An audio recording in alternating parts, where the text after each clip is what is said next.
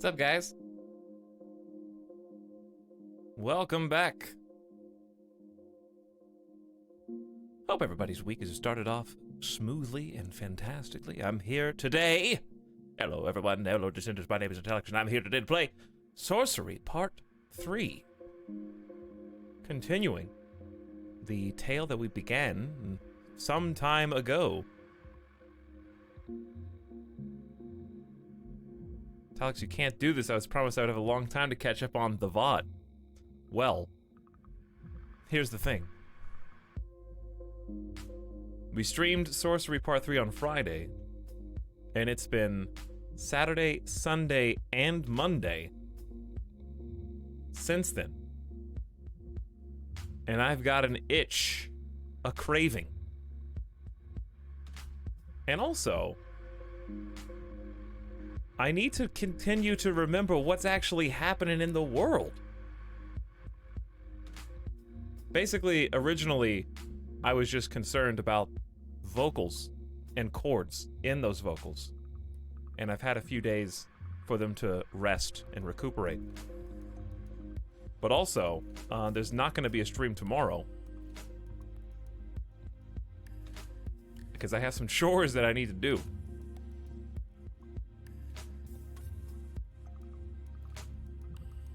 Can't wait a week for the next episode. I was promised. Hey, Solus Husk, Blue Man Z, what's up? Welcome back, Techno. It's my birthday. Hey, Zobs boy, happy birthday. Kairotopi linking the sorcery thing. Unfortunately, the sorcery thing has not been updated. Listen, I don't have time for homework. I'm gonna do it. I'm gonna do it. Really, I can only do part 2, but like, it's so much. Because here's the thing. If somebody else were doing it, right, you can do it almost while the stream is happening. But for me to do it, I have to do the stream. Why not ask someone else to do it? Because I'm not going to put that burden of writing a literal book on someone else. But if it's me doing it, right? I do the stream, then I have to watch my own stream back at 2 times speed. So if I stream for 8 hours, there's a 4-hour VOD that I have to find time to watch just for the one stream.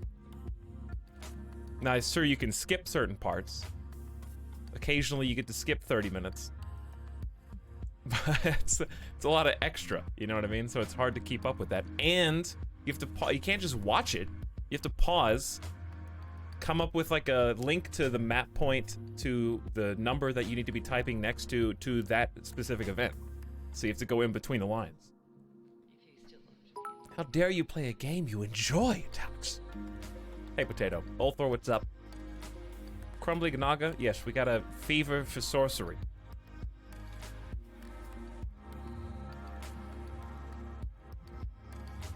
But the nice thing is, if you weren't able to catch up with what happened last time, we're only one stream into part 3. It is its own self-contained story, and you could very easily catch up on what's going on. Don't do that thing where you're like, don't worry, I'll watch it eventually. Like, I'll catch up with the VODs, but I don't really have time. And 60 days have gone, and now it's deleted. And I never got to even enjoy the game. Don't be that person. You can just jump in whenever you want. Anytime's a good time to play Sorcery in the lands of Cockabad. Wait, Cockabad. These are are these not the backlands?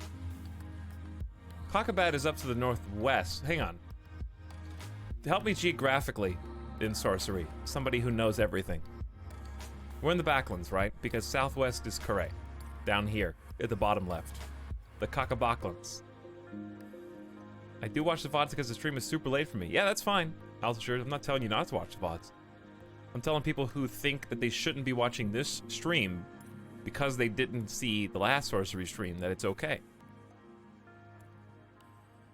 It's self-contained if it remembers what we did. It's a self-contained story.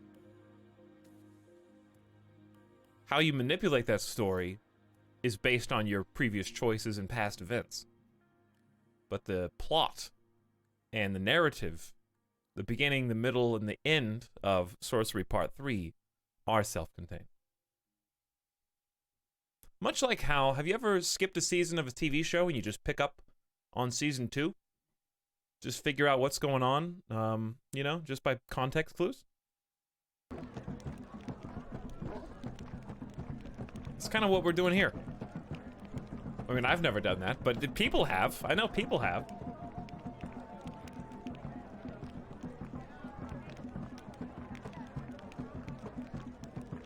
I only sub for marbles. Ike, joke's on you. Because even though I wrote Marbles channel in all my descriptions and on my Twitter, and at one point was called Etal Marbles.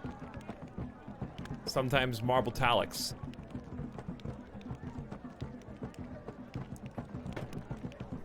You've been deceived. I did that with Game of Thrones and regret nothing. Hey, Metalbit. Is this a direct continuation timeline-wise? From Part 2, yes. So, Part 1 into Part 2 into Part 3 is all direct continuation. So it's one cohesive story. There is an overarching plot and narrative. However, there's actual game-specific plots that do have relevance to the overarching narrative, but also can be understood in simply the context of the game that they're in. Alright, let's get this drum beat out of here. The last thing that we did was move around to the north side of this village of Cladaman. And the village of Cladaman, we went in, we spoke to a strange smith. The Cladaman are kind of a dumb race of people. They're like just technologically not advanced. However, there's one person in here who was very skillful at their craft, honing their skills to forge strange jewelry and items, and they just took a look inside of my bag, as I recall. They looked inside of my backpack, and were like, wow, this is all really impressive stuff. I guess I'll just give you something, because I'm impressed by the things that you showed me. So, I don't think I paid anything for it. Maybe he just was happy that I trusted him. But he gave us a compass. And the compass is apparently broken. It always points in one direction, and it's not north. So, we don't know. We have a bunch of other items, though, we'll look at in just a minute.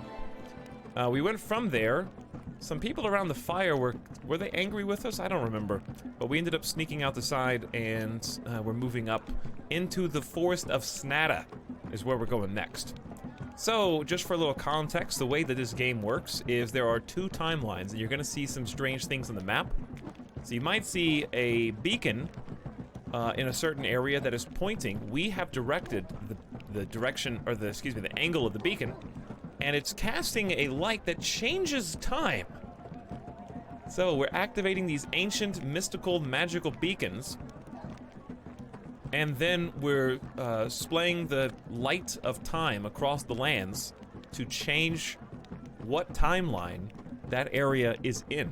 So, for example, I can go through the forest of Snata, right? But when I eventually get to this particular beacon, we're going to activate it, and we're going to shine a light over the forest of Snata that's going to reveal what it was hundreds of years in the past. How many, do we remember what she said? How many years was it?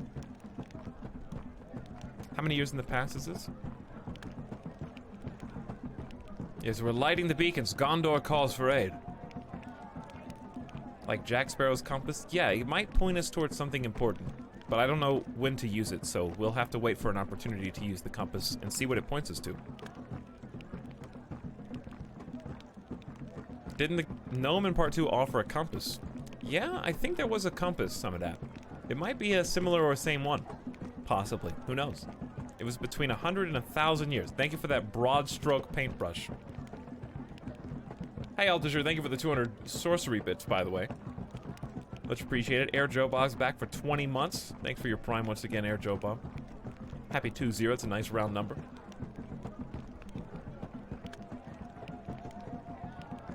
I tried figuring out how long ago the beacons take you, but there's conflicting info in the game. So it might be inconsistent on purpose.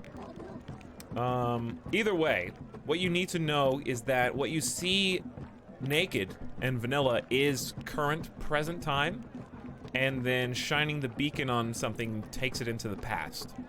So what you effectively can do is go to each point of significance, each area of import multiple times for different results, different outcomes, and, you know, obviously solving the puzzles in the game, which right now are finding the 7 serpents and dealing with them somehow.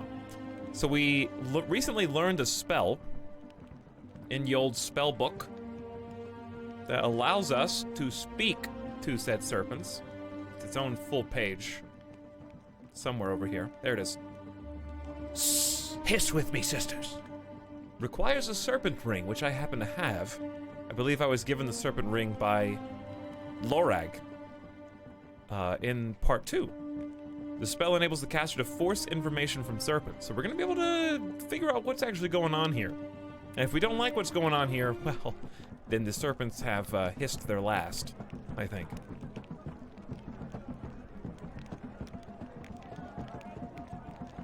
I think it's like Narnia time, not linear translation. Maybe so, Ionic, maybe so.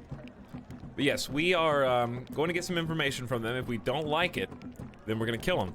Because we were told originally, our overarching mission from the King of Analand, where we hail from, is to deal with the 7 serpents, because they are going to the southeast, in order to inform the Archmage about our mission to take back the crown for Analand, which bestows upon its wearer certain magical properties that allow them to govern and rule forcefully without really anybody being able to dispute what they say or their rule. So that which is in possession of the crown is in possession of the capability to rule the other kingdoms. So it is supposed to rightfully be Analand's turn. We're going to seek the crown, and apparently the Archmage is trying to stop me. Okay, so that's where we're at. Last time we played, we found a bunch of cool stuff. Magical items mean they can be used in spell crafting. So we found pouch of sand for the first time ever. Some pebbles, so we can use this to make quicksand. We can use this to make pop rocks. We found a black face mask that we can use to scare enemies away magically. We found holy water, which can be used to resurrect the dead or heal our wounds if they were dire enough. We found a jewel-studded medallion, which I'll have to remind myself what that does. Stone dust allows us to turn into stone for an undetermined amount of time. And we found a jewel of gold, which I think this is the jewel that tries to convince people that I am actually a walking deity, and that they should bow before me, worship me, and potentially bend to my will. Kind of powerful. Not gonna work on everybody though, if they're not religious-minded maybe. So, jewel-studded medallion. Let me remind myself what that's all about. I know it was one of these that was actually pretty interesting. There's Jewel of Gold, so you get God. Creatures or humans nearby will take an immediate liking to the caster and will offer aid and information. An illusionary spell. There's still so much that we can't do. Here it is, Zen. This is the floating spell. A magician may hover for as long as desired and may float around at will. So being able to float is pretty important. Lets you get to those out of reach places. Now, other than that, other than the magical items, we've also been accumulating clues that can help us with the serpents. Weapon-wise, we just have a broadsword and a silver chain. Not much. Rations currently consist of a handful of berries and a water gourd, which, don't be deceived, this has holy water in it. So you gotta be careful with that. The original message from Analand we picked up when we got here says, this message warns of the 7 serpents who have been dispatched to Mampang to warn the Archmage of your approach. Seek out Shadrach the Hermit, which we did. We found a simple brass whistle, no idea what that's for. Monarch oil that is intended to harm the water serpent. We may or may not need to harm the water serpent. We found an old skull that we're carrying around. We have a set of dice to play dice. Snakebite antidote, the aforementioned compass, tinderbox. No idea what essence of bark does.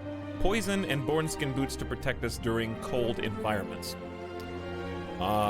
Keys. We have a snake belly key which we do not know what that does, and then the copper key, which was for the last area, right? That was the red eyes key, as far as I remember. 22 gold pieces in the serpent ring. And then last but not least, it's just clues. What's poppin', people? What's up, Comrade Furious? We're just doing the little recap of where we left off last time and what we're doing going forward, so you haven't missed anything if you just popped on in here, right on time, scripts. So we know some weaknesses for the serpents and their locations. We know that the water serpent is vulnerable to oil, which we have some. Earth is hiding in a fissure. Fire serpent is following you and is weak to sand, which we actually have now. The air serpent leaves, when it leaves its body as a gas form, it's vulnerable.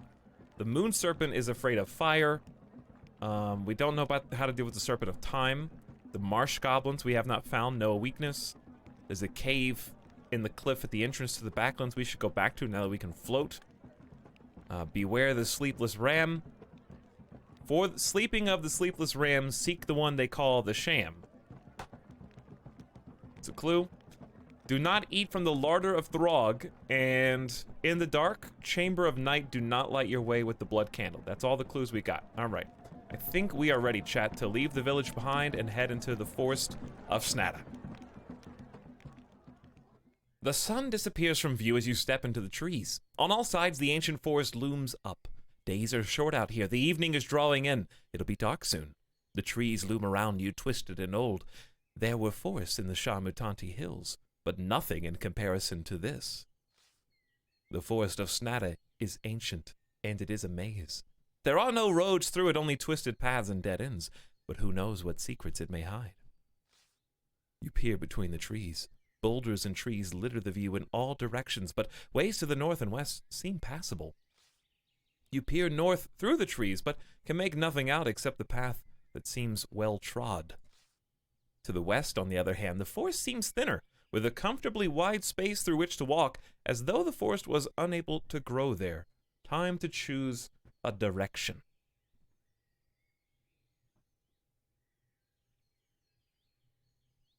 A direction indeed. The background looks like a hidden object game. I could see that, Wild Omelet. So I may as well remind you, people are new all the time. This game is actually based on a book series from the 1980s. It was 4 different books. Each part is a book. So Sorcery Part 1's a book, Sorcery Part 2's a book, Part 3's a book, and Part 4's a book. Part 4 is the final one. So they condensed them into an actual game that keeps track of all. You used to have to manually write all that in. I have 1 ration, and I picked up 3 gold. Okay. Okay, now I have 22. Hang on, I got hit, so that's 2 stamina off. So now it's like a cool, fun video game. Not that the books aren't cool, but it just works so well. We use this as a map to kind of choose our direction now. West, it said, was thin enough to walk, comfortably wide. The forest was unable to grow there, or we can take the path well tread. We'll probably have a chance to go both directions.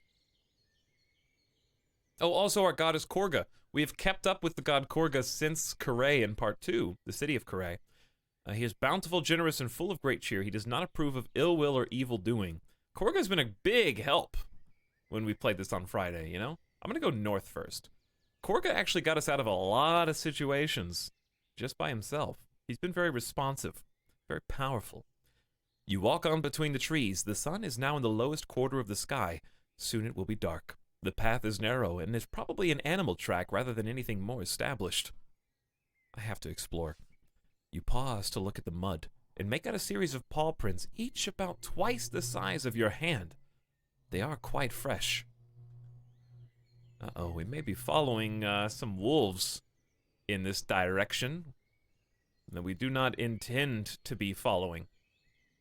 And the sun is going down too, and we're in the forest. You follow what might be a path and might be an old river through the trees of the forest. Darkness closes in. You need to rest. Underfoot, the earth has been churned to mud, and you notice the branches either side of this route are broken. Look at the branches, look at the mud. Keep going. Oh, look at the branches.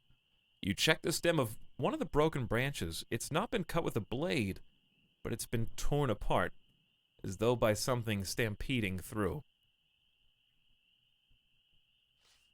You pause to check the mud.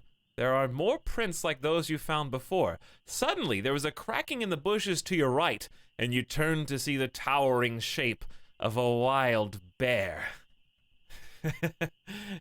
It's a regular bear. It is a regular bear. Instead of a skunk bear or a rat bear. We've seen both. Now it's a regular bear. Draw my sword, run for it, climb a tree, or cast a spell. We have 9 stamina, which is not a ton. We played almost the whole time. I feel like over 50% of our Friday run was at 1 stamina. So, using spells is my first recourse. My first action, usually. Climb a tree. The bear's gotta be good at climbing a tree. Come on. Can't they climb trees? Shy Waffle, thank you for the Prime sub. Appreciate you.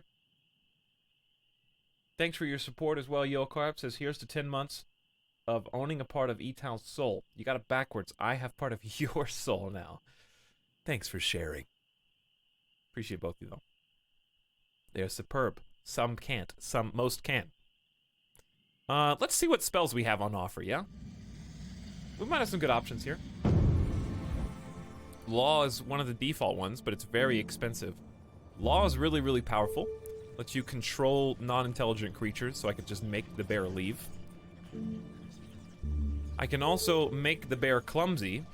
Oh yeah, we learned about countering spells in the last game too, which is really exciting. We're gonna learn more about that today, I'm sure. We can also talk with animals. That much we know. That's free, but that doesn't mean we'll be able to convince him to not eat me. Cause fixedness. I do not have the capability to do such a thing. Cause depression. Why would you cause depression in the bear? What would that do? Maybe it would work. I don't know. Clone jutsu. Do I want to talk to the bear or depress the bear? Depressing the bear takes energy on my part, but it's pretty funny. Cover yourself with honey. I think I do have some honey I could just throw. I don't think he would care. Give him your picnic basket. It's too late for that. Okay, you know what? You gotta invest in your future, chat. That's gonna be the catchphrase today. You gotta invest in your future. So the free spell might talk to him, but I don't think he's gonna be like, I'm so hungry, I'm gonna eat you. You gotta spend stamina to make stamina, you know? Sap. Reaching up to the stars, you create magic, but it has little or no obvious effect on the bear. Oh, you draw your sword and approach the rearing creature. Well, don't say I didn't try. He is very steely-willed and is very sure of himself. That's his secret. He was already depressed. Okay, well, me versus the bear. We each have the same quantity of stamina. You approach the rearing creature. That means he's on his hind legs, correct? Chat, does that mean he's going to attack first? He's a bear, right? He's an animal. That means he's gonna go all in turn 1, right?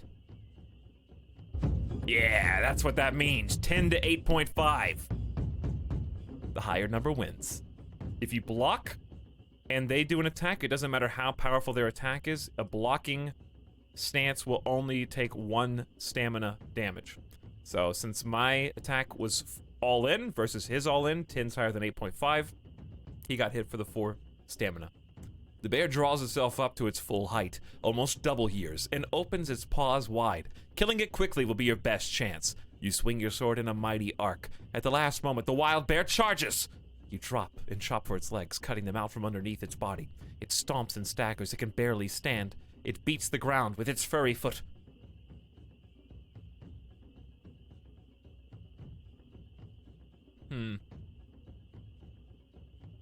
So it definitely went all in.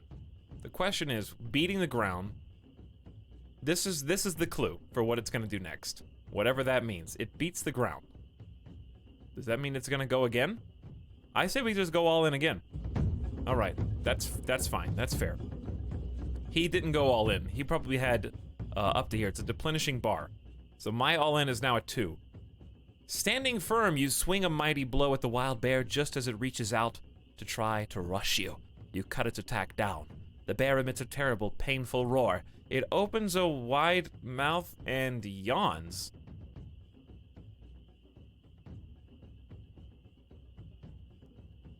Yawns? What, are you bored? You bored by the fact that I'm killing you? Did sap make him sleepy? I don't know, maybe. I feel like a 2 is not good enough here. So we're gonna have to defend for 1 turn. Well, I made the right call. You can almost smell the creature growing enraged and duck quickly behind the tree. The wild bear makes a lazy swipe with its claws, but you duck. You shake away the pain. For a moment it's close enough that you can smell its terrible breath and you retch. It rears back, claws raised. Do I have enough power to beat this? If he just did a low and then a 3.6? Or am I about to get stunned? Am I about to get razzle-dazzled?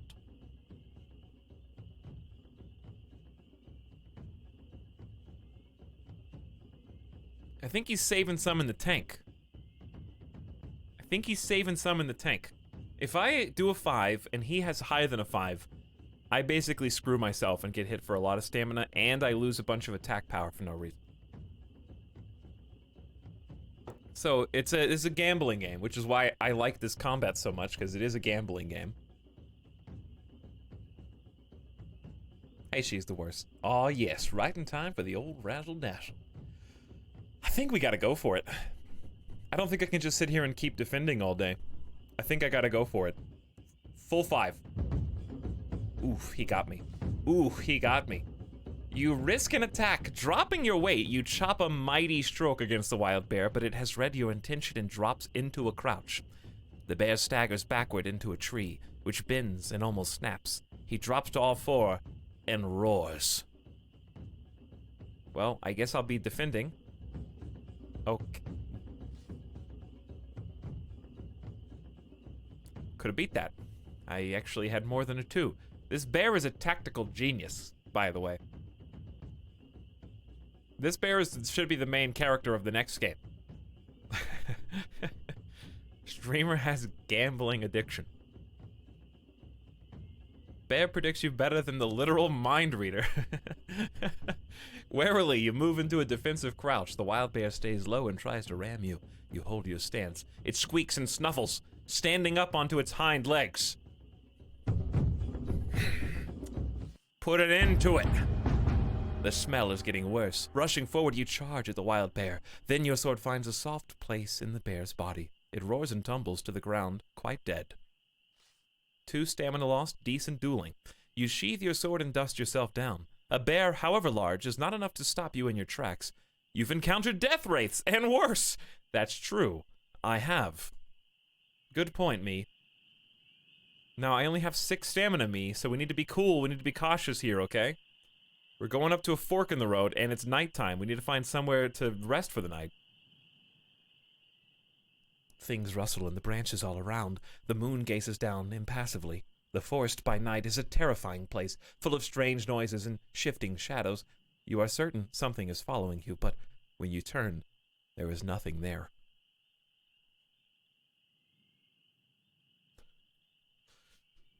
Certain something is following you. With only 6 stamina, by the way. Stop and look, cast a spell, or keep moving. Each of these has merit. I have an idea. But it may not work. Okay, it will not work. The stars have not aligned. Create a light. That's not a bad idea. That's free, and it's dark in the forest. We could sense danger if we were really scared. I don't know what floating in the air does exactly for us here. We also can cause invisibility. Don't have that ring, but that's nice to know. And then capital F-O-F, create a force field. That's very, very forward thinking there. I think I'm gonna go for some light. Create a light. Requires a sun jewel. Let's do it. Sun! You wind the constellations into alignment around you until the sun jewel starts to glow with a magical white glow. The light from the jewel fills the clearing, banishing the shadows. You stride on with more confidence. The smell of rotting leaf, mulch, fills your nostrils. We have more confidence. Indeed. I think head to the lake and try and rest at the beacon. But if we go north, we might be able to rest under the ruin of the bridge. Chat, what do you think? North or east? We'll end up going both places, but for now, I'll let you choose. North or east? What you think? And don't say west.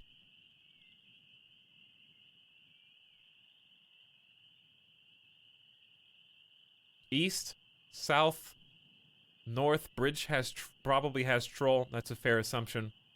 Spoopy bridge, east, under bridge. And there's all the joke answers. What is north left? Is that just northwest but not? North left? There you go, south right.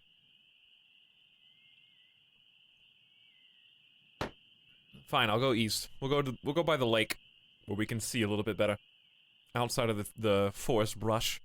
The path winds tortuously through the forest. The light from your sun jewel pulses twice and fades. The moon sets. More stars appear. The forest path curves past the shore of a deep, flat pool. To what end, I ask you? To what end? Zip. Hey, zip on by. Cause some teleportation. We can also hover in the air. Interesting. Create a path out of... Find safe passage. I don't know if that's necessary right now. See the future. I do not have a crystal ball. By the way, all these things are findable in the game, or in the games before. So if you do find a crystal ball in part 2, you can use it in part 3. I have not. Game's endlessly replayable. There's so many different ways to do everything. And there's so many different choices to be made, and characters to be encountered, or re-encountered, perhaps. Zap the lake. I cannot zap the lake, sadly.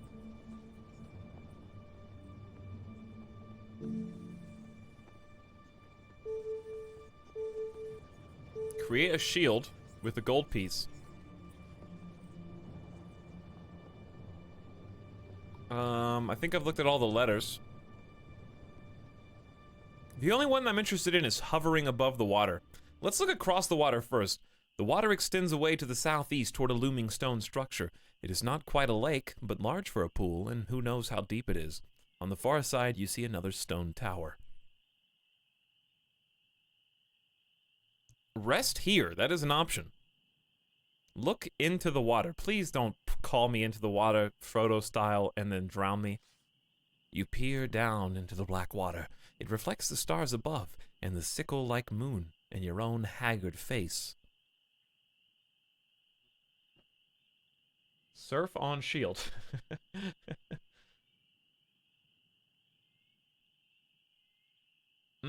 Rest here or keep moving? I think I need to rest here, chat. If they give you the option to rest and you don't take it, you run the risk of taking a huge stamina hit to keep going through the night. So I think we have to try to rest here and see what happens.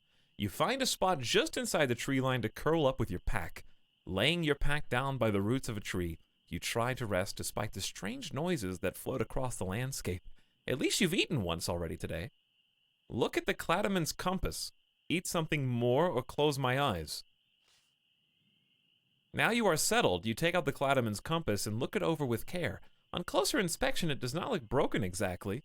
The needle settles in the same direction, whichever way it's turned. It is only that the direction it chooses is not north, but east. Perhaps the compass has some other function, but you cannot tell what it might be. You lie back and try to forget your troubles. You are protected here, and your rest is untroubled by dreams. Ooh, that's what I like to hear. The Forest Pool, Day 10. During the past day, you reached the Forest of Snata and found one new clue. We didn't get jumped in our sleep for once. Insane. You wake at the sound of creatures drinking at the water's edge, but as you stir, they hurry back into the trees. Time to be moving on. Okay, so far, just got attacked by a bear, but at least we're back to 8 stamina. Let's try to cross the pool. Can I do that with magic, or are you gonna make me walk? That's kind of what I'm worried about. Is this gonna be you have to walk here? Because I feel like crossing the pool is not a safe thing. Maybe we should try going north and then double back? You walk on between the trees. The sun has not yet crested the last peaks in the east. A large ancient tree has fallen down across the path here. It would make a good spot to rest and eat.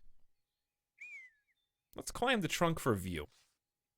You clamber up onto the trunk and look off into the distance of the trees. To the east, the mountains rise tall and cold, and to the south you see the forest pool. A soft plop echoes from the tree trunk. You leave your pack on the tree trunk and move carefully along its length, eyes peeled for what was making the noise. Suddenly, of its own accord, your pack topples from the trunk and onto the ground. You return to your pack and reach down to pick it up, and something bashes you backward. Fresh blood stings to your arm, and you've been scratched by deep claws, but still you can see nothing.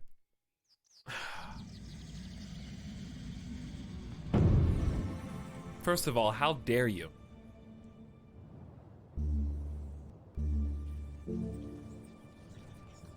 Deep claws, huh? Yep. Removing the green wig, you pull it onto your head and complete the spell. The faint growls in the trees slowly begin to slur, turning into distinct words. The creature appears to be talking to itself. Left side open. Stay down. Stay low. I can hear you. I can hear you. You call back, speaking in the creature's language of growls and whines. Stay where you are.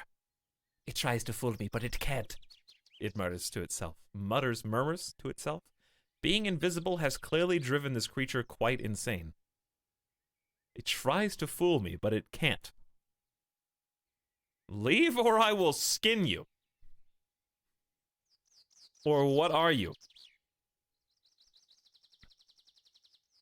I can only really ask like 2 questions before the spell wears off.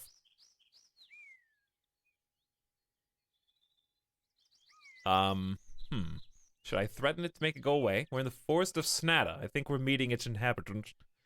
What are you? You demand fiercely. It wants to know what I am, the creature responds, still talking to itself. It wants to know what eats it.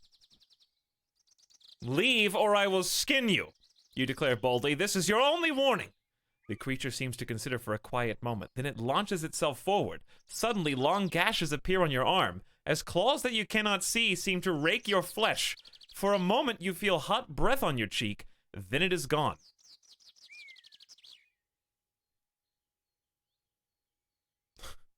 Run for it, draw my sword, or cast another spell. Left side open. Huff, create wind. To what, rustle the trees? So I can try to talk to it again, but what would that even do? Is there more dialogue? I cast depression!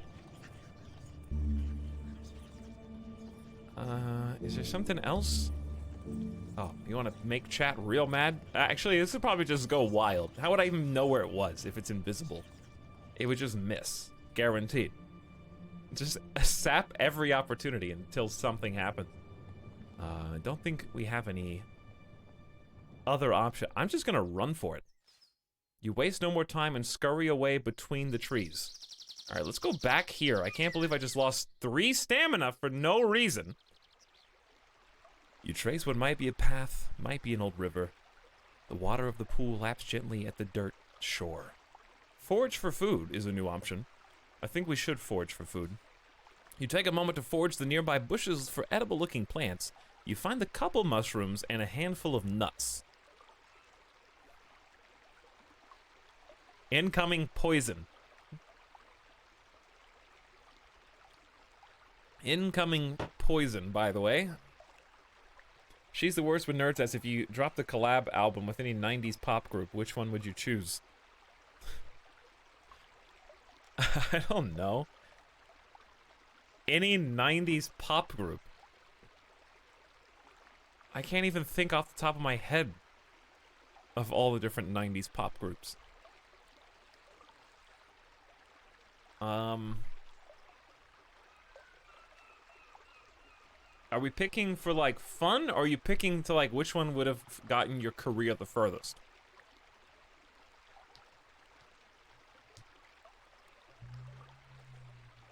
Because if we're talking career, there's not many 90s pop groups that, like, stood the test of time.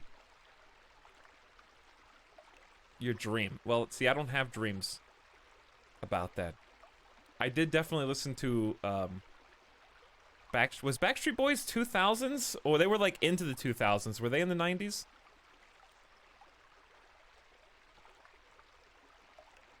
I don't remember early, like, my memory of 90s versus early 2000s is very muddy. But, like, I definitely listened to NSYNC, Backstreet Boys, Britney Spears, I'm trying to remember what else. There were, like, some Disney Channel... You guys remember the Disney Channel original artists that were in the various Disney shows, and they turned into, like, actual pop bands temporarily? O-Town. Oh, boy. Yeah, I listened to some of those, too, for sure. Britney Spears probably had the most successful career out of the ones I just mentioned.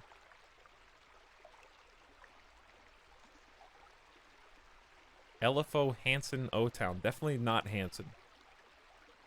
Take that. Oh, boy. Oh, boy. Well, I told you what I listened to. Hopefully that's good enough. Those are honest answers. I gotta try a mushroom. How am I not gonna try a mushroom? You tear off one corner of the mushroom and put it onto your tongue. It tastes well enough. Well, I can't wait to poison myself with mushrooms in this game. You stuff the rest of the mushroom in your mouth. A moment later, you find the corners of your vision are popping and discoloring. It must be... Chad, it must be tiredness. Oh, boy. Don't drink the water.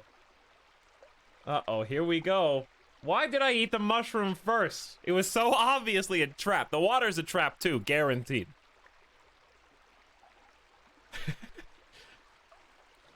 Like, what are you gonna do? Just go to sleep here? Drink some water. You go to drink some water and collapse face down in the pool. You feel unable to push yourself upright. Strange things happen as you begin to drown. Flashing shadows, loud noises, sparkling lights. Loud noises. Explosions are going off close by your ears, making you jump from side to side. The explosions match the rhythm of your heartbeat almost, but not quite, precisely. But that is not all. A fat worm made of firecrackers seems to be crawling out of one of your eyes and crossing the bridge of your nose into the other eye. It leaves a slime trail of pink fire in its wake. You remember your mother, but she appears to have been a goldfish. Strange, shadowy creatures, bats perhaps, have removed the top of your head. One by one, they take out your memories, polish them, and organize them into a better pattern within your skull. The dreams coalesce. You are overcome by a vision of your future. You stand in a clearing, halfway up a mountainside. In the middle of the clearing is a tombstone. You stand beside it with a vial of water in your hand. What is happening?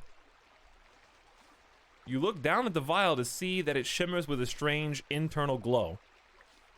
You pour the water onto the earth and it seeps down through the soil. There is magic in the air. Suddenly something punches the earth below where you stand. You step back just in time as bony skeletal hand pokes up through the earth. Something is climbing out of the ground. The vision fades. It is hot now. You are starting to sweat in your tunic. You stagger up to your feet, head beating and stomach feeling wretched, to find you've thrown up while you were unconscious. Lucky that no animal has been attracted by the smell, you quickly bathe your face and hands in the pool and get ready to move on with only 3 stamina. Oh, boy. Well, that went sour real fast.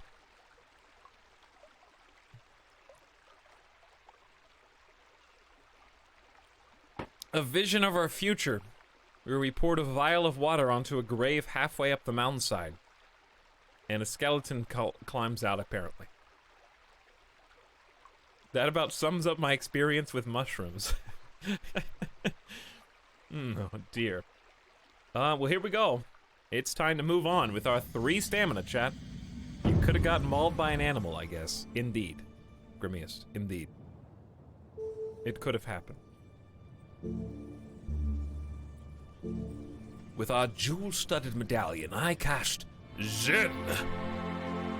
The medallion begins to glow as you rise up gently into the air. You must continue your journey, but your exertions have left you weak. Perhaps you should simply rest here and regain some strength. Screw you, game.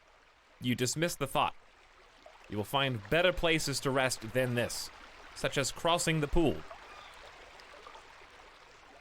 You float without incident across the surface of the pool. Your weight returns and you settle gradually back down to the ground. The sun is beginning to lower. The air begins to cool. Nestled in a curve of the eastern cliffs is a stone tower. It is heavily overgrown with thorny branches, and its base is almost obscured by shrubs and tangled weeds. Cut the branches, look up at the tower, cast a spell, or make a move. Let's look at the tower first. Looking up at the tower, it looks similar to the others you've seen, built from the same giant-sized blocks of stone. The only differences are the tree branches that spill out through cracks in the mortar, and the leaf canopy that erupts from the top. That was some nice, unconscious throw-up sleep that we just got there. There's a lot of we got 1, 2, 3, 4, 5 main letters here. We could try floating up to the top again. Zen seems like a huge deal. Force field is in case something is dangerous here. Raz. Sharpened blade. Uh-oh, what are we expecting? See into your future. Lots of crystal ball options here. What letter have I not looked at? Hot. Create a fireball. Let's not. Let's go ahead and just float up to the top again. Zen. Looking to the constellations above, you craft the spell and the medallion glows as you rise gently into the air. But you are not floating high enough to clear the tangled bushes, I see. I cannot float that high, apparently. It's a tall tower, chat. It is a tall tower. Cut through the branches. This seems like it's gonna be dangerous. There was an option to sharpen your sword. What if this breaks my sword? Just keep casting Zen over and over again. There seems to be no way inside. Oh. Well, there is. I just have to cut the branches. Maybe it's time to use some beeswax. Do I have only 1 beeswax, though? That's too bad.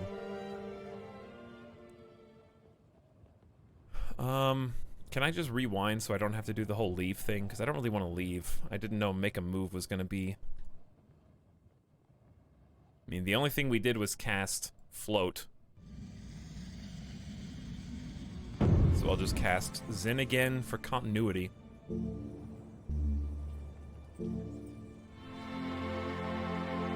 And then figure out what I actually want to do with this tower, because I'm not ready to leave the area yet. Not high enough. Eat more mushrooms.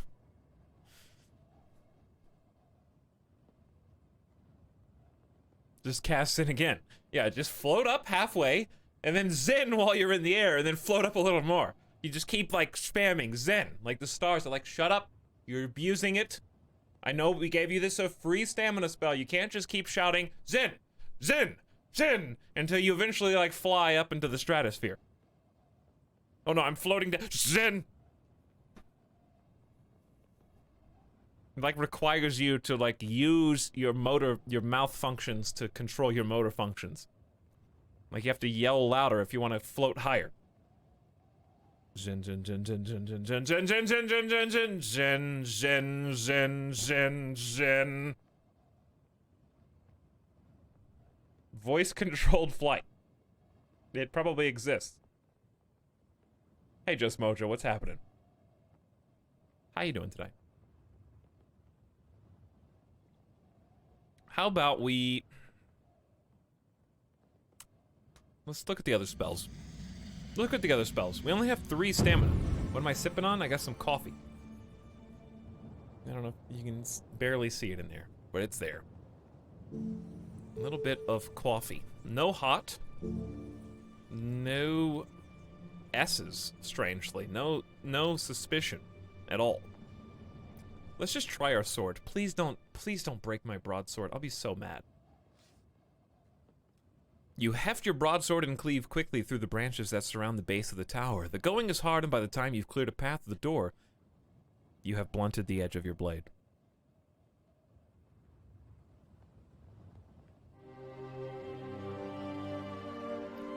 I don't see a -2, but it's not a +1 anymore either. This is just a normal sword now. No more broadsword +1. It's just broadsword.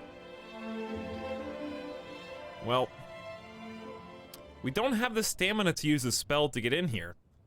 So... But we have cleared a path to the door, right? Yeah, we looked up at the tower before. I think we should be able to make a move inside. Something seems to rustle and move just inside the tower door. Here's the map, by the way. For the cartographers, we're still gonna do it. It's just gonna take a long time. I'm still committed to, like, doing it. It might just be after we're already done with the game. Just for completion's sake. You step up to the tower door and into the shadows inside, met by a soft, damp smell. It's like some strange tree stairs here. You step into the dark interior of the tower. Shadows loom from all sides, and though you can see nothing, there is the sense that something dominates the space. Find my way forward or feel my way forward, wait for my eyes to adjust. That one. You hold back, waiting for your eyes to adjust. Slowly, details filter in. You're standing at the base of a gigantic tree. By the girth, it must be at least 500 years old. A wooden staircase winds around the trunk and disappears into the canopy. Look at the tree. Or make a move. The tree is wider than your outstretched arms and has thick branches and leaves, despite the dark. Somewhere up above you, you spy a metallic glint. It's time to explore. We climb up the stairs around the tree to the very top of the beacon. You climb the spiraling wooden stairs, picking your way through and over branches. The staircase passes through a split in the trunk before it reaches the top. You emerge onto a stone walkway built in a ring that allows the tree to grow through. Resting in its branches is a contraption, much like those you've already seen, its gears and bearings carefully enmeshed between the limbs of the tree. You push to the edge of the tower and peer through the leaves. Looking west, the sharp mountains rise almost immediately, obscuring the view. The forest grows in all other directions, until its southern edge, where the land becomes dusty plain once more. The sight of the towering horns of Ilklala sinks your heart a little. They are sharp peaks, scoured by rains and wind, and are most likely quite impassable to all but the strongest of birds. In the forest, you scan the tree line, noting a few stone pillars jutting from between the trees, ruins of something much larger that once stood to the north. You lower your eyes from the view once more and consider activating the beacon. Hey, Shadowlight, what's up?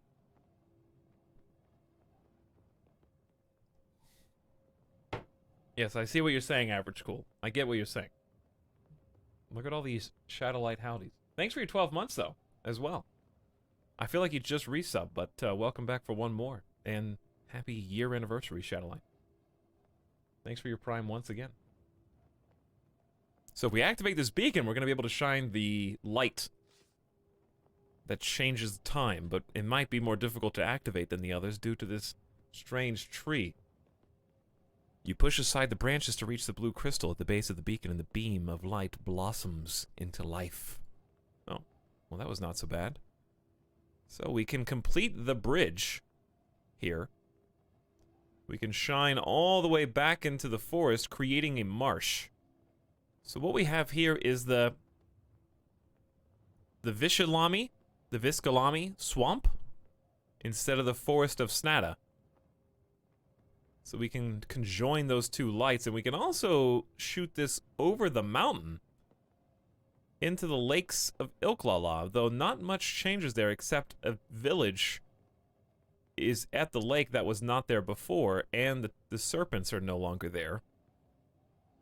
And also the ruins up by Tinpang are now a fully functioning city as well. And they have their own beacon right there. So I wonder if we want this on at all right now, or if we should finish exploring the forest first. Like, perhaps, since we already explored this, but we didn't go on the other path in the forest of Snata. So where should I point this for now? I'm thinking like, wow, this beacon really goes super far. It goes all the way to the edge.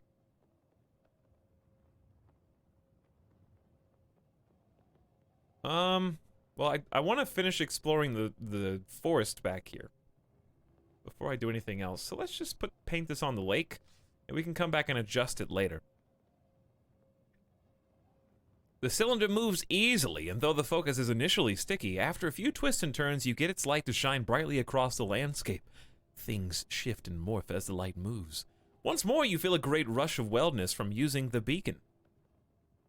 And we can also use the beacons to fast travel. You are soon dizzyingly high. So if we want to travel to any of the other beacons, you can do so from beacon to beacon. So we got 4 of those unlocked, which is kind of a big deal. So if there's a place that I really want to explore for a particular reason, this is how you get from A to B.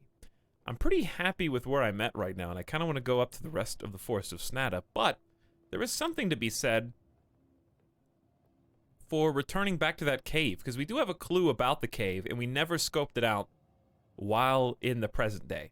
So I kind of want to go back to the cave present day and see what's happening there. So we might just do that. It's going to take all day. That's what I'm worried about, is how much time it's going to take. You descend downwards and are back on top of the southwestern stone tower. The beacon is lit. So if I adjusted this beacon, I still don't know what changes. There's definitely more volcanic activity here when the light is shining down on this. And there is a idol there. The river and the bridge. We've already been there in the past. There's a bunch of faces on the wall, which is kind of freaky. I just now noticed that. Did we ever go up? I don't think we ever went up this mountain in present day. So maybe it'd be nice to shine the light here and check that out, because this is a time where that sorceress is not up there, and we'll be able to see it under different circumstances. Okay, let's climb down the tower, and away we go.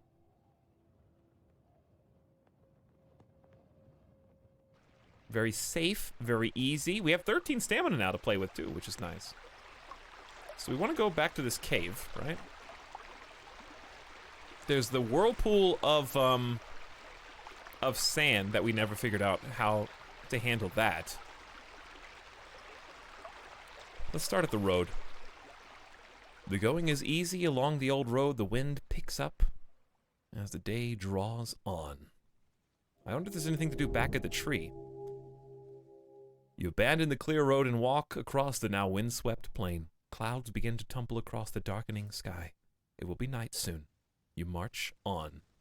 Toward the cliff, toward the south road. Let's go toward the cliff and try to go up in that cave, now that we have the ability to float. The sun is all but gone. Soon it will be dark. Pretty easy travels. Once again, you return to the foot of the cliff. Another night begins. You should find a place to sleep, especially after traveling all day without food. The rock wall rises behind you, cutting out half the sky. Nearby is the dark shadow of the tower. Climb the cliff, cast a spell, or move on.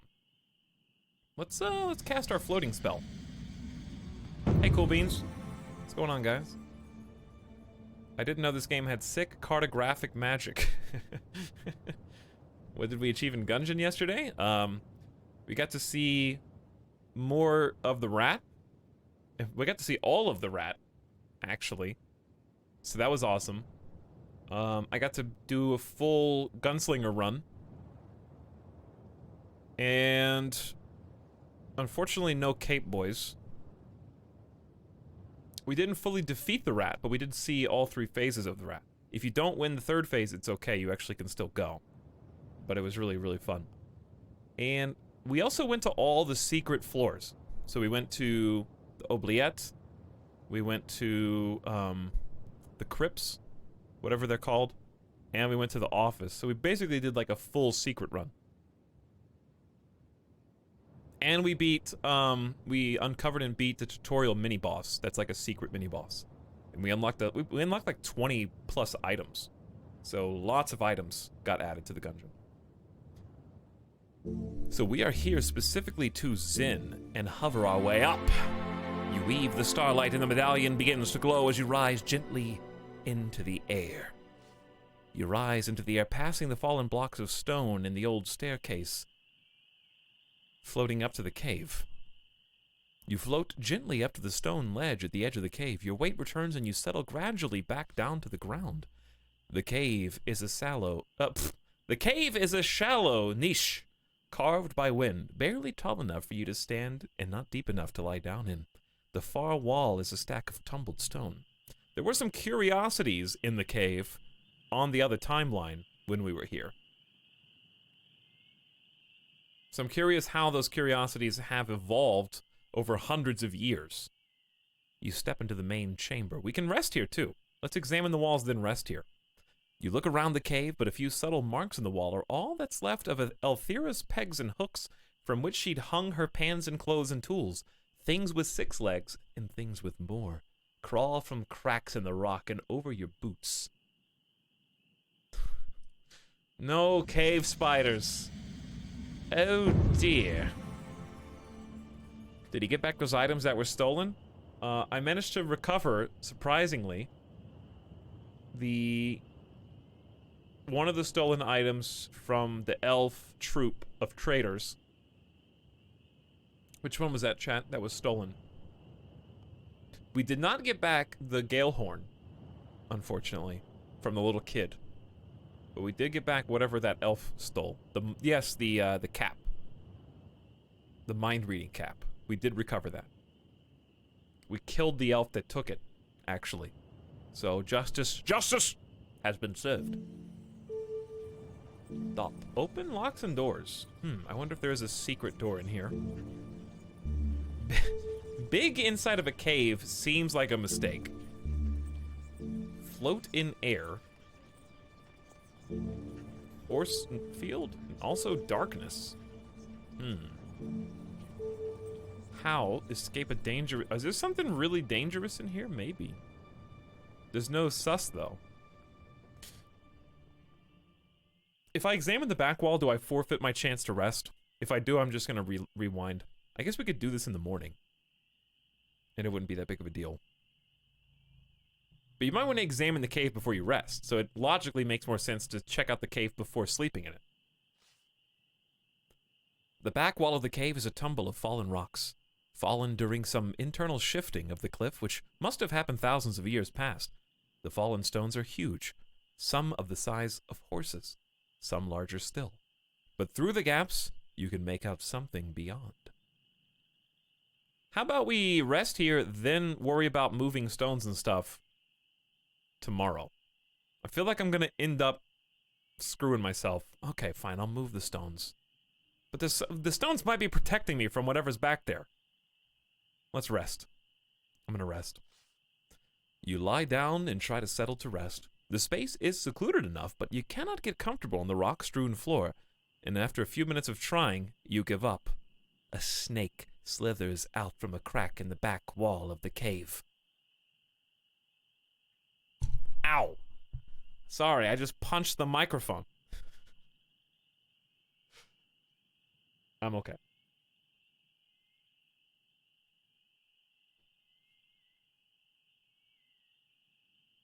Sander Clance, thank you for the sub, by the way. Appreciate your 6 months. How you doing?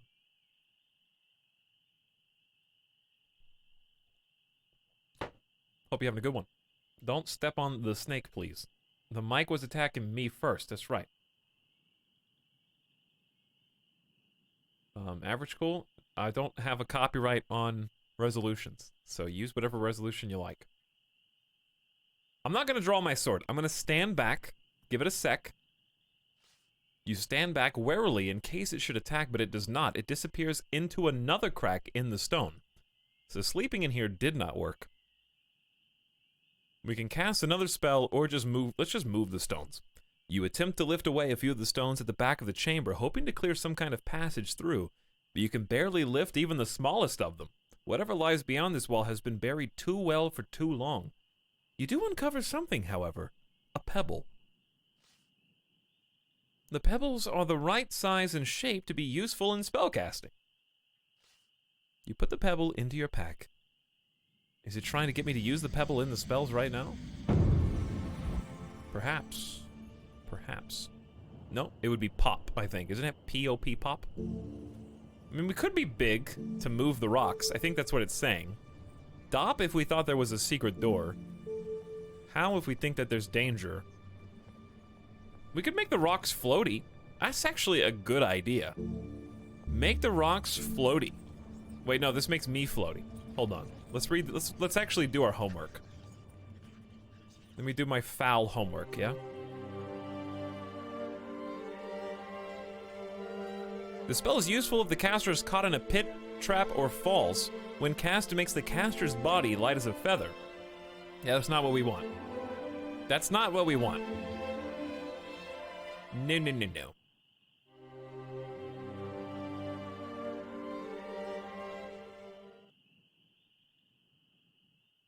Try something else. Go a different direction. Big is dangerous. Force field or make everything super dark.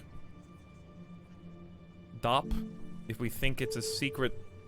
They said that I could barely lift even the smallest of them, right?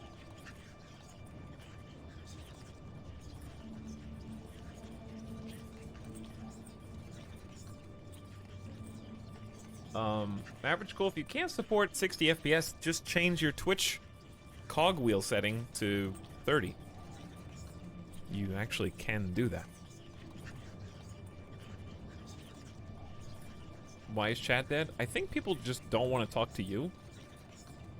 But I don't know. You'd have to ask them. Should I try opening locked doors? And see if maybe this is like a magically enchanted back wall. I'll give it a try. We got 13 stamina to burn. The only other option is big, which has been noted to be dangerous in small spaces. Drop! You cast a spell at the back of the wall of the cave, hoping that the boulders in the cave might shift apart and reveal some kind of tunnel, but there is no door or lock here. And there is nothing for the spell to work on. The magic fizzles uselessly away.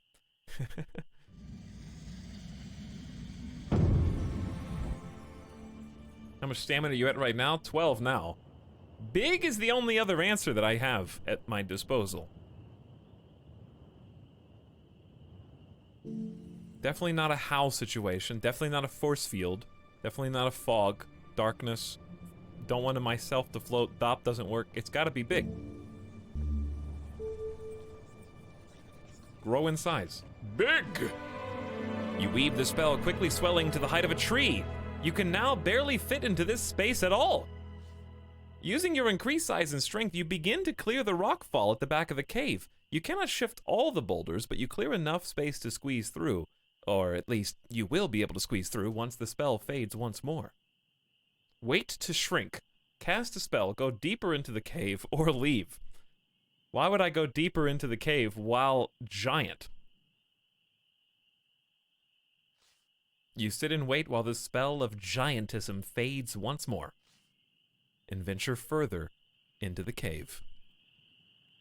Maybe we can sleep back here, if we're lucky. Go deeper and get stuck. Exactly. The back of the cave is heavy with dust and dirt. You can barely see a thing in the darkness. The ground is covered in crystal shards. It seems something was here once, but the rockfall has destroyed it utterly. Look at the walls, look at the shards, strike a light, sleep here, cast a spell, or leave the cave. So many options! Let's see if anything's left over. There were runes on these walls at one point in the past, potentially useful runes. They may be all but gone now. You look over the walls of this part of the cave, looking for the carvings you saw here before, but although you can feel markings and grooves, you cannot make their forms out in the darkness. We're definitely going to sunlight this up. Lifting one of the shards, you see it's as long as your thumb and wicked sharp! It's wicked sharp! With a smooth curve on one face. This is part of an orb of crystal, but it must have been destroyed when the ceiling collapsed. A great loss. Such orbs are most rare. So there's another crystal orb literally inside this cave. Interesting. Strike a light, sleep here, cast a spell. We may as well try and get some light up in here. The orb is already broken. Rip 1 stamina. Well, at least we wasted only 1 stamina. Didn't get, like, crushed by becoming huge inside the cave. And then take even more damage. Hey, Load Bomb.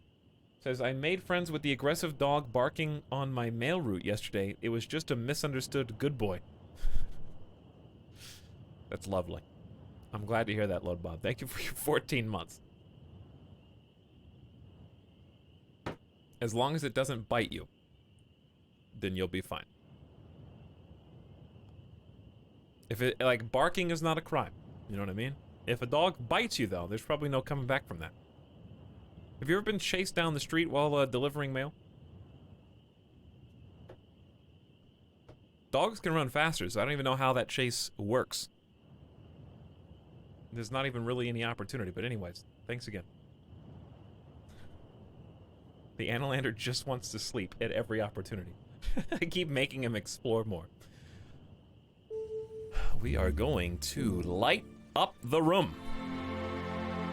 Consulting the stars, you bind the magic, and the sun jewel in your pack gives off a brilliant, blinding light. The light from the gem fills the small space, picking out glyphs and symbols that cover the walls. This is what we're looking for. Glyphs near the floor, glyphs near the ceiling, or glyphs on the back wall. None of these have a priority in my mind. So I'll look on the floor first. Near the bottom, almost at the floor, is a square area which has been carved with great care and precision. It contains a few lines of text still legible after all these years. The moon rises in the mountains and falls in the fire of dawn. The ferryman has an air of deceit. Only time can destroy time. Look for water in deep water. Good luck, my love.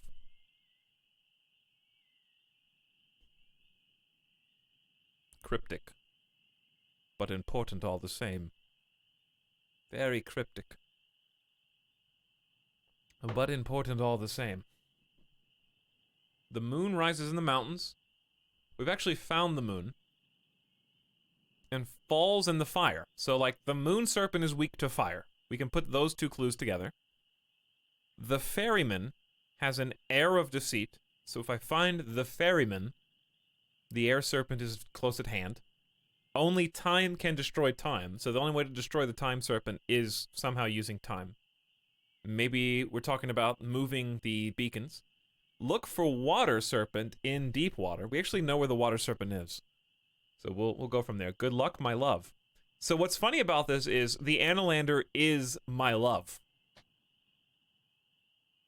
This woman in this cave met us at a tree where the old man became the tree in the past.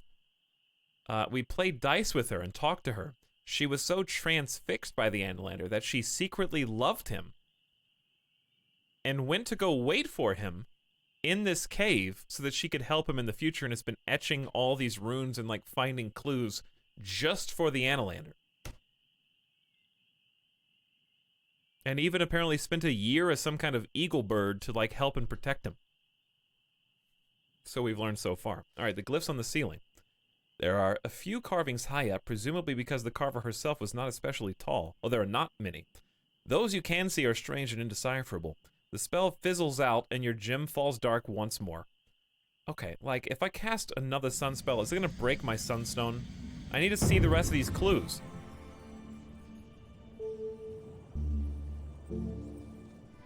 Sun! The sequel.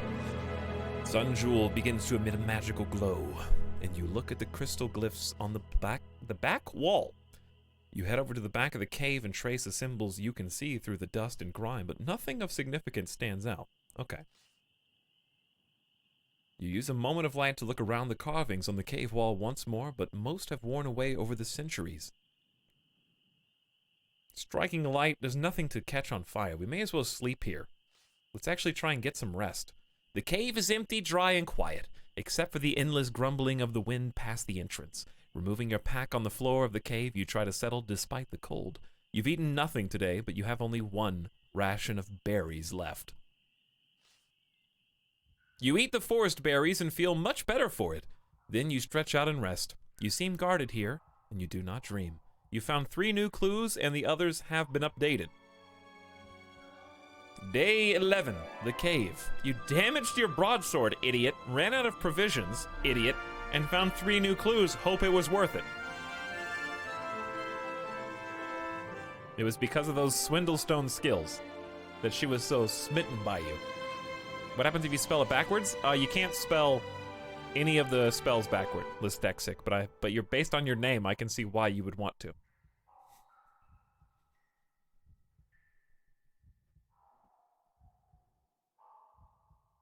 Hey, Captain Waifu.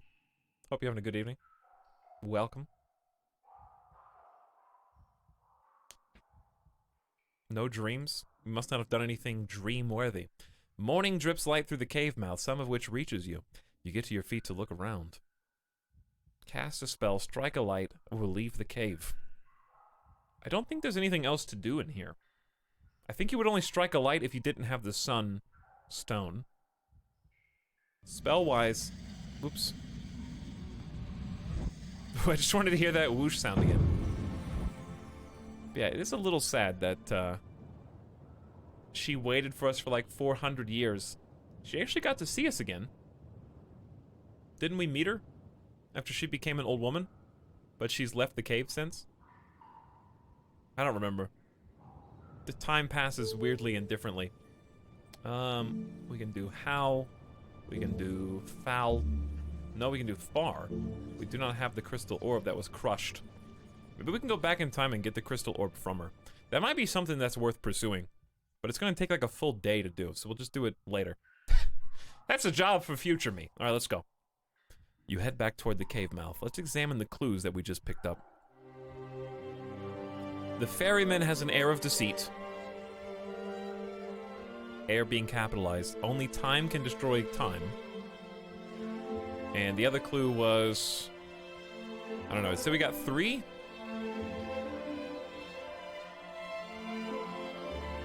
Is this not the cave in the cliff? I don't know why that's still an active clue. You return to the main area of the cave. A small hole in the rubble at the back is left where you crawled through. Let's get out of here. You turn to leave the cave once more, but there's no way down. The staircase down the cliff face has fallen away. Jump.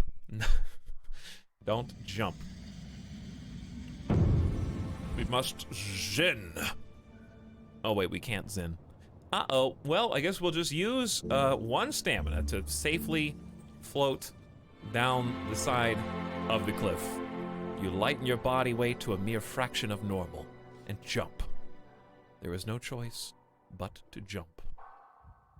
And you're falling and falling and falling. You jump and drift gently down to the valley floor. Your weight returns to normal, and you settle gradually back to the ground. The cliff seems impossibly high, but you were able to scale it all the same. Now, where should we go, chat? I think we found some things worth noting there. Evidence of a crystal orb. I think we should go east to the mountain and see what's different over here. We could also follow the cliff There's a bunch of faces here on the rock. Let's just follow the cliff around and see what's up.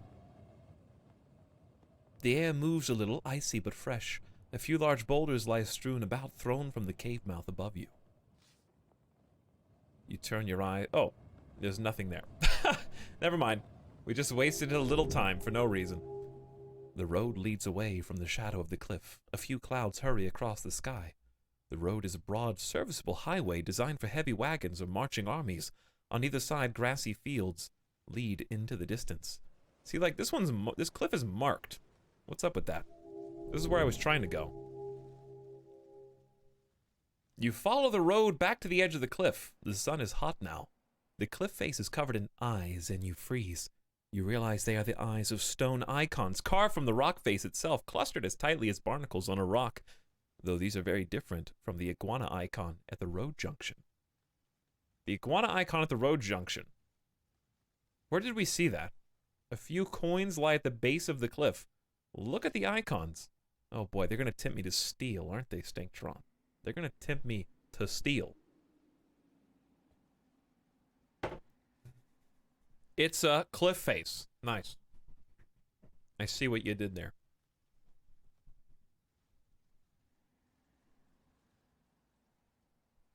The icons are each about the size of a small dog and are carved whether they would be made to fit, some taking advantage of natural colors in the rock, buttresses and points, each subtly different, and though they are stylized, clearly intended to be human.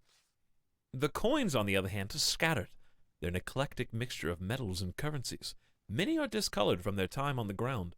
It's astonishing they've not been taken already. You spy 2 or 3 gold pieces amongst them. A woman approaches across the grass from the road. She looks familiar from somewhere, but you cannot place it. She nods to you, then stops at the cliff face to look at the icons. May as well say hello. You raise a hand in greeting. The woman smiles a little shyly, but does not say anything. She opens her bag and, calm as anything, takes out a hammer. You watch the woman.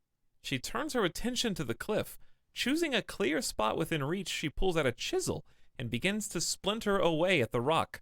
Draw my sword! She clearly means to attack me with this hammer and chisel. This is an act of aggression that must be answered in kind. See what she carves. What are these icons for? Walk away. Well, may as well just see what she does. Slowly the carving takes shape. Another icon with large-ish eyes and squat bent legs. She performs the carving very quickly. Perhaps she's carved several of these before. Faster than you expected, she's done. The new icon sits in a cluster of others and already looks as though it has always been there. She steps back, putting the chisel away, clearly pleased with her work. May as well ask her about it now. What is the icon for? You ask. The woman smiles and you realize she is extremely excited about something. She raises her arms in cradling gestures and smiles. Then she points at the icon. With a hand raised, she turns and hurries away from the grass. You are alone once more, facing the hundreds of curious icons, plus one in the ancient cliff face. Steal the coins and leave!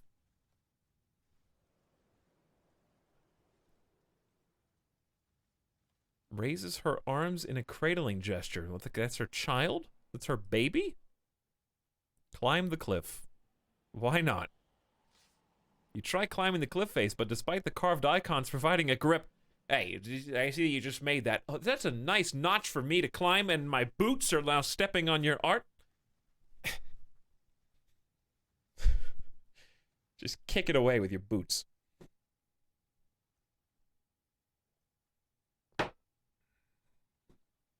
Stangtron says, I'm going to see a very experimental band in concert soon. Pronounced shoo-shoo. I am afraid I will look like a poser. What do I do? Here's what you do, Stangtron. You don't care what anybody else at the concert thinks about you. You're going to this because it's something that you're interested in and that you're curious about. So you just show up and you act like you belong.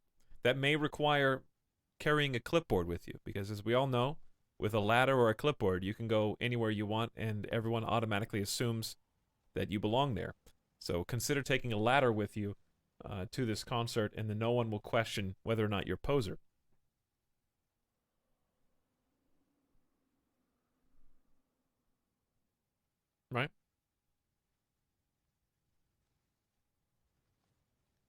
Thank you. You're welcome. My pleasure. Hopefully that helps.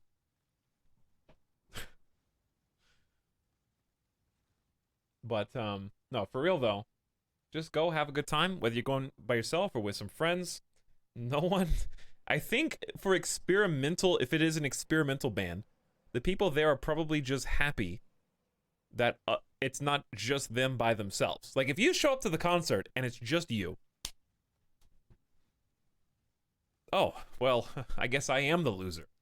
You going validates the other people who are interested in that particular band, that style of music, right?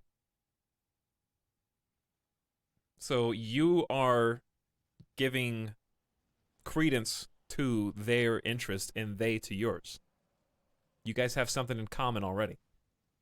If it's just me, I get to play with the band. Yeah, maybe you'll meet some people, who knows, who like the same things you do. A monkey might be able to make this climb, but a man with a sword cannot. You give up and drop back to the grass. Well, I can't just steal the coins from this nice lady. That's definitely a trap. All right, let's head back to this junction and climb the mountain, yeah? You head away from the cliff of the road. Heat beats down from a cloudless sky. The east-west road into the mountains branches north here. The idol indicates the road uphill. The climb seems impressively steep. Well, that's the climb that we're about to take. You feel hunger rumbling in your stomach. I don't think we have been to this mountain under these circumstances, so this might be new stuff. The afternoon is starting to draw on. Looking eastward, you see nothing past the mountains, the Badubak Ridge that cuts the land in two. But there may yet be a pass amongst the summits. There is something strange about this spot, however. A few small stones and pebbles are skittering past you down the slope. Wait and watch, keep climbing. Put my hand in the flow. Of what, stones and pebbles? That seems like it's dangerous. But what if we get something out of it? I don't know. What, are we sifting for gold here?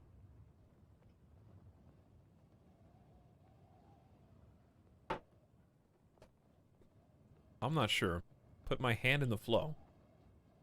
Curiosity killed the Analander, chat.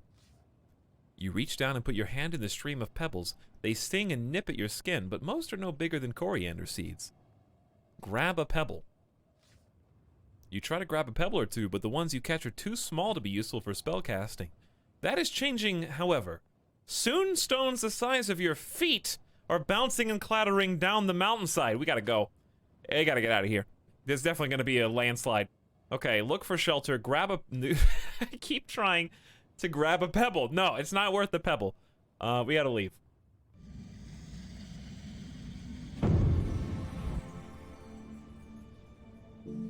T-E-L. Whose mind would we be reading here? We don't have any signs of life.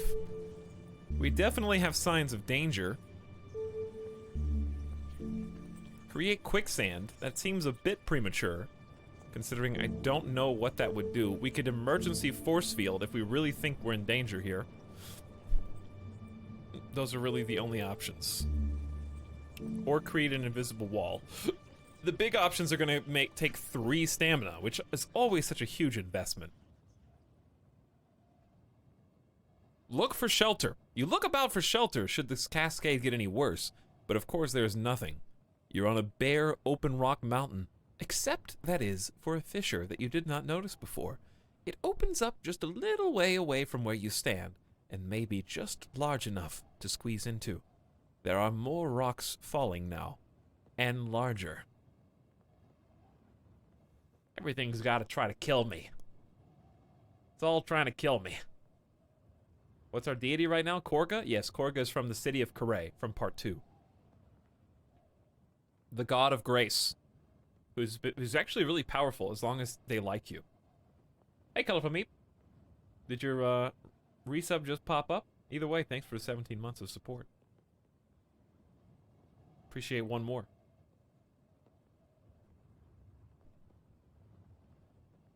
Epi, how's it going? Hide and hope you don't get buried by rocks.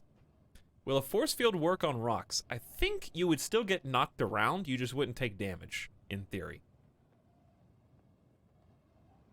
the wall would probably be safer, but the question is, the wall, will it last long enough to actually shield you from the big boulders? The invisible wall is really strong. Shelter in the fissure is the greedy option. Magic's probably safer, but I'm gonna try the greedy option, shelter in the fissure. You squeeze yourself into the fissure in the rock as the avalanche gathers force. Boulders stampede like buffalo down the slope. Wait it out or pick my moment to run. Oh, no.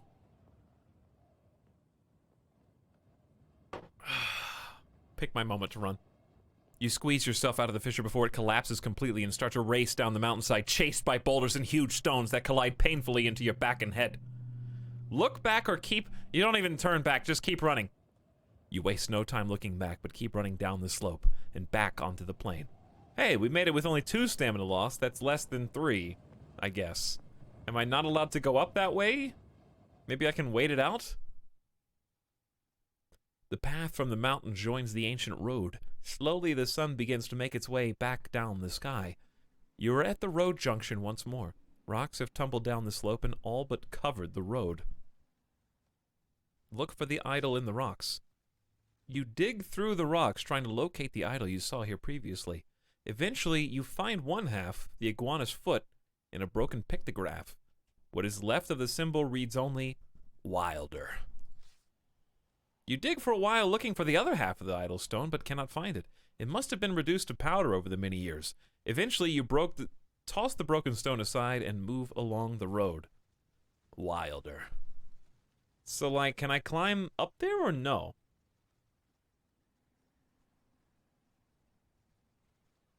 Should I even try again? I kind of want to try again and maybe the landslide's done. The ground rises and falls. The rock face is completely still once more and you begin walking. Let's check off the path. The walk through the mountains is tiring and time-consuming. The sun is sinking and it will be dark soon. You emerge into a clearing. In the center is a tombstone. We've had a dream, a mushroom-induced dream, about this very spot halfway up a mountainside at a tombstone with a skeleton.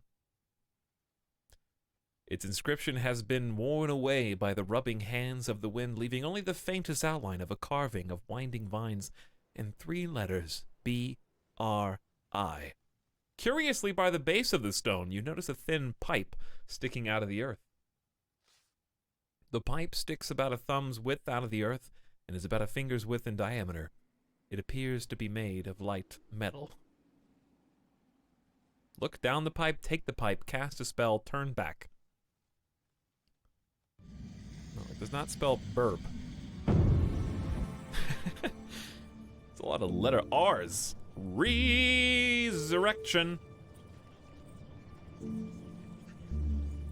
We'll try to read the mind of the dead person. Why is float in air always an option? It's always an option. Wait, I already clicked R. T, lowercase f, sense danger is an option, or sob. Cry uncontrollably on top of the grave. This causes tears to stream down your face like water faucets. Ugh. On the one hand, I want to see what this does. On the other hand, if I accidentally waste my opportunity to bring this body back to life, I'm gonna be very upset. We have the holy water. You know what I mean? We got the holy water. But I also want to see what sob does. Fine. Sob! The spell you're casting fails. Something which you have not got is needed for this spell. You're overcome by grief.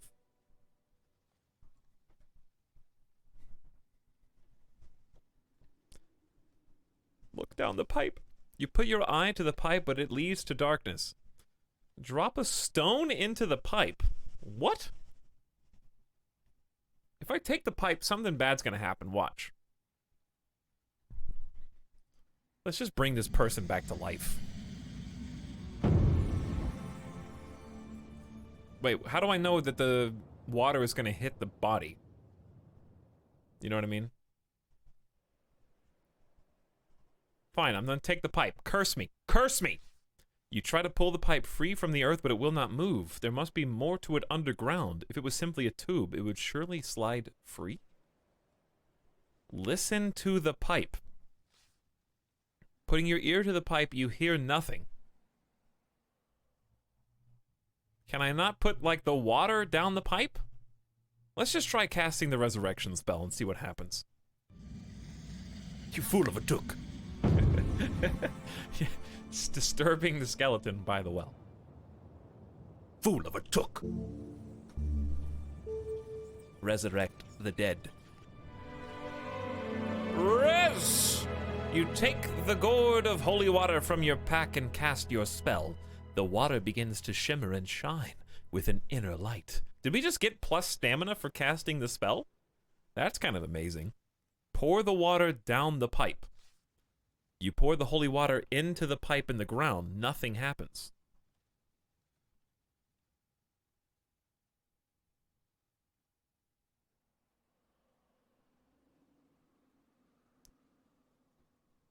Something's gonna happen. Look, that's just a red hair. They're gonna get you. They're gonna got you in a second. Drop a stone into the pipe. You find the small stone and drop it into the pipe. It rolls away, and you hear the tiniest chink from below ground. It must have hit something, stone or metal buried below. Was there also a slight echo to the sound? You drop in a second stone, listening closely. The chink from below definitely echoes. Clearly, this pipe enters a wider, more open space somewhere below the ground.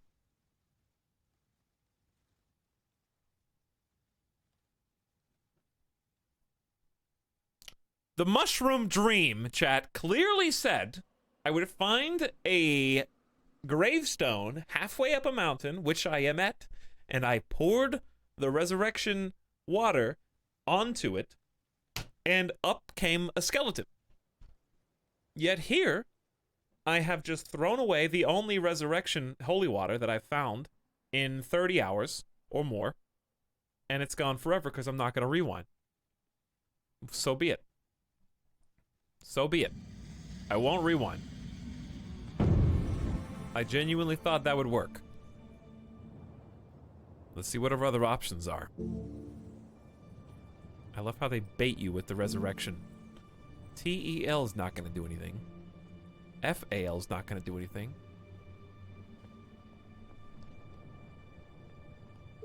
They make it very clear that there's water. Apparently we need sob. Something that makes sob actually work.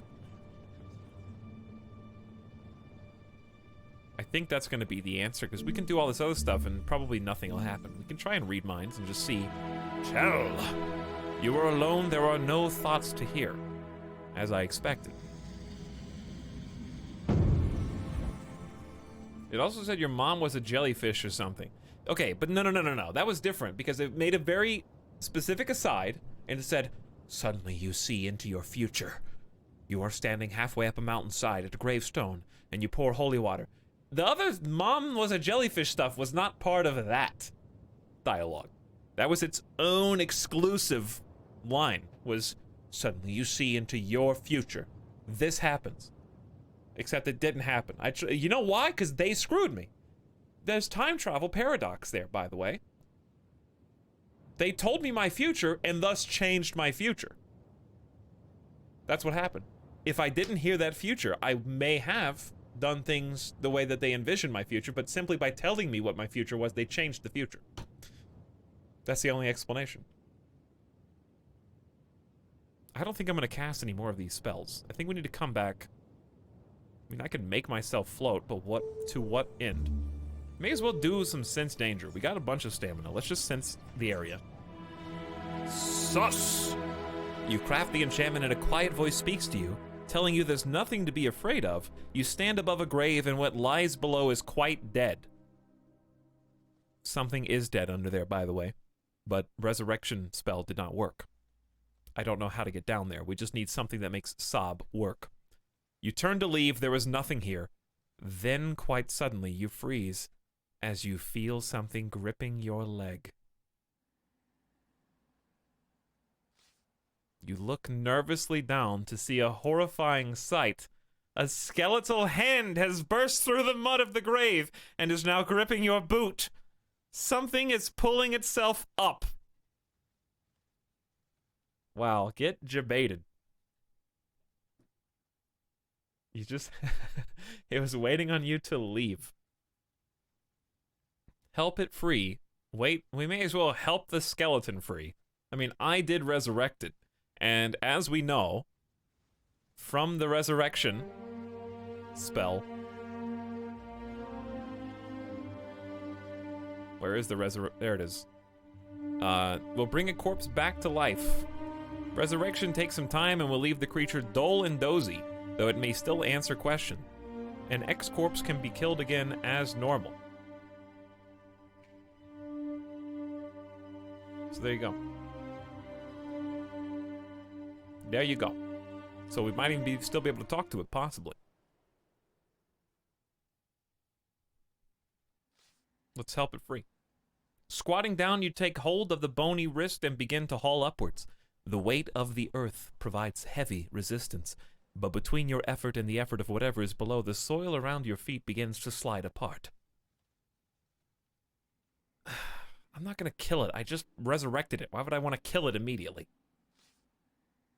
You wait, heart in your mouth, trying to reassure yourself that this is simply the side effect of your res spell, and that whatever emerges will not stay alive for long. Then the earth parts, and a skull emerges, soil pouring through its empty sockets and out of its shattered jaw. Next comes the bony arm. Oh, next another bony arm, and the thing lifts itself up onto the grass and then slumps onto its back. Its ribs rise and fall in parody of breathing. The creature is only bones, with a few tattered remains of cloth robes caught between joints. There is nothing you can see holding it together. Its jaw flaps, but no sound emerges. So it's trying to speak. It's trying to speak, chat. Maybe tell? If it doesn't have a brain, will tell work? We might be able to understand what it's trying to say. Maybe. Sorry. Sorry for the flicker. Poo. Pop. Cause explosions. That seems a little extreme, don't you think? Throw a fireball at it. R. Talk all languages. Huh. I feel like the game's gonna go like, hey, it's not actually saying anything, haha, so you can't interpret anything that it's not saying. How and hot. Why would I fireball it immediately? We already did P. We did R. We did H. We did T. I think tell is better than speak all languages. Read minds. Let's try. You put on your skull cap and reach up to the constellations overhead, creating the spell, Tell. A moment later, you hear the creature's voice in your brain, speaking in concert with the movements of its jaw. Stranger, the creature moans. Where am I? I cannot see. Can you hear me? What do you know of the seven serpents? What are you? You were buried. What do you know of the backlands? So you have to have the ability to resurrect it from the dead, and you have to have the ability to read its mind, or else it ain't gonna work. So very convenient for us that we can do both.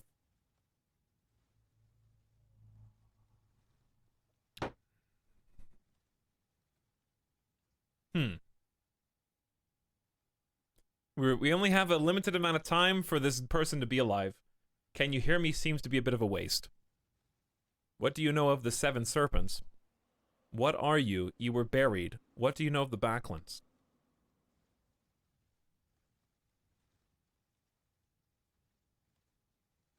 Annalander and Skeleton buddy cop film. Where am I? I cannot see. If we tell the skeleton that he was dead, he might freak out, as I've learned from other movies, TV shows, and media. So we just have to pretend like he's alive for his sake. What do you know of the 7 serpents? Let's just go right for it. What do you know of the 7 serpents? You demand. Nothing, the creature responds. Nothing at all. It lifts delicate bone fingers to its face and begins to explore the empty sockets. Well, that's not really helpful. If he doesn't know anything about the 7 serpents, we may as well just tell him and find out about who this person was. Probably it might even be the sorceress. You were buried, you tell the creature, underground. Is that what happened? It replies, clearly puzzled. The creature nods. I remember so little, it replies. A little of my master's rage, and then a blur. The creature reaches up and begins to explore the top of its skull. But where is my hair? I had long, beautiful hair.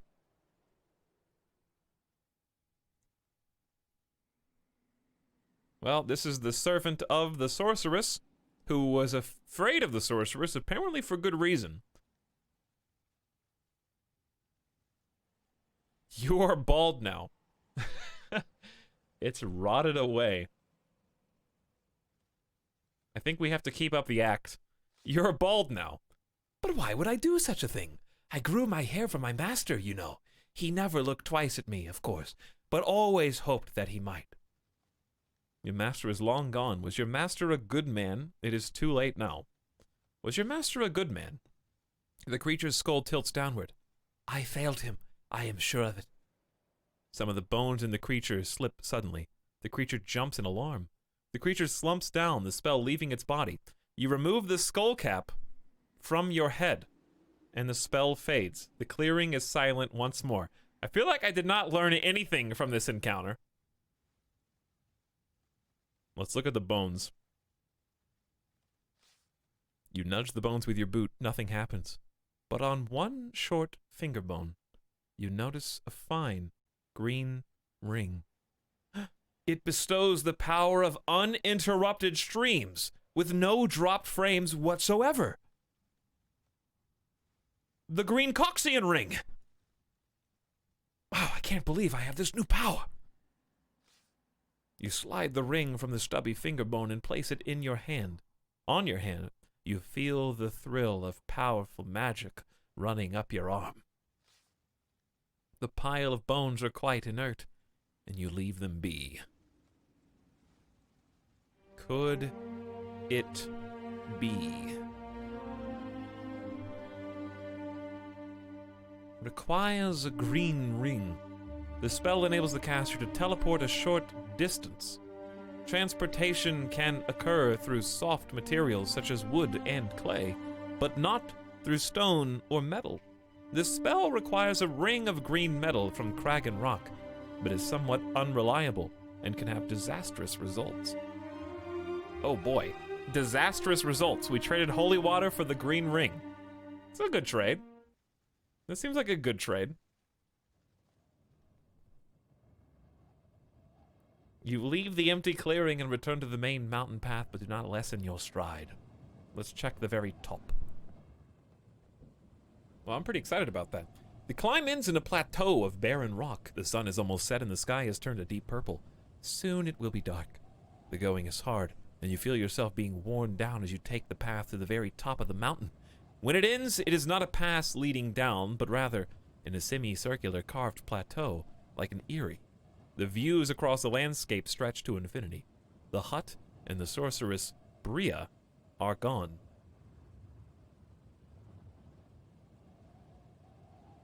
Bria, of course, is who that was. She had a master who she said she failed. Was her master not the Archmage?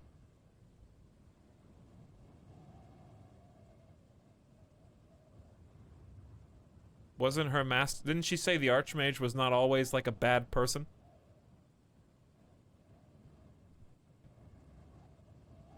The Ring of Twitch Prime.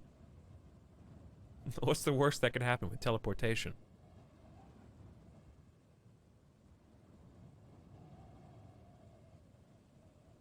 Hey, I don't know if someone told you about this, but someone messaged me saying you had Steam gift cards. Like, you or me? Anyways, Ike, I guess it bears mentioning to everybody in chat. Never click links from people in DMs or PMs, chat. Ever. Okay? Also, never click buttons for free stuff. Just FYI.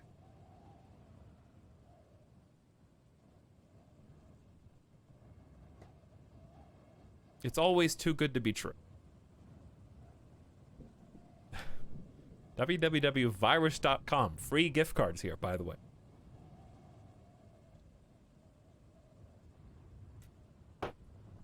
So, don't click any links, report people who try to send them to you, and get them IP banned.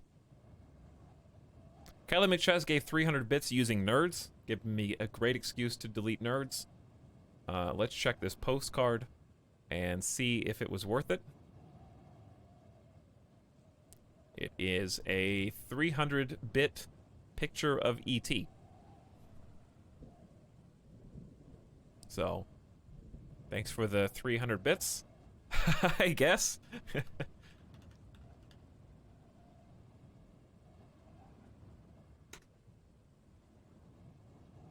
Okay, that was, there you go. Got some delete nerds here.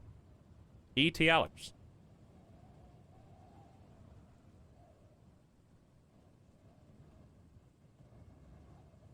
But anyways, if it's, is it happening on Twitch or on Discord? Because just tell me who's doing it on Discord and I'll just ban them.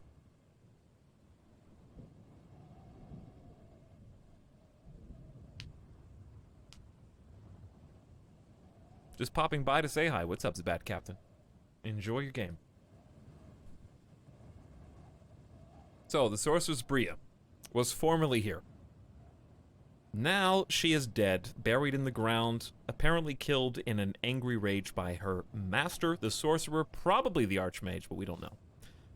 Looking north and east, you see the tangled trees of the Forest of Snada, but from this perspective there is something strange in the air of the Backlands, as the forest, grim, tall, made of trees taller than giants, seem to sometimes disappear, replaced by the marshland in which you found yourself earlier. It's as though the land itself is breathing in and out, in fits, struggling to start. Or in struggling starts. You begin to feel queasy and turn away. Look around the plateau. The plateau itself seems to have been carved out of the rock of the mountaintop itself. Perhaps once there was some kind of equipment or building here, but it's now long gone. Several wide holes have been drilled in the rock floor. You look more closely at the holes. They are evenly spaced, deep and carefully carved. There must once have been structure here, a stone circle or a temple. Suddenly, you hear the flapping of wings from overhead.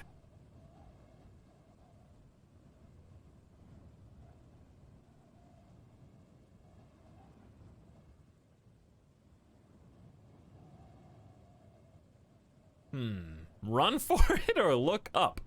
Run for it. The Andlander does not run from birds. You look up to see a winged harpy flying between the peaks, heading straight for you. Oh yeah? Oh yeah? Well, take this.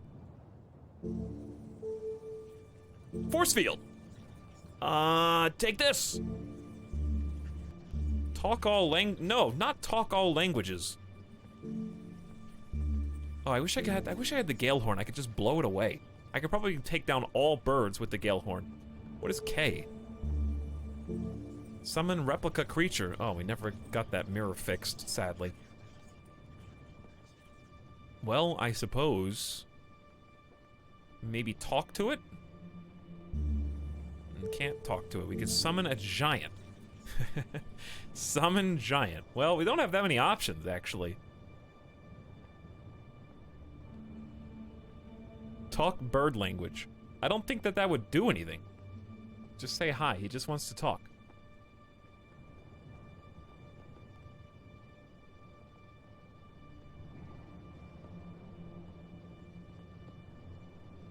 Evil Weirdo with Nerds asks, how does it feel to be the world's worst necromancer? Am I the world's worst necromancer if the person does come back from the dead, eventually? You know? That you gotta give some partial credit there, at least.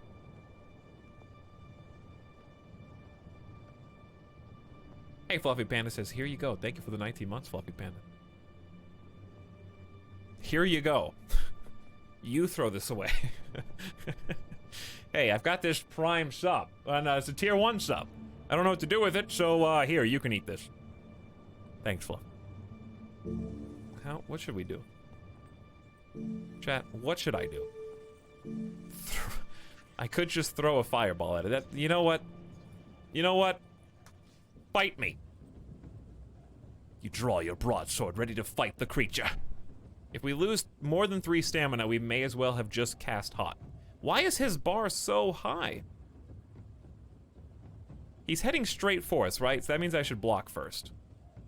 This harpy is so strong. Well, then I'll just defend.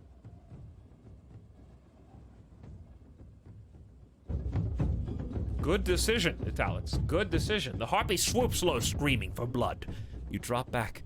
The harpy collides heavily into your defense.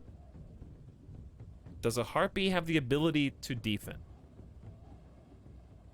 I'm gonna say if you do a 9.2, if you rock a 9.2, you've only got like this much in the tank. So I think like a 5.6 should be able... I'll do 5.7 out of fear. Okay, we didn't have to go that high. Fair enough. Ooh, my sword sucks. Why did I only do 1 damage? I can't believe I dulled the blade on some weeds. Forever.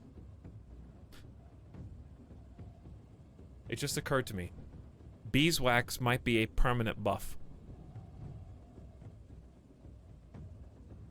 It could be. Maybe it's a spell though. Spells are never permanent.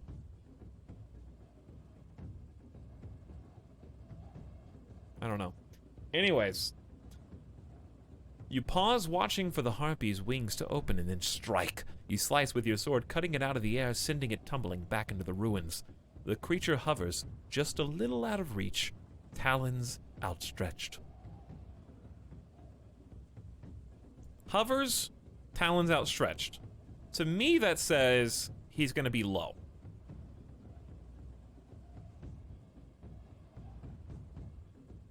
To me, that says he's gonna be real low. But I can't guarantee that. Apparently we should have just thrown hot. I've never actually fought a harpy 1v1, so I didn't know how big his bar was gonna be. Test. Test. 1-2, chat. 1-2. Alright, I'm going to gamble low. Because he just went max to 3.7. Good gamble on my part. Swinging up from a low crouch, you charge for the beast's skull. The harpy comes down for you, then tries to turn and retreat, but it's too late. Your sword sinks into its bony hide. It wheels up and turns about, ready to strike. Now do that 5 more times. Yes. How much could he possibly have, though? He did a 9, then a 3, then 1 block. He's probably got like around here. But will he burn it all? He's probably got like a 5 to 6. Says he's ready to strike. Does that mean he's going all in? Do you think I can take him, chat? If I can't take him, then I just lose the whole fight. I'm gonna like die to default harpy. Alright, I'm gonna go all in 4-9. Please, please don't have like a 6. Okay, alright, we're in business. Swinging up from a low crouch, you aim for the harpy's leathery wings, catching it wide open. It hangs in the air a short way back, claws grasping. Now I kinda have to defend. Don't I? I don't know, he's been doing like a bunch of 3s, 3 6s and stuff. The last time he hovered out of reach, what was his, do you guys remember when he did hovers a short way back? It hangs in the air a short way back, claws grasping. This is like that. Wasn't it like 0.9? Should we just take this as a clue for what's to come and do one more all-in? And then block? I don't know. We could get punished here. Maybe we should defend. But if he does a 0.9 and does damage to me for free, it's bad for us. Ooh, not too shabby. You slash with a mid-level stroke. The harpy rages as your blow connects. He dribbles dark blood as it flies. He flaps upward, then looks down with beady eyes, ready to drop down on you. Well, I have to defend here. I just have to defend. You drop into a crouch. The harpy screams downward, but you dodge quickly back. He stays low to the ground, a little distance from you, talons flexing. I don't think that means he's got too much in the tank. And indeed, he does not. We only have to do that 2 more times. Leaping up from a low crouch, you charge for the harpy's neck. Your blade slices into one of his eyes, and we have no clue as to what's to come. I don't have any clue. I think we have to, like, take damage here? Because it's just ambiguous? There's no clue as to what's to come. What do you think, chat?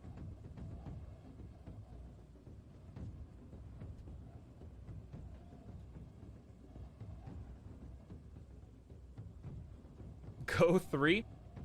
Defend? All in? Hey Jess, you got it? What's happening? What have I missed? We've just been doing some exploration in the world. And now we're getting attacked by a harpy at the top of a mountain. All or nothing always wins. Except when it doesn't. Very true. Very true.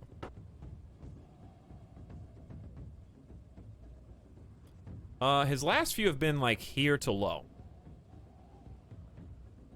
I can take 1 more damage and it's still better than a fireball. Or it's still equal to a fireball. But if I screw this up, I might lose way more than that. I think the answer is defend. Good gamble. You fall back, the harpy screams downward, but you dodge quickly aside. The creature hovers further than your sword length, claws scraping the dirt. Well done. Alright, that was his lunge attack. This is definitely like a 3-5 here. Okay, it was way lower than that. We just have to get 1 more good clean hit. Suddenly you reach out, swinging up from a low crouch, you charge for the harpy's neck. It swoops for you, then tries to wheel back too slow. Your blade cuts a ragged gash in its bony belly. He lifts. He makes a baleful noise, lifting away once more and comes about ready to strike. You gotta go all in on this one because I can't. If I take 1 more damage. Oh, no! Oh! No! 0.1!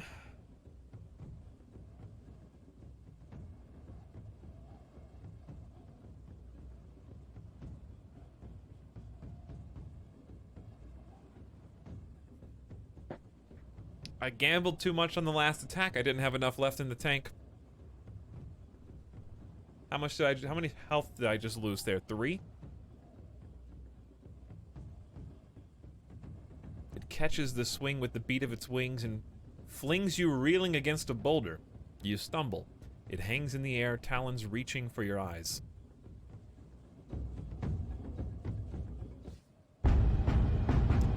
You wait for the harpy to move in close and then you strike. Leaping up from a low crouch, you strike for the beast's neck. With a final turn through the air, the harpy barrels over, then tumbles to the earth. 6 stamina lost. Rough going. Half of that stamina was in 1.1 screw up. The creature crashes to the dust floor and you breathe a sigh of relief. Oh my god. 8 stamina is all I got? I just lost from 14? Should have just fireballed. I know. Now I know not to screw with harpies. Lesson learned.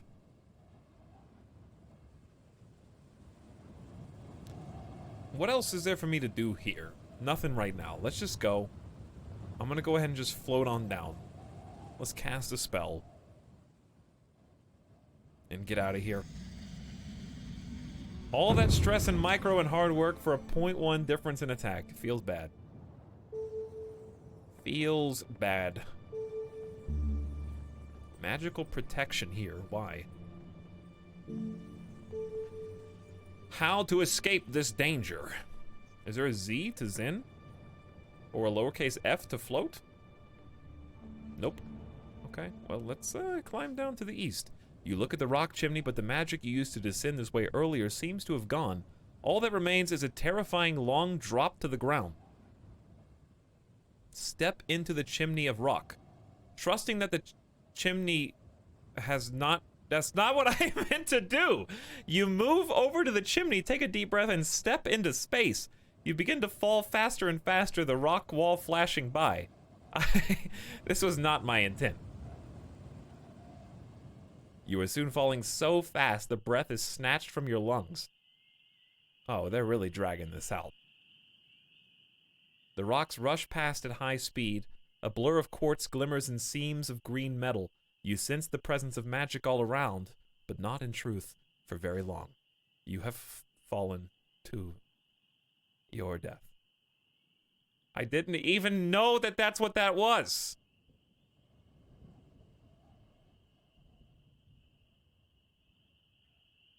Just like that. Uh-oh. Oh no, I had to rewind to before, I had to rewind to before the bird fight. In order to survive, because I fell to my death.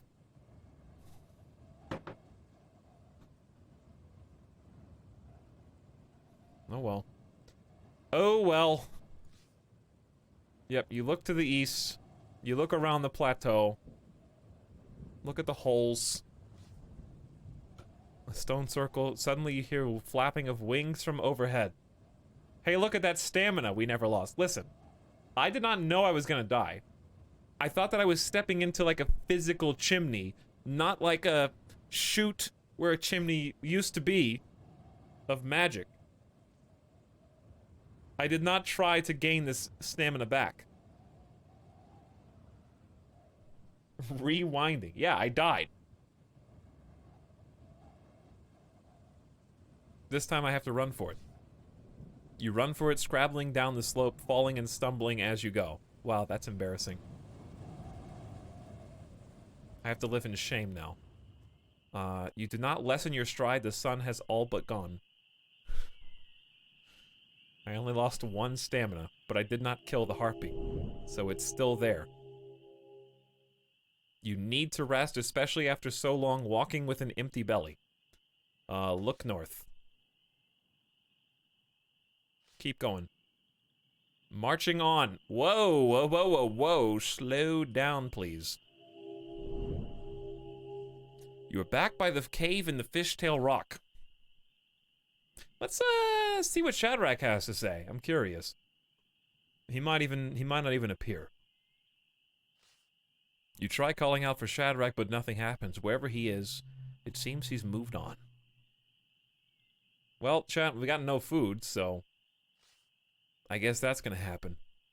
You've not yet eaten today. There's nothing you can do to fill your belly. You close your eyes and let tiredness overtake you. You feel untouched by danger here, and your slumbers unbroken by dreams. Day 12. Nothing happened. Waste of time. You got killed by a bird, and, well, you did not get... You killed a bird, and now, embarrassingly, you've changed the timeline. Because you died, idiot. Well, let's go see the whirlpool.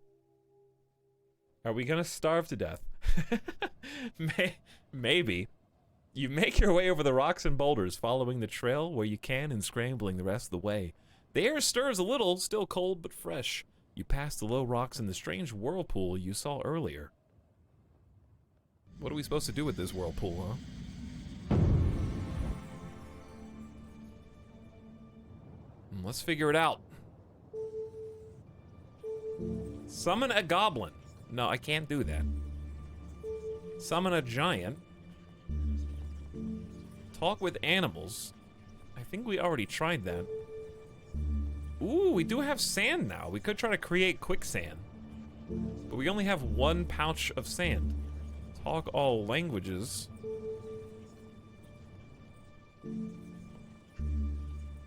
We tried using the Gale Horn previously to no effect. Find safe passage. I don't know what that would even do. I think that's all of them. So it's really create quicksand or find safe passage.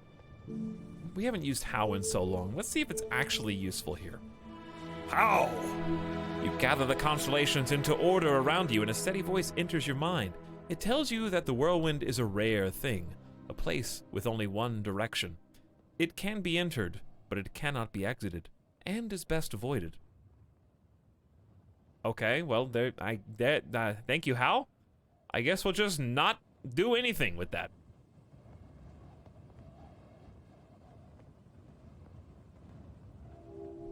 Back to the beacon we go. Time to climb up to the top. The weed looks firm and fresh.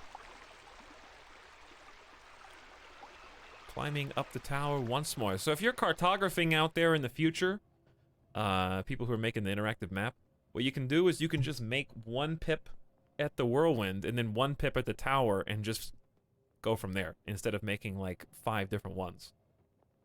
Because this is backtracking without any real events happening in between. If I was adjusting the beam, what might I adjust? The current map has a lot of updating to be done, so it's not really useful at the moment. Have we been through this territory with a refreshed future? You know what I mean? Like, have we been able to successfully explore any of this under the past?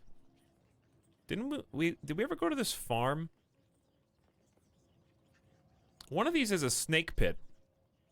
But is the snake pit in the old timeline or the new timeline? It's hard to remember which is which. I kind of want to do this. And then touch the crystal. Teleport across to the other side.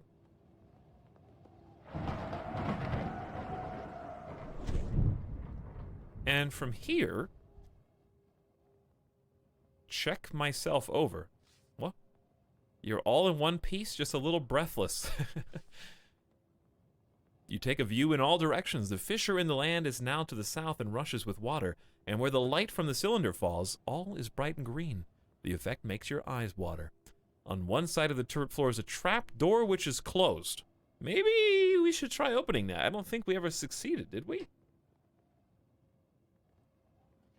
We had to have, though. We climbed up here somehow. Oh, I'm kind of screwing this up with the other beam. The light is encompassing more of this area than I... Oh, it's mingling in very strange ways, isn't it? Oh, check that out. Check that out in the wall. The big statue. Alright, here's kind of what I think is maybe the best alignment. Because we get the weird thing over here. This village on the hill. There's a cave, maybe. The farm. We get to go check this out, and I don't think we've done all this. You adjust the cylinder, pouring light over the land below. You turn your attention from the beam to the trapdoor in the floor. You need to get down from here somehow. The trapdoor has an iron ring for a handle. You give it a sharp tug, but it doesn't move an inch. You twist it. You pull it. And then give up. It doesn't even have a keyhole. Have we ever unlocked this? I don't remember doing this, but it's time to dop it. Oh, it's time to dop it. Dop! Cast the spell and turn the spell's focus onto the trapdoor at your feet. It shivers and rattles as though the wood was a beetle trying to take flight, but it seems unable to escape whatever is holding it shut. The spell fades and the trapdoor is still sealed. This is the first time we've encountered such an issue. Well, I guess we're gonna end up using up that stamina anyways. Dop it. Twist it. Fold it. How it. Probably not how. Foff? Or fog doesn't seem useful here. We're just gonna float gently down to the surface, I guess.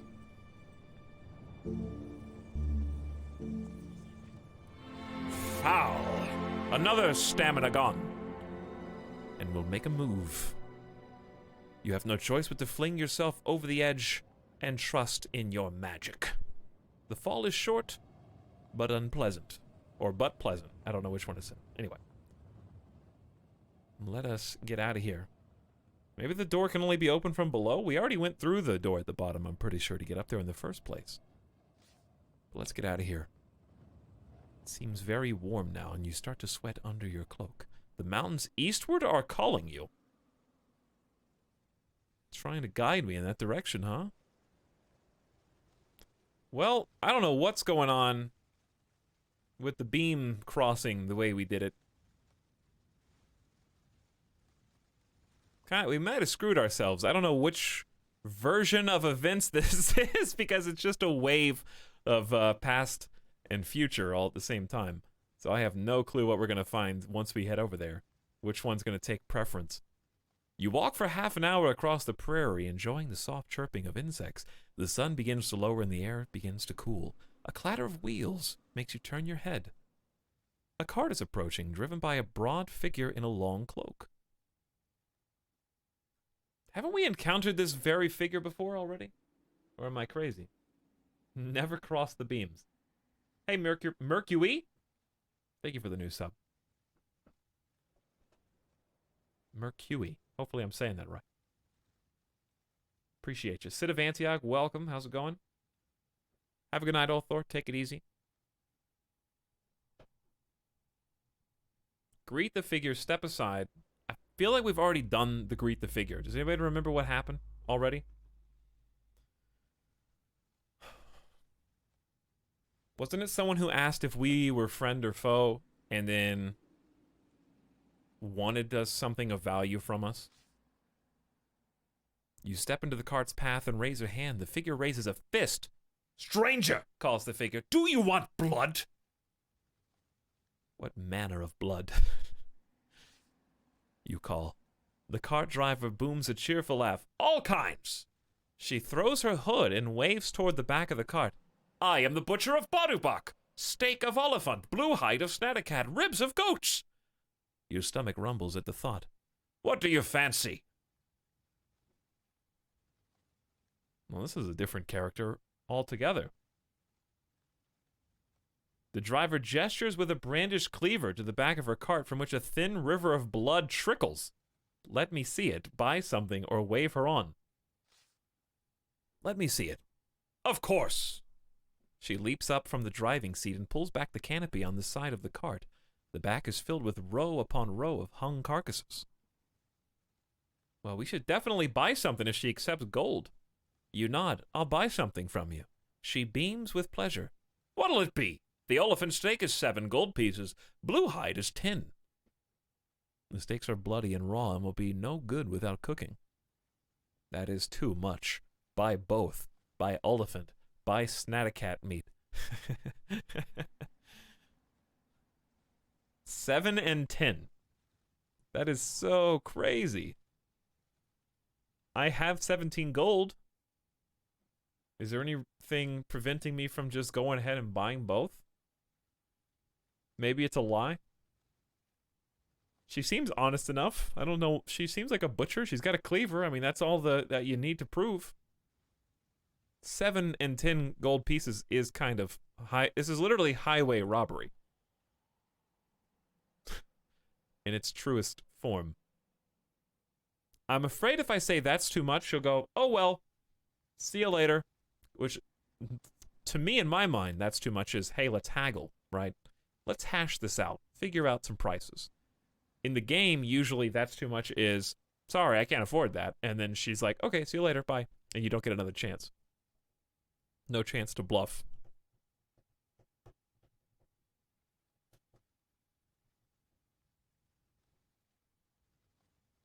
I think I'm just going to buy both.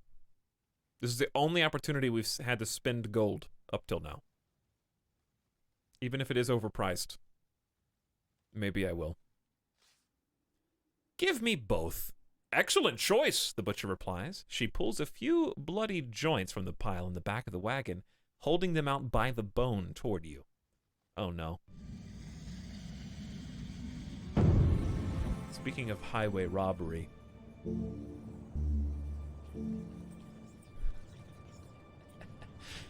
Why would you let me do this, huh? Why would you give me this power?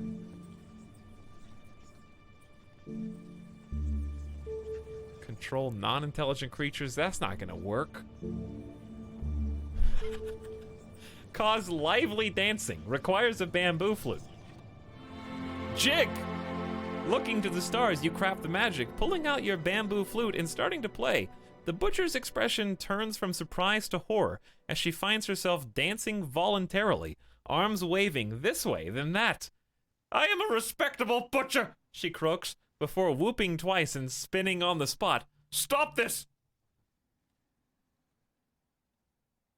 Dance her to exhaustion or let her go. You take pity on the butcher and dance her up to the cab of the cart. She proceeds to whip the oxen in time to the stamping of feet and with a final hurrah, takes off across the plain.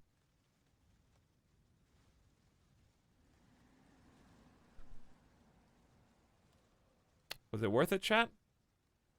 We didn't get any meat out of the deal? We just made someone happy, have a good dance time. Finally, a good use of the flute. Taught her how to dance, no appreciation whatsoever. I didn't steal anything. We just had a little dance on the side of the road. The Anna dancer strikes again. Let's go northwest. You make your slow way across the fertile grassland, long grass brushing your boots. The sun begins to dip, heading toward the horizon. The path through the field runs north to south, with another track leading to the east. Looking east, the path winds away toward tended fields, and you can just make out a small hut. Looking north, the mountains curve round, creating a secluded corner. There's some kind of building work progressing up there. It's a pleasant enough place through which to stroll, and you continue along your way. Let us go north to the hut building in progress. You carry on tramping across the lush prairie, and birds wheel about overhead. The sun is dropping down to the west. It'll be night soon. Nearby, you hear the sound of hammers on stone. You approach the sound to find a group of workmen erecting a scaffold above where the snake charmer's pit used to be. They ignore your approach. As you approach the scaffold, you're stopped by a large Sven wearing a metal helmet. Stay back, the creature says. Big rocks high up.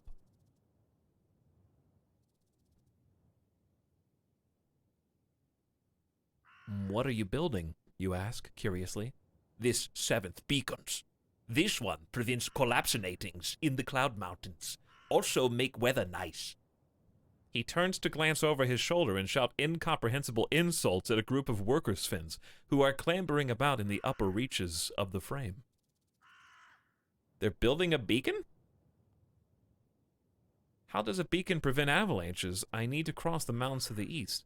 Yeah, how does a beacon prevent your avalanches? You ask. The Sven shrugs. Magic is magic, he answers. We know these. This high, this wide, this strong. Strong enough to hold elephant. The rest is them problem.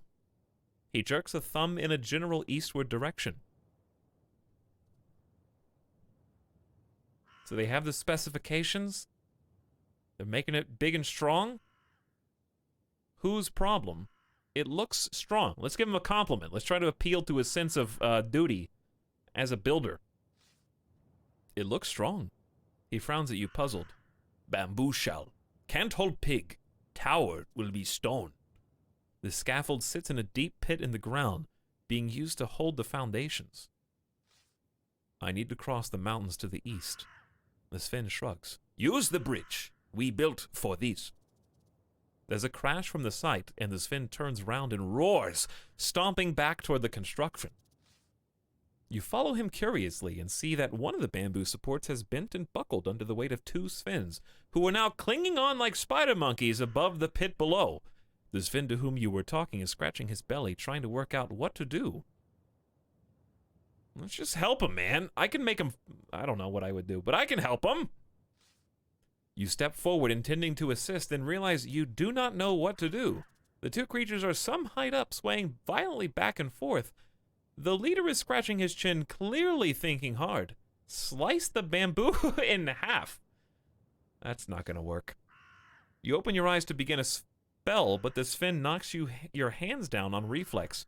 None that, he scolds. We engineers.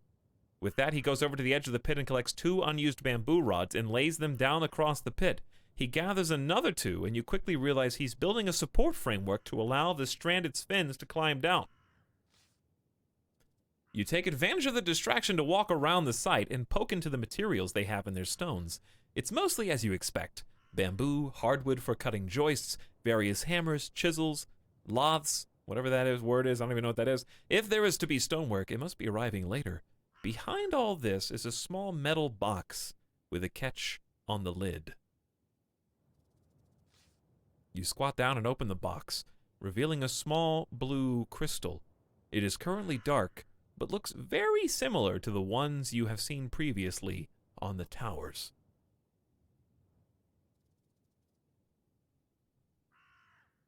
Latheys? I don't even know what a lathy is. It just sounds like lazy with a lisp.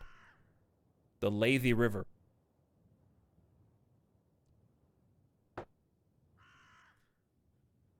So, here's the thing.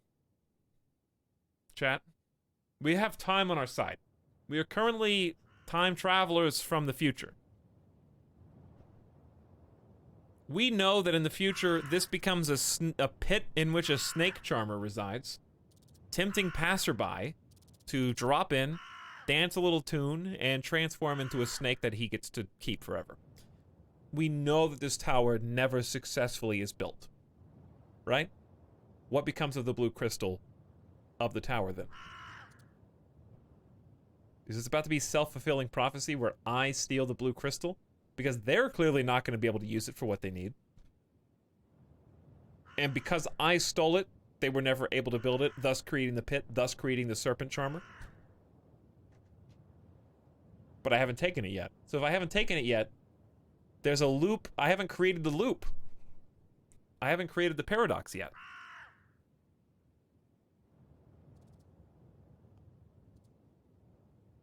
It's a machine where you put wood on an axle, let it spin, and work it with a chisel. There you go. I think we steal it. I think we steal it. Take it. Checking to ensure no one is watching, you reach out to pick up the crystal. As your fingers brush the surface, it flashes. You find yourself rising into the air. Huh. So what, it teleports me back to this one only? That's the only one that I can go to. You fall from the sky. You are back on top of the tower in the plains. The cylinder here is pouring out light, and the blue crystal on its base is glowing. This turret has a trapdoor, but it is closed. I don't think I actually took it, though. Did I? I don't think I did.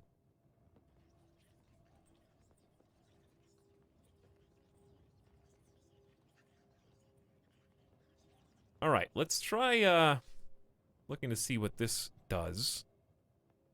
Do I have to float down again? Hold on, let's just try touching the blue crystal and see if we can go back. Did we activate that? No.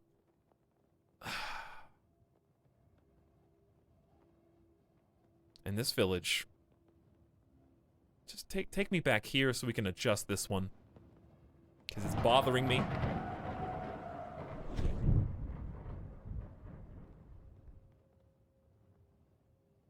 Because I put it too far in the direction. We might not even need both of these beams pointing this way. But if I did have both these beams, I might just leave this one for the completed bridge section. Let's just do that. It's hard to see if this is reaching far enough along the bridge. Let's just do it like right here. touch the blue crystal, go back to where we just were. We've completed part of the bridge. I think this beam could be used in conjunction with it, probably.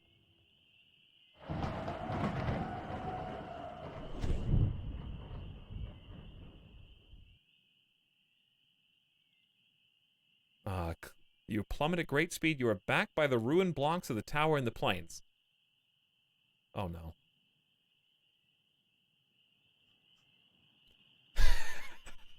Oh no! If we don't use this one to shine on this one, the tower doesn't exist. Whoops! No, no, no, not make a move. Oh, man. Hold on. Just rewind. Literally one step rewind. Touch the blue crystal. That one. Alright, go here. Gotta turn it back. Gotta go back to the past.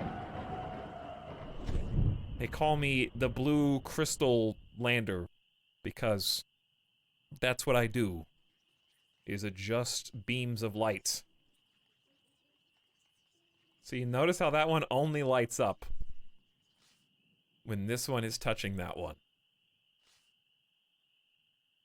So, we can now teleport back across the river. We can probably like skip over 4 of these for the actual map. Yeah, I don't know how this is going to be mapped. But what I know is that I want a few key things, right? We want this. We want this little village up here in the rocks.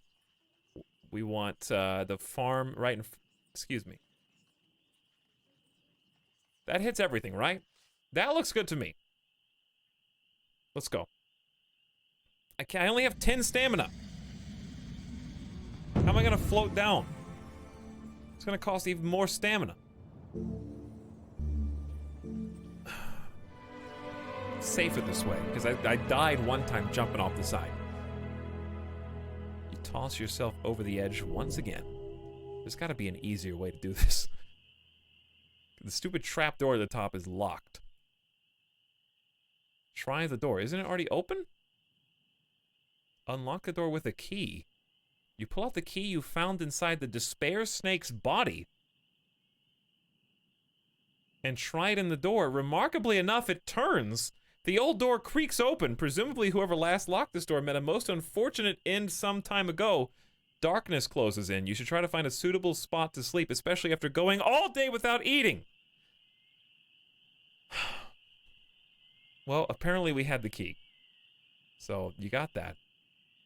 Find a place to sleep. Let's go sleep on this farm.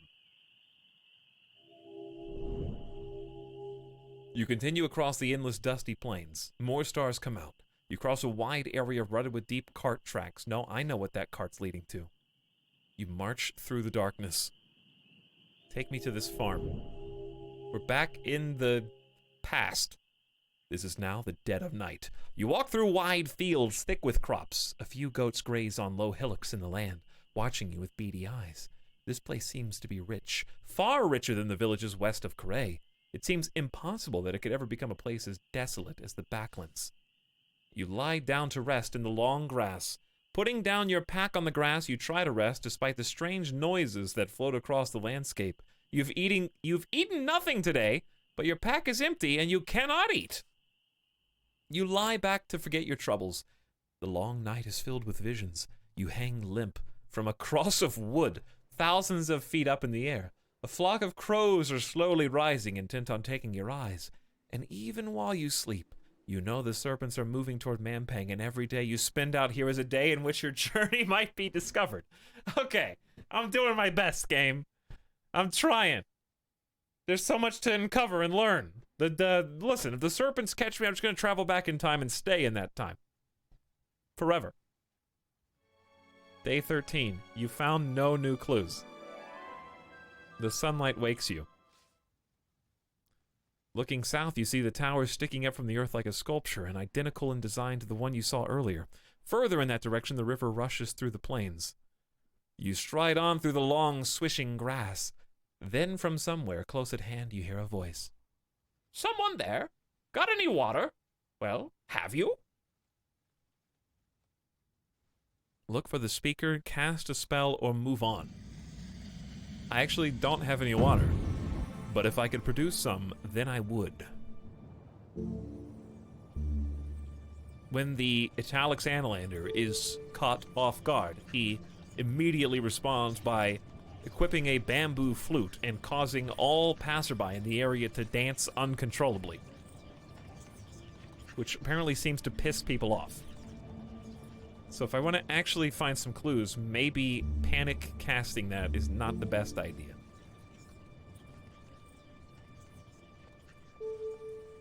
Sense danger from the man. I'm gonna do tell. I will be the Minority Report thought police and judge them by their thoughts before they even act. Tell! Removing the skull cap from your bag, you cast your enchantment. Thoughts begin to enter your head, but they seem only to repeat the same words. Down here. Down here. Look in the grass or slip away. What's down there? You hunt through the grass, following the thoughts until you stumble, almost literally, on a head planted in the mud like a cabbage. Greetings, it declares, cheerfully enough. Do you have any water? I'm dying of thirst. It's a head. Look at the head. What are you? What are you doing down here? I'll get you some water.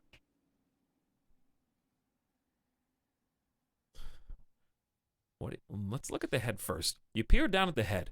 It's a man's, if inanimate. That's probably a typo. Decapitated head. Oh, yeah, basically you can't tell. You think it's a man's, but you're not sure. He has shaggy hair, brown eyes, and parched lips. He is not shaved for some time. No need to stare, the head remarks. Or stare all you like, but give me some water. What are you doing down there, you ask? The head wiggles its eyebrows, perhaps the equivalent of a shrug. Stole one too many goats, it replies. Ishtar is a great place, but they don't take too well to goat stealing. It gets their goat, as they say. Gets their back right up. How did you steal a goat, you ask, thoroughly bemused. The head frowns.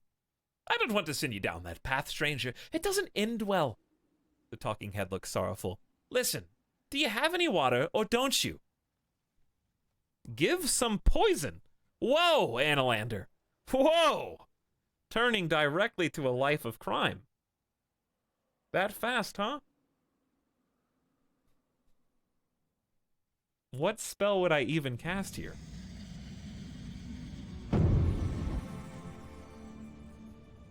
The same ones, maybe.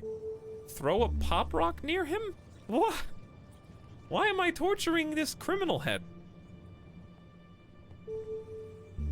Create quicksand. What, then drown him in quicksand? Are these really my options? I mean, do I have any choice but... I guess I could read his mind again. May as well just read his mind again. Tell. You spin the starlight into a pattern around you, pulling on the cloth skull cap as the magic takes hold. After a few moments, it takes effect. Despite its calm appearance on the outside, it seems the head's thoughts are a mad whirl. Take it slow. Don't make him run. Stay nice. You keep listening. Probably my only chance. Don't mess this up. Never give up. Don't give up. You keep listening. What's he doing? Just standing there staring, it thinks. I hope this one isn't crazy. The spell fades and you remove the cap. The head smiles. You looked good in that, it remarks. You looked good in that. Listen, I can get you some water. You say cagily. The head cracks like a tapped egg into a smile. Bless you, stranger. You've got a good soul. Well, good souls. Wait here. What do I get in return? Wow. Is it finally time to go down this road?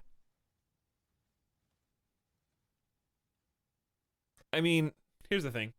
In Justice World, this man has admitted to his crime. He stole some goats. He's been punished by being buried up to his neck in dirt. Punishment served. Let's Let's tell him to wait here. Tell him to hang tight, and I'll be back. Wait here, you tell the head, which only laughs bitterly in reply. Not like I'm going anywhere, the head replies. Where would I get water from? The river? But the river is down a bank. A steep bank. I can get it from the marsh or the lake. Might be a well somewhere around here.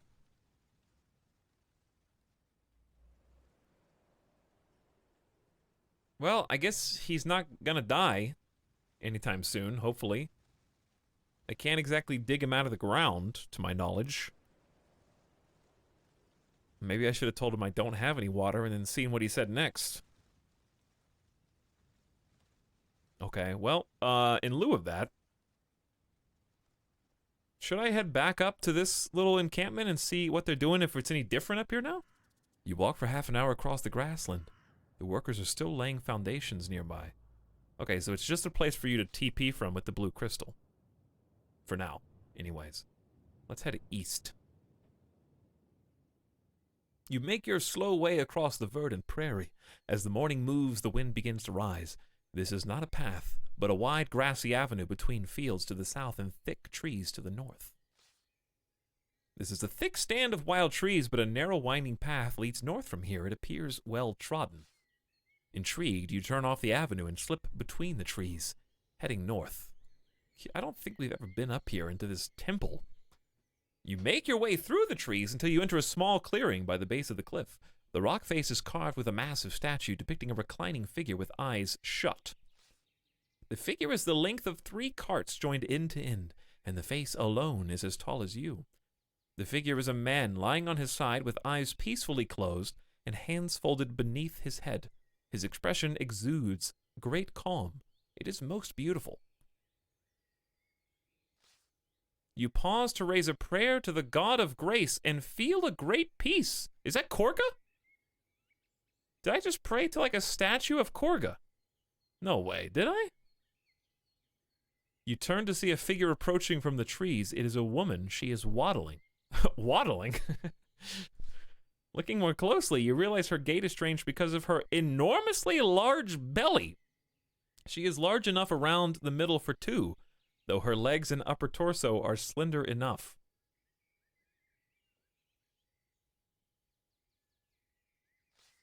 You raise your hand. Greetings, good lady. The woman looks at you in surprise and flushes a smile. One hand goes to cover her belly, and you realize, of course, that she is pregnant. She stops and reaches out one hand to the statue's head to support herself.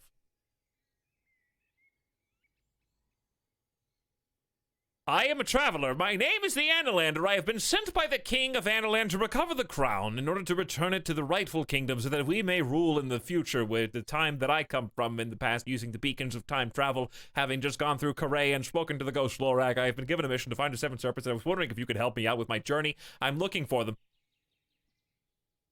Hear my tale. Wait for her to regain her breath. You wait while she gathers her strength once more, and finally she straightens up.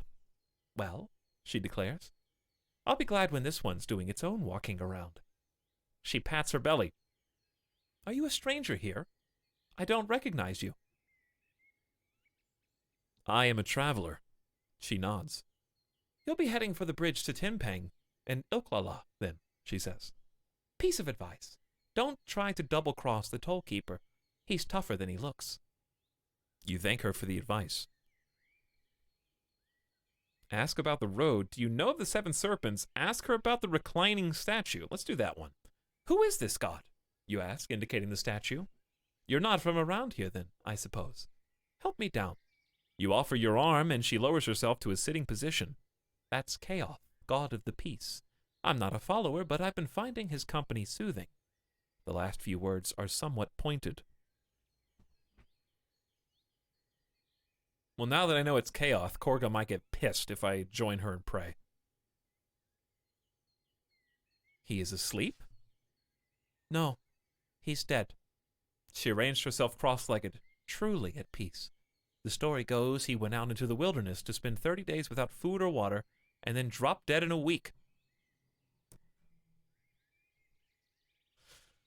Clive, thank you for the 21 months in a row. Welcome back, who simply says Goku with a bunch of A's.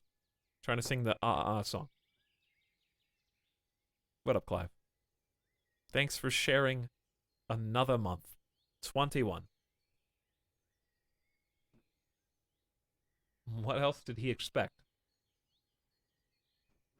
Chat, this is a reference to Jesus, by the way.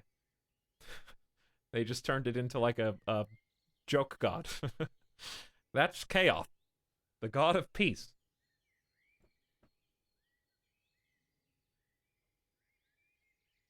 Join her and pray.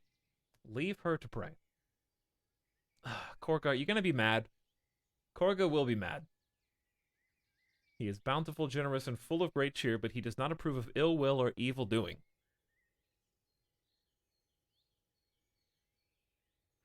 I want to see what she says. But I don't want to forfeit my god of Korga.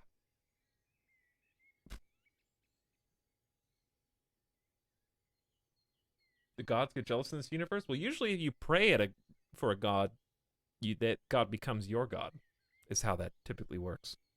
So I don't know for sure. I'm just going to leave her to pray. This Chaos does not sound like a healthy god to worship. You bid her farewell and return to the long road. Behind you, the woman slowly lowers herself into a sitting position on the ground and begins to gently sing. The sound haunts you as you walk away. Well, we did get some stamina just from praying at it the first time before we even knew who it was for. You make your way back through the winding trees. A few goats roam through the fields to the south. Birds chatter in the trees to the north.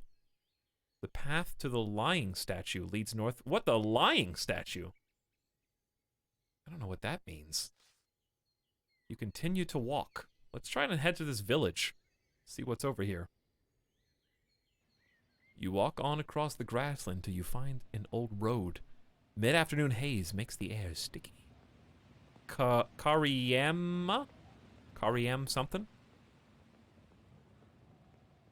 Ooh, the path winds up through low foothills toward open area in the mountains. As you approach the foothills, you see wooden palisade, spiked trunks planted to form a fence with a single gate. From beyond comes the sound of chatting and banter. It's a village. It seems to be a bustling, busy place. Presumably this village owns the fields and farmland through which you've been walking. You could go in or skirt around it. I mean, we have to go in, right? We have to go and check it out. Oh boy. That's a big place right there. And all these different angles for the mappers. Leads up into this, like, little cave enclosure. Pretty exciting. Let's head in and see what it's all about. You pause on the other side of the gate, one hand on your sword hilt should anyone be foolish enough to spring a trap, but nothing untoward occurs. The village is a small collection of wooden huts built into a basin with the mountains at its back. In the center is a fire pit surrounded by tables and benches. Several groups are sitting and eating. Did someone say food? I desperately need some food. Pleasant smells drift over from the kitchen hut. Slowly the sun begins to lower in the sky. We've got wait for night, bad. The fire, the kitchens, leave south. I'm heading straight for the kitchens. In one corner of the village is a cook's hut. Inside, a lady is stirring a deep cauldron. She looks up and nods to you through the doorway. The sun begins to dip, heading toward the horizon. Time for eat. You step inside, greet the cook, look into the cauldron, or leave the kitchen. More sorcery. What's up, Lorag? You haunting our trip through the Bucklands? The statue you were just at, yes, but what about it was lying, Lothodium, was the question. Nothing about it was lying while we were there. It was just the god of peace, as far as I know. Nothing indicated why it would be a lying statue. Oh, laying down. Lying down. Not the lying statue. Oh, I see. Not the untruth. Yeah, it's funny until you remember all the gods in this game have personalities. We have the gods from Corée literally was a god of deception.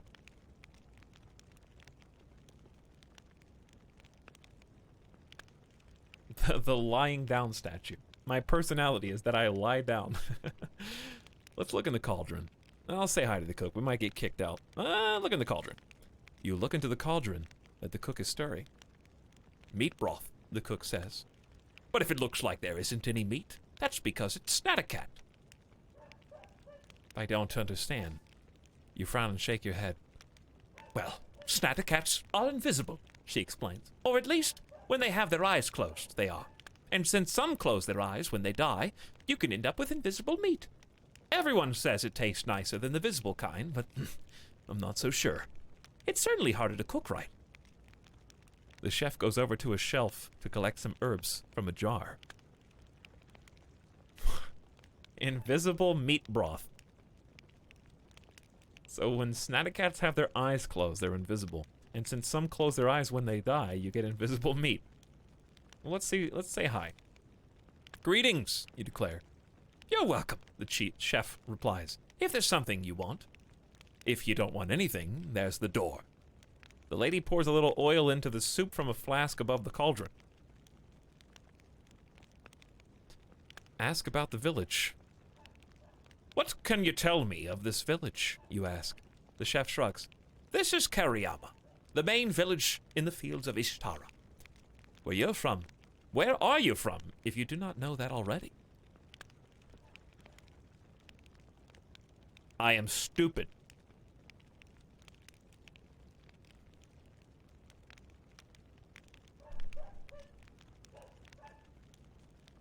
I am stupid.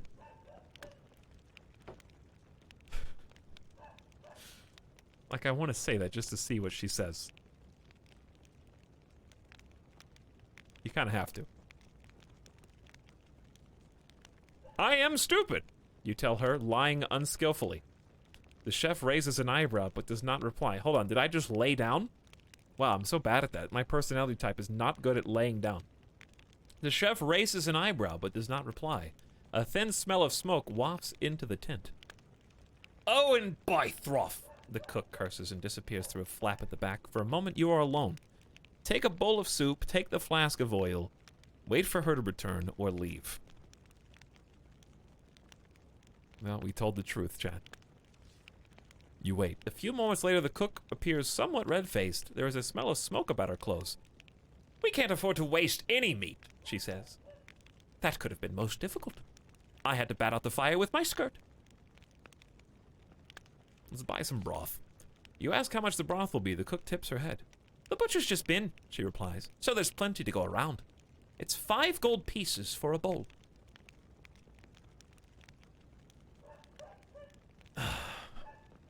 $5 gold pieces. These people value their food so highly.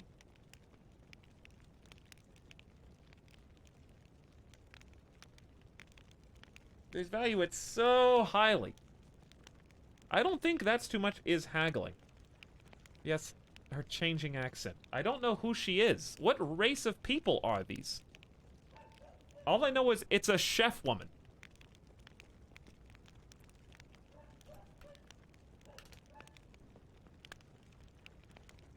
I mean, there's really only one explanation.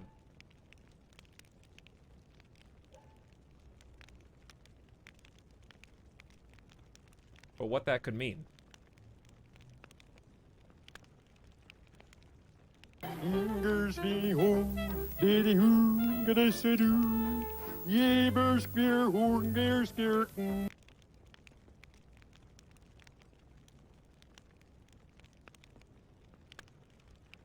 think that's the only reasonable explanation for what the actual accent should sound like.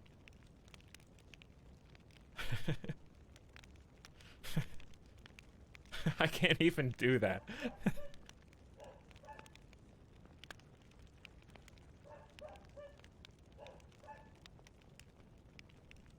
Your notifications are 190 plus. Yeah, I plan on never answering them. The butcher's just been, so there's plenty to go around. It's 5 gold pieces for a bowl. Would you rather that be the accent, chat?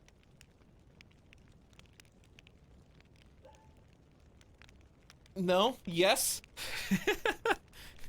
No. Buy some broth. That's too much.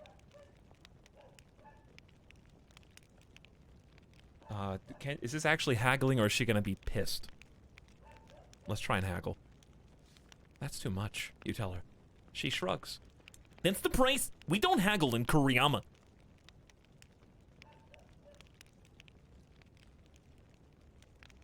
Haggle. We don't haggle in Kariyama. I think I believe this. Fine, you can just have the money. She's gonna get pissed and throw me out. I'm gonna start a fight. You hand over your coins and receive a bowl of thick broth in return. In particular, it contains what look like largest bubbles, which you presume to be the snatacat meat she mentioned. Eat a bubble. You spoon up one of the hunks of invisible meat. It is chewy and rich. You quickly wolf down the rest of the soup. It is warm and nutritious. There is nothing more of interest here. You turn without a thank you and leave the hut. The evening is drawing in, and soon it will be dark. Well, we got some heals, we got some food in our bellies. We might actually have something here. Let's go by the fire and see what's up. You don't haggle, but Etalyx does. The fire pit is the center of the village, and you walk past low huts. A few figures glance at you, but they show little interest. The fire is kept low and smoldering, ready to be reignited in the evening. A few people surrounded, watching and talking. Hi everybody, I'm the Analander. I'm here. I wondered if you could help me point me toward the crown the Archmage has. I'm looking for 7 serpents, you see.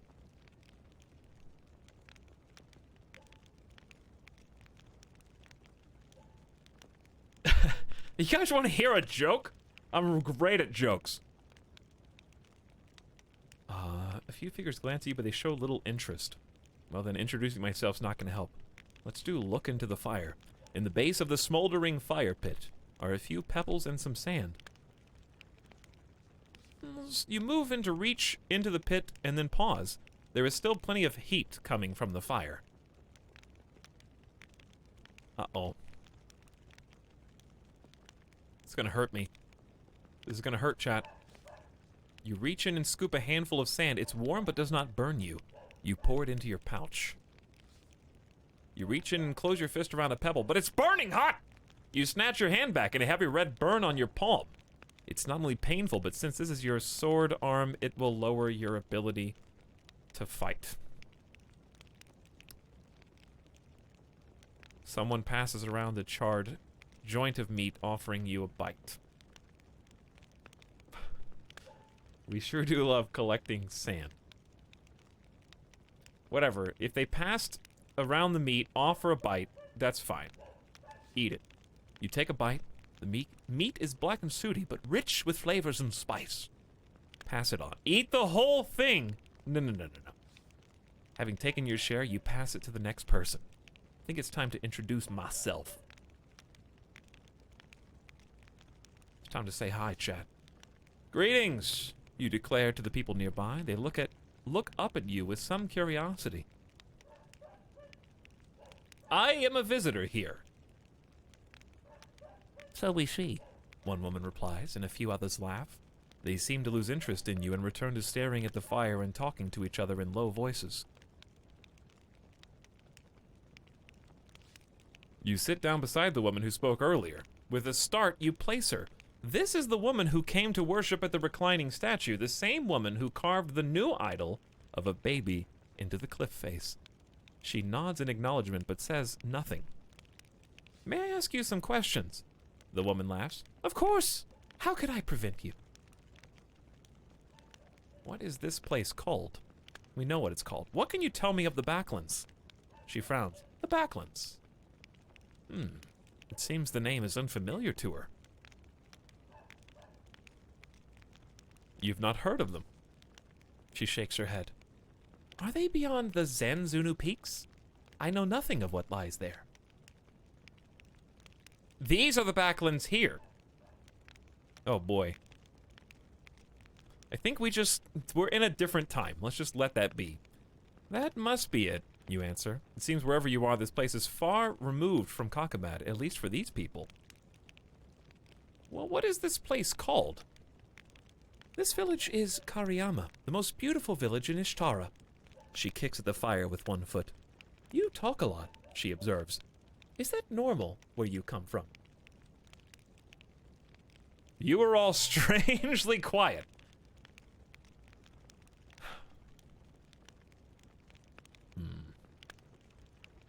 For some. I rarely see... It's true, I rarely see people now. You explain. You travel alone? She asks. I do. I understood this land was empty. I do travel alone. She nods. Well, you are amongst us, should you wish to stay. She smiles. Ishtara is the center of the world, she replies without irony. We will survive forever. I hope so, you reply, thinking of the barren plateau you crossed in this spot before, where not even a trace of the hut remained. The woman looks at you curiously, but does not reply. How might one cross the horns of Ilklala? You ask. You are so eager to leave already, the woman smiles. Well, there is the bridge. You'll have to pay the bridge keeper his toll, of course, but he rarely asks too much. What is the toll? She looks surprised by the question. Whatever you have, obviously. He can't take a toll from you that you don't carry. Is there another way? The woman looks briefly uncomfortable. I've heard it said there are tunnels, but they were all blocked up because of the pests. What pests? Invisible creatures. They came in the night and stole our goats. You nod to the woman and get to your feet once more. Stranger, one of the villagers declares, we are having a discussion. Who would most likely be the best? Who would be most likely to best the other in a fight? A goblin or a wolf? I have seen such a fight. I have seen such a fight. Literally in Corée. Surely the wolf or the goblin. I have seen such a fight. You have, they declare with pleasure. And who was the strongest in battle? The wolf, no doubt. A goblin is cunning, sword-wise, another declares. No wolf is a match for a blade. The goblins proved unstoppable. I did not stay to find out. Wow, this is stark. The goblins proved unstoppable. We will ask the Archmage to deliver one of each, decides the villager with a sigh, in the name of learning and scholarship. Oh no, the Archmage. I heard a rumor of tunnels, you remark. Tunnels, one replies. A few others look uncomfortable. There are tunnels, another answers, but we do not go there. Where do the tunnels lead? The villagers shake their heads. One points sharply downward, but beyond that they do not answer. How can I find them? Simply enough, one villager replies. Head through the north gate. Enough questions, another villager says. Please, don't go to the tunnels. We have no wish to send you to your doom. He smiles and pats you on your shoulder. You toss a nearby stick on the fire and it begins to gently smoke and smolder. There is a great sense of peace here. You stand and nod to the woman as you head away from the fireside. The wind picks up as the evening draws on. Did you give that head water? No. I haven't found any. We haven't even been gone for a full day from the head, actually. Hey, my little Kilo, what's up? What I miss? We've just been exploring the northwest quadrant under different lights. Should have bought meat and lowered the rate. Maybe you give the butcher's meat to the cook, but you still paid for the meat, so who knows? Yeah, we need to find some water and bring it back to that head, but I don't know. We can wait for night, leave south, or go to the tunnels. We may as well wait for night at this point. We've already eaten, so let's just hang tight in the village. You pass a few hours idling around the village until the sun dips behind the towering mountains and the air grows cold. The sleeping hut. You head toward the large hut that is filled with mattresses and cots. It seems to be not an inn, but a communal sleeping place. A few people are asleep already. You choose a mattress and settle down. You lie still for a while with your eyes closed, listening to the murmured conversations of other people in the hut. Amid sundries about village life, one in particular stands out, a young girl murmuring to her friend, At least one of the tunnels is still open. Don't be a fool, Mia. the other replies. Why would there be tunnels? So the goblins can come in? I'm telling you, I saw one. I went in. Another voice nearby hisses at them to be quiet. Keep listening or ask them about the tunnels?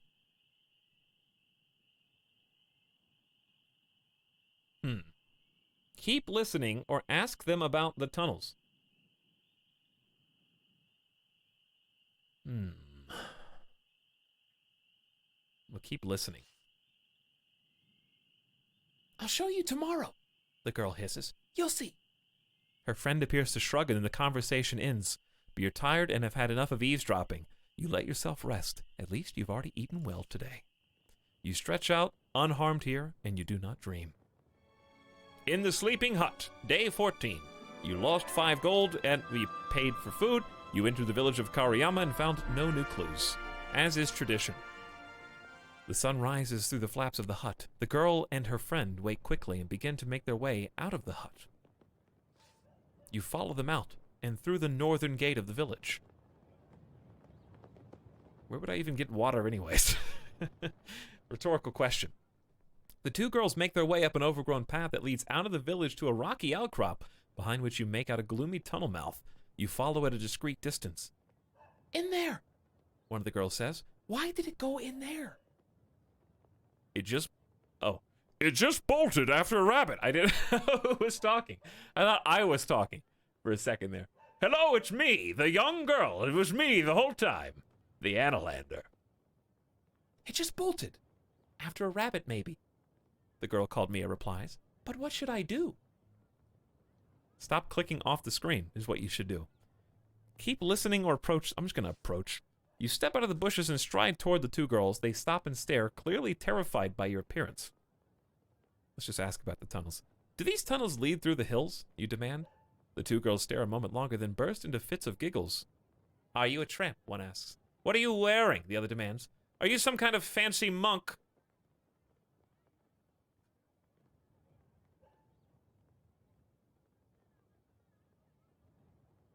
I will cast spells on both of you to cause you to dance. I don't know. What's the worst thing I can do?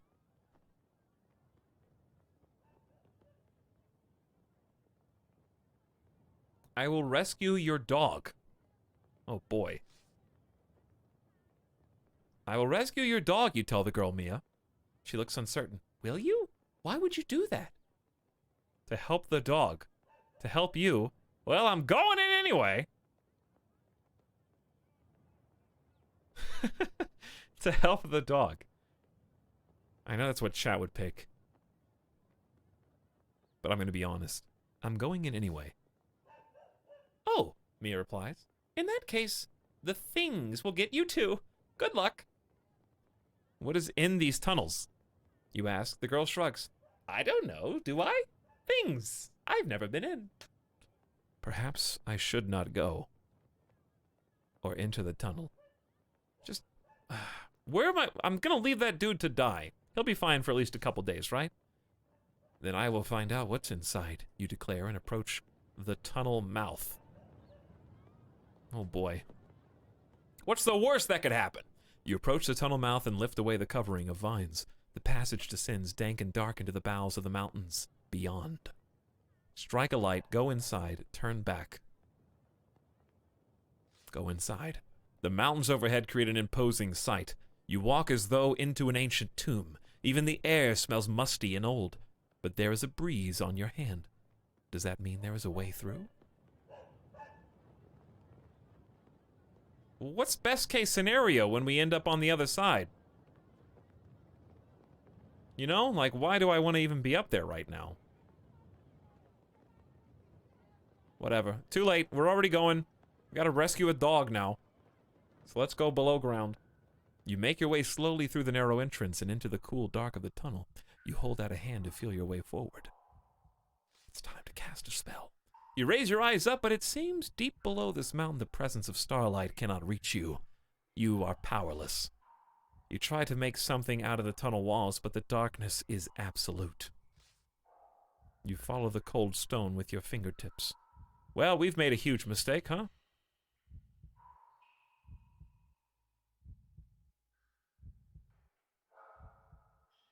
You stumble onward, squinting in the gloom.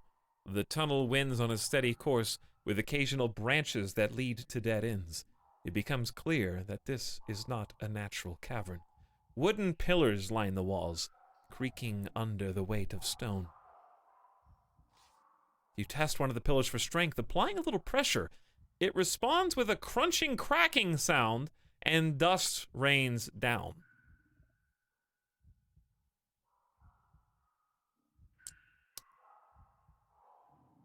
Well, I guess we go forward. You move slowly forward through the dark. Being careful not to lean on the pillar, you keep one hand on the wall to your left and allow it to guide you. Then your foot strikes something hard. Not a rock. A length of metal, perhaps. You reach down and feel for the object. A long metal spike with a wooden pole at the center. A pickaxe. Someone has been mining down here. A few steps further on, you collide into a wooden wall that reaches from knee height to neck height. It appears to be on wheels. A minecart. You reach over and into the cart, hoping to find some treasure or valuable metal, but it's empty. Not even any discarded rock. You push at the cart, but it must have been here for an age. It moves an inch and then the wheels stick fast. The squeal of rusted iron echoes like a scream through the chamber.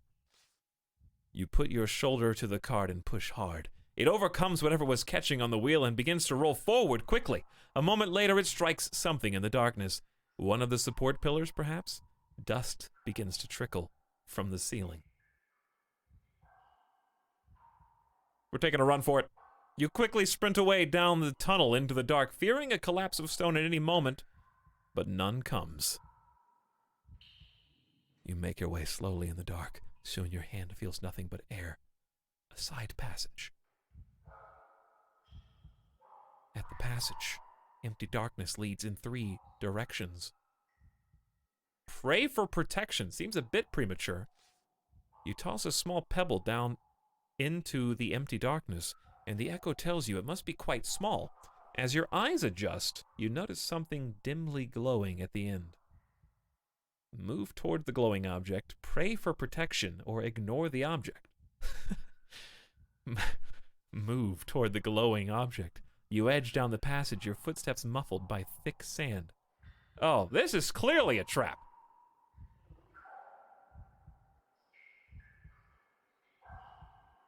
It's a fish. You think it's a fish, Minkfer? Flying through the air? You trip over more abandoned and broken tools. Then you're close enough to see a curved golden object pointing from a pile of rubble. This is the source of light, which is pulsing softly. Beside the pile of rubble are 2 large shapes that look like jars. Lots of opportunity to pray for protection here. You know? What am I supposed to make of that? An artifact glowing in the center of this wide chamber. 2 large shapes that look like jars can be moved, or we can pray for protection. How about before we pick, I'm going to take a quick BRB since it's been like 3 hours. Midas knows the word BRB, by the way. Yes, he does. He's very smart. Yes, he's been trained. He's been trained. He came right over. Immediately. Hey. What are you doing? Is it snack time? Is it time for a snack? Midas was very nervous yesterday. He was so nervous because I left him alone because I went to go see a couple movies. So he was like, don't do that. Don't leave me again. He was crying. You can't leave me at home. I have to come with you. Yeah, I'll tell you about it when I come back in just a moment. So. Oh my goodness. Can you hear that? Give me just a minute, guys. Gonna grab a drink. There it is. All right, gonna grab a drink. I don't think there's any conflicting music. Oh my goodness. Why are you so squeaky? Why are you so squeaky? Is it that bad? He's so noisy. He just wants to lick. All right. Thanks for. Whoa, careful there. Careful there. You almost died on stream. Did you see him almost like fling himself on? I mean, you wouldn't have died, but it would not have been comfortable for you to land from that high up. Midas trying to jump off my lap. Do a little dog cartwheel. All right, be back in just a couple minutes, guys. Thanks for your patience.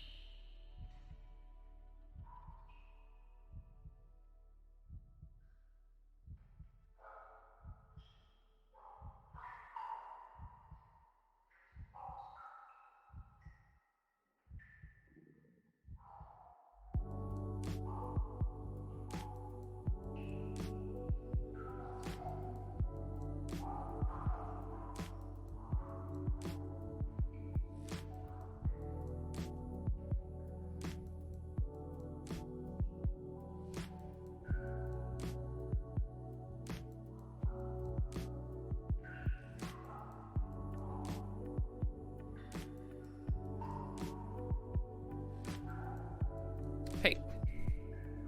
All right. Anyway. Went to see 2 movies yesterday, chat. And I had a great time. We saw, well, I've seen a few movies in the last few days. Saw Ant-Man and the Wasp on Netflix on, like, Thursday or Friday last week. Saw Captain Marvel yesterday. Then saw Endgame yesterday. So, I drank the Kool-Aid. Full stop.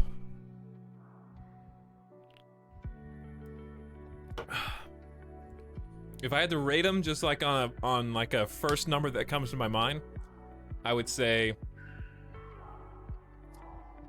Ant-Man and the Wasp 8.8.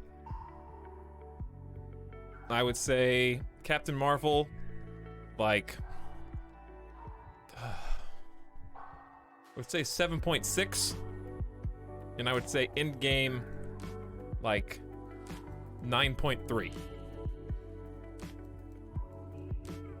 That's just the first numbers that come to my mind. There's no, I can't, like, if I stopped to sit there and, like, dissect each movie, I could probably, the scores might change, but just, like, gut reaction.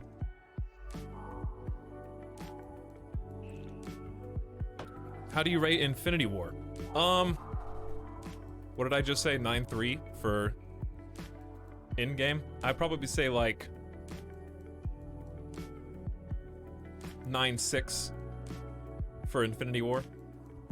That doesn't mean that Endgame was worse, it was just different, in a good way.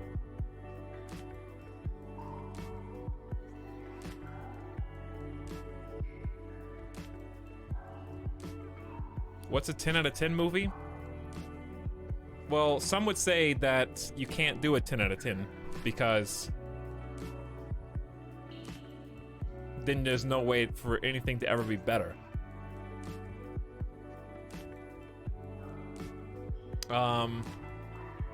So I would say my favorite movies of all time, I would say a 10 out of 10 movie is Mad Max Fury Road. For me.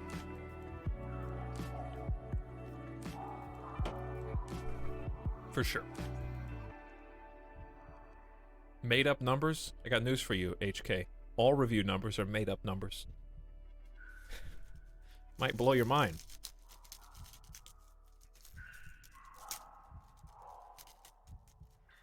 But that's how that works. My boss ranted for a good 20 minutes in company meeting today about how they changed in-game too much. Wow.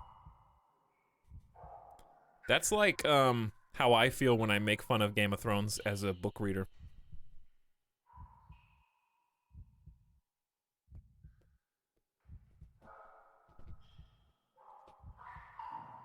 Except, it's not, because everyone's the hero of their own story.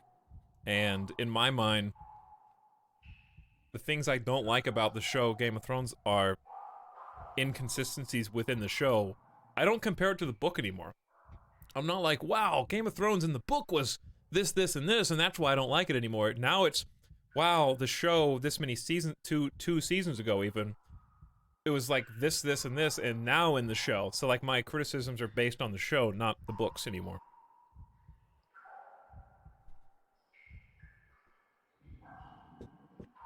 Would you recommend I watch Endgame having seen nothing but the original's Avengers movie? No. I think Endgame is not a universal...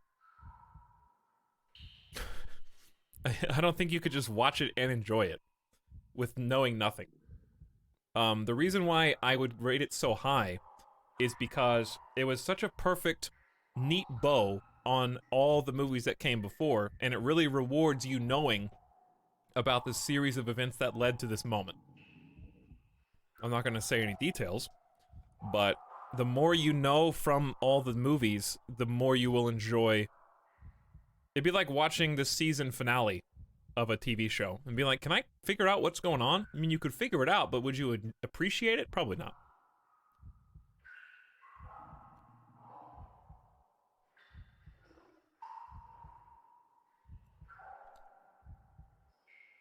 Yeah, they just kind of throw you right into the deep end. I would agree, Lemon Thunder. There's no like previously on. You just go in.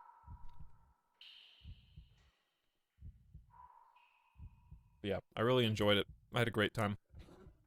I've become obsessed. I'm so happy there's less than 2 months till the next Spider-Man game. Or Spider-Man movie. A Spider-Man game's coming out. Get a closer look at the artifact. Move the jars aside. Pray for protection. Also, it's really hot in here. Give me 1 sec. It is like hot in here. Sorry.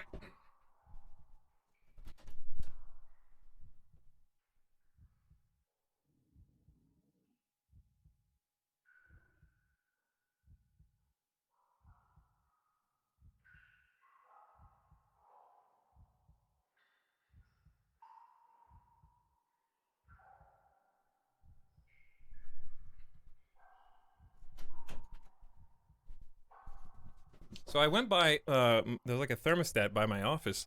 On the way up, I was like, I need to turn that down. So I bumped it down 1 degree. It was 74 ambient temperature Fahrenheit. And so I bumped it to 73. And I was sitting here talking to you guys, and I was like, that's strange. I haven't heard the air conditioner come on. That's odd. Maybe it's turned off. So I went back to check it. Now the thermostat says that it's actually 73. So it lied to me. One of those two things was a lie. You can't just change the temperature by 1 degree without the actual conditioner coming on. Doesn't make any sense. Okay. Move the jars, get a closer look. Let's get a closer look at the artifact. You edge around the jars as you try to get closer. It's a horn. The dim glow makes the rest of the cavern dark, and you trip and stumble as you approach. Whatever it is, it's clear it is infused with magic and must be quite valuable. But it seems to have only been halfway freed from the rock. The wall feels smoother in places, like you're feeling a built wall instead of a tunnel. The ground here also feels different.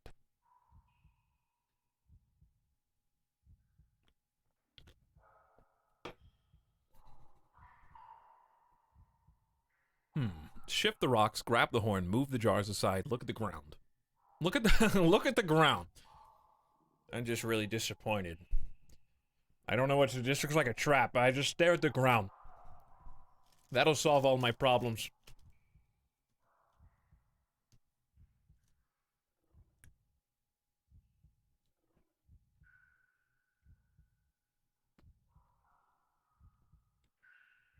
Just grab the horn. Seems like a huge mistake. Move the jars, look at the ground. Let's move the jars. You pick up one of the large clay jars to move it aside, giving you more room to work on the rubble surrounding the horn, but in the darkness you trip over a pickaxe and the jar tumbles from your hand, shattering on the ground. In the blue-green light you can see sand spilling out.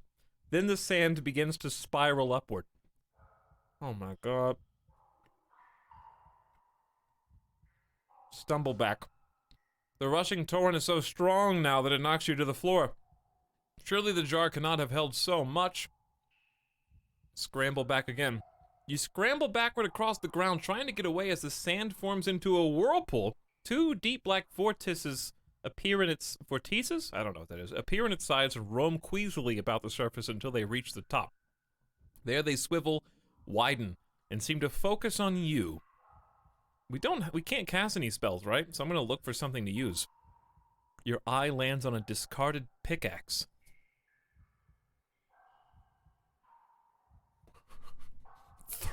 Throw it at the creature. You grab the axe and toss it at the creature, but it passes straight through. Then is sucked back inside the vortex. The axe swirls around inside at violent speed before being smashed to pieces and spraying in all directions. The sand vortex is very close now. It is cornering you against a pillar. Kick the pillar. Steeling yourself, you kick the nearest pillar. The soft wood creaks and crunches but does not break. The swirling creature snatches up a long iron spike from the floor. It begins to shoot around at incredible speed. Kick it again. Bolder now, you kick the pillar again. It snaps in half, flying into a second pillar and knocking it over. The creature hesitates, its swirling body slowing for a moment. Run left, run right, duck under the broken pillar.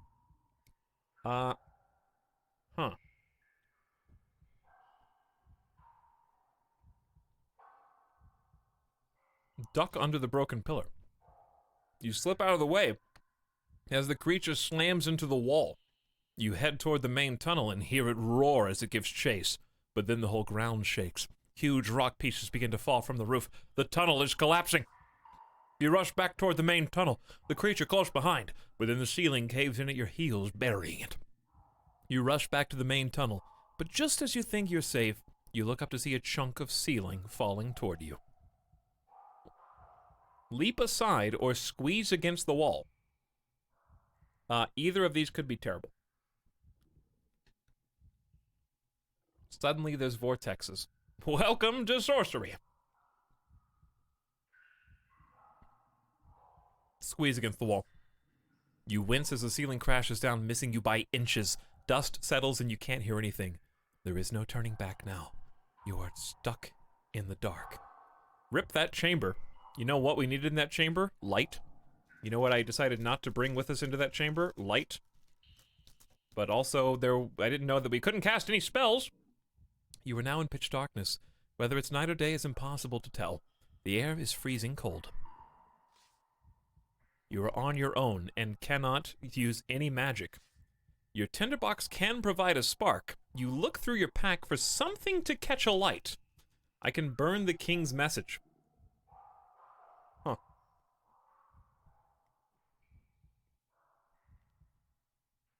A bit late for that, isn't it?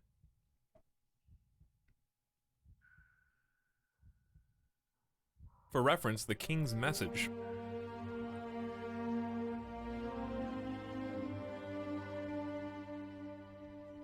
Do we really need the king's message anymore? I wish I would have burned it earlier, but I don't feel like a piece of paper is going to be light for very long.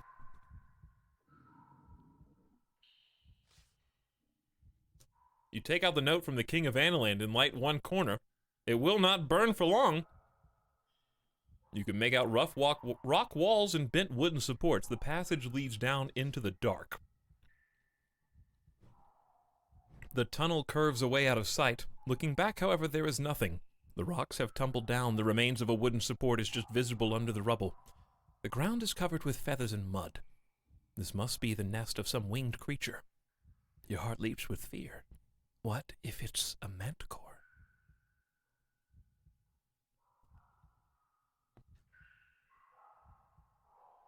What if it's a manticore? Burn your spellbook! Please no. Please do not make me do this.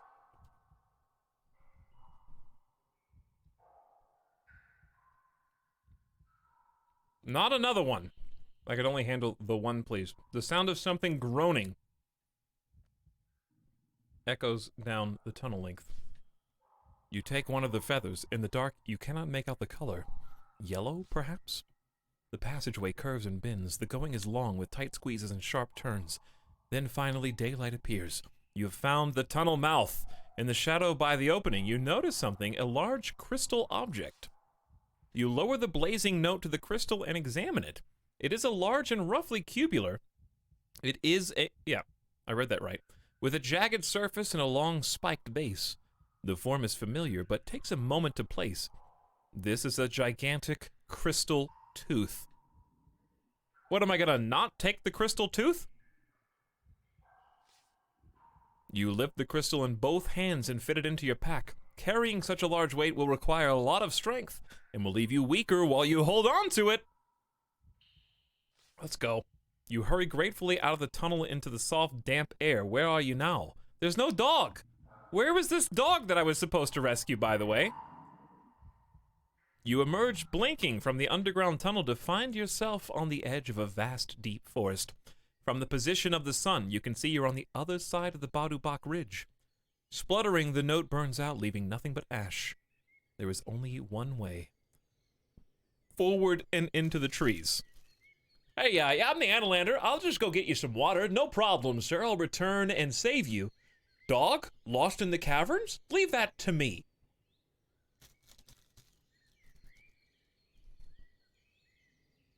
The ambitious, if misled, hero. He really wants to help. He does. He just can't. And it's very sad.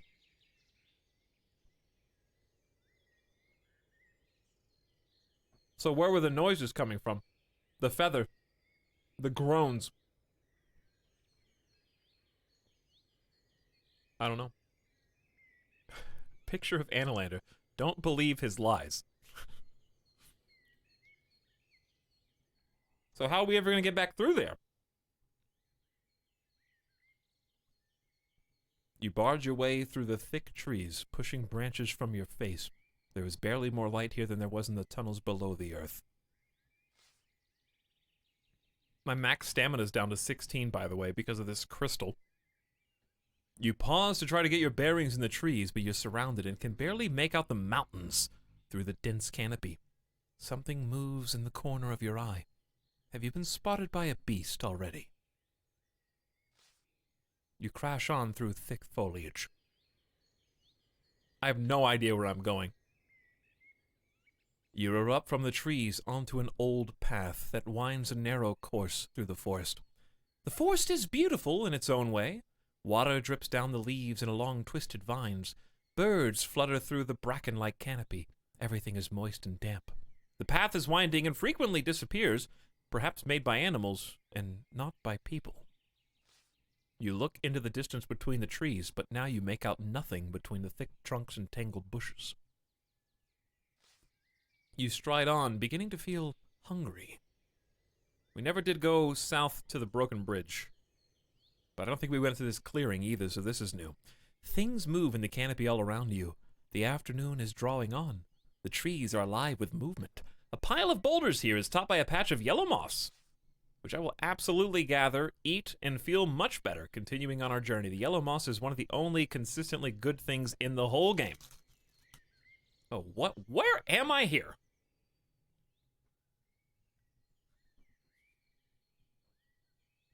What is this? It was a very strange dog. Was the dog what was roaring in the cave tunnels? I don't understand. Apparently. The path winds tortuously through the forest. Slowly the sun begins to make its way back down the sky. You emerge from the trees into a clearing by a low hill. You'd be unwise to stay here for long. Well, this looks cool. I have no idea what it's supposed to be. Looks like some kind of witch hut with a crystal ball in the middle. I don't know. Huh. Let's check it out. Skirt the hill is the only option at the moment, so we shall. You skirt around the north side of the hillock. There's something quite artificial about its shape. Its sides are almost perfectly smooth. There's definitely something strange about this hill. Yes, I know, there is something strange. It's like I can see through it. You decide to make a full circuit to see what you can find. As you pass the southeast side of the hillock, you come across an incongruous wooden doorway set into the curvature of the hill. You step over the doorway to examine it more closely. So this is supposed to be like a big hill around a hobbit hole. The door is made of heavy wood, carved with various runes and symbols in a language you do not know. What spells do we have on offer, huh? Boom.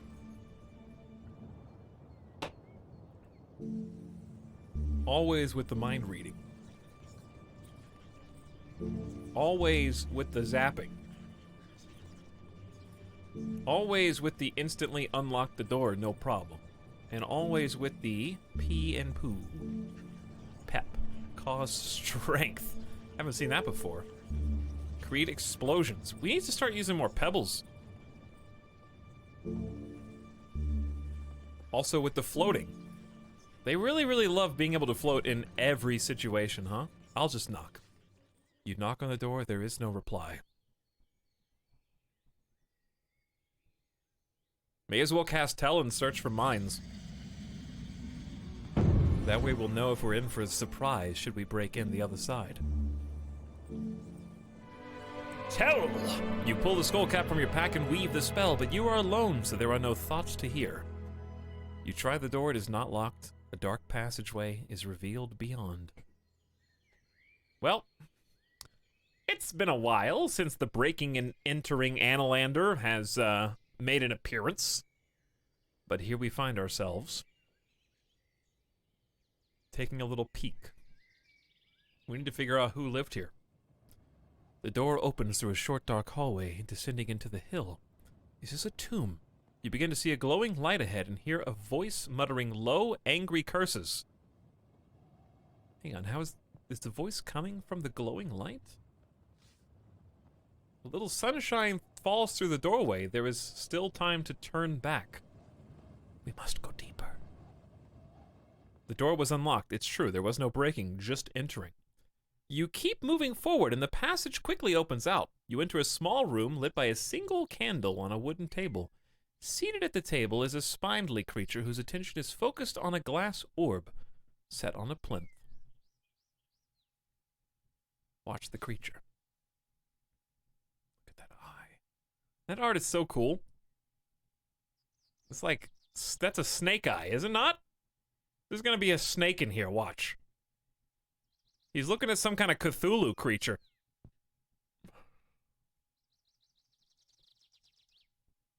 Hopefully no murdering this time. Hopefully no murders, please. You watch the creatures stare into their orb, which swirls with colors and shapes. It mumbles something quietly. You open your mouth to announce yourself, but the silence is broken by a squeaky voice. A squeaky voice. How squeaky? How squeaky are we talking? How squeaky, indeed. How squeaky!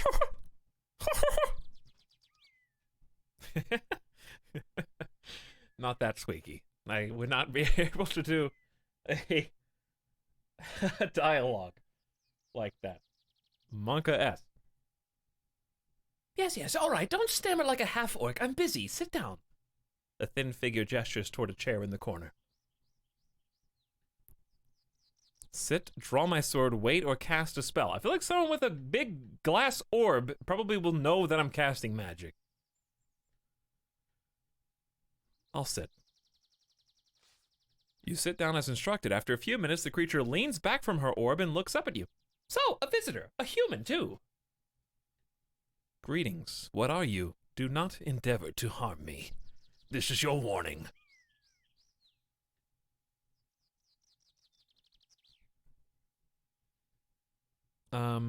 Greetings.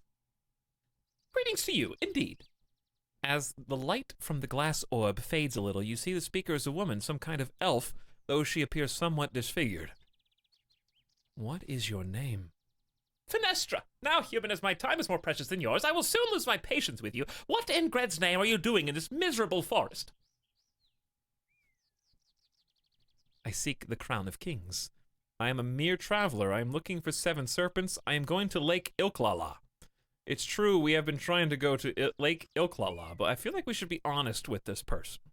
Lake Ilklala leads to this edge of the map that we're kind of ultimately trying to get to. But we do have a beacon here that lets us eventually fast travel backwards once we get there. And another beacon up here by these ruins.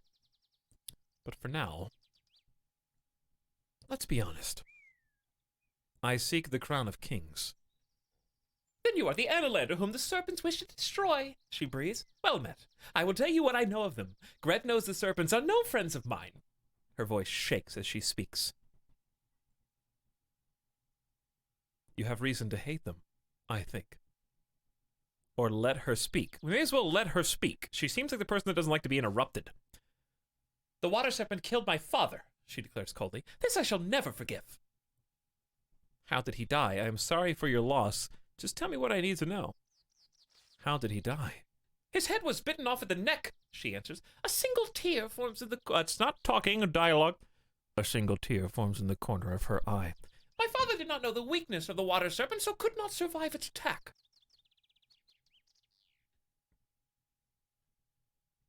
I am sorry for your loss. I already know the water serpent's weakness. She nods. From her cloak, she produces a flask of oil. Water and oil do not mix. Now I keep a store, so I can spare this. Thank her, make no promises, I will avenge your father. Well, they're really painting a picture of the serpents not being good. You know what I'm saying? We haven't run into one today. I'm surprised at that, to be honest, but we just need to keep exploring, and perhaps we will. Why would I vow to avenge her father? I'll make no promises. You take the flask of oil, but promise nothing. Her eyes flick back down to the orb. And is that all? She asks. What are the weaknesses of the other serpents? I am going to Lake Ilklala. I am looking for 7 serpents. I just may as well say I'm looking for them. Do you know of them? She stiffens. I do indeed. Here's what I know, she replies. The The Serpent of Earth must stay in touch with the ground. And one more thing. Fenestra glances at the glass orb on her table and then back to you. She appears to be deciding whether or not to trust you. Finally, she says, the goddess Throth is the mortal enemy of the Earth Serpent and can help you defeat him. I hope this will prove of use to you. The orb on her table swirls with color ever more violently. Fenestra sits up sharply. You must go, she declares. I have work that must be attended to.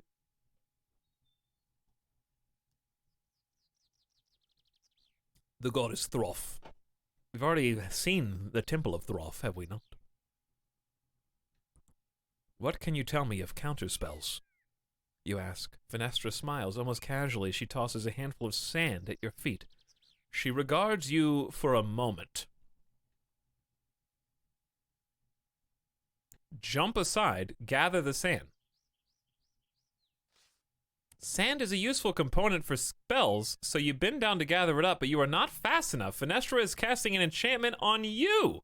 The sand at your boots begins to swirl in a narrow circle, growing faster and faster. You feel a terrible force sucking you downward into the ground. Fenestra cackles suddenly with glee. Plead for mercy, grab onto the table, give her money, or pray for aid. Excuse me? There is no aid Korga might give you now, even if he would choose to. Well, what?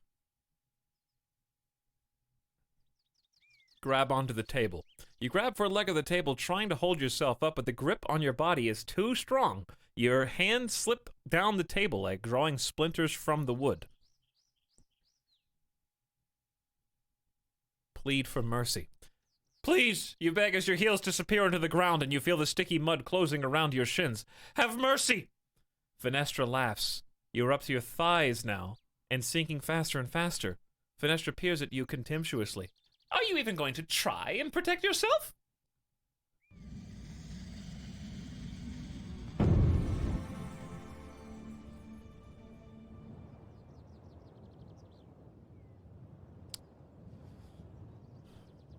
It's gonna be like that, huh? It's gonna be like that, huh? Chat, do you think I'm in danger right now? Sense danger. What do you you think I have any... could go either way. You know, I could be in danger here. Possibly.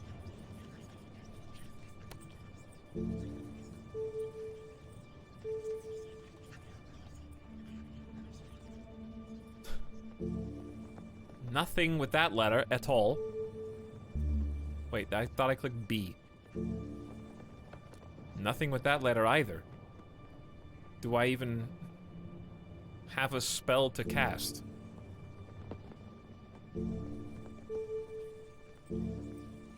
Force field? I still get sucked down. Summon darkness.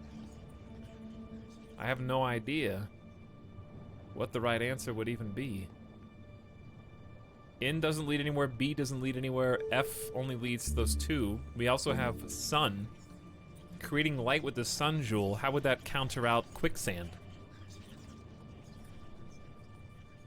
I think a force field is my only play.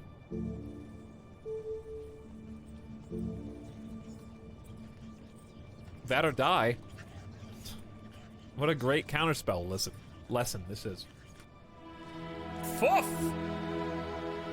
You cast a spell, forming a shimmering force field around your body. You should be protected from all but the most serious injury now. The shell is quickly filled with sand grains, disconnected from the gathering whirlpool. The two spells are tearing at each other, and after a moment, both fizzle out.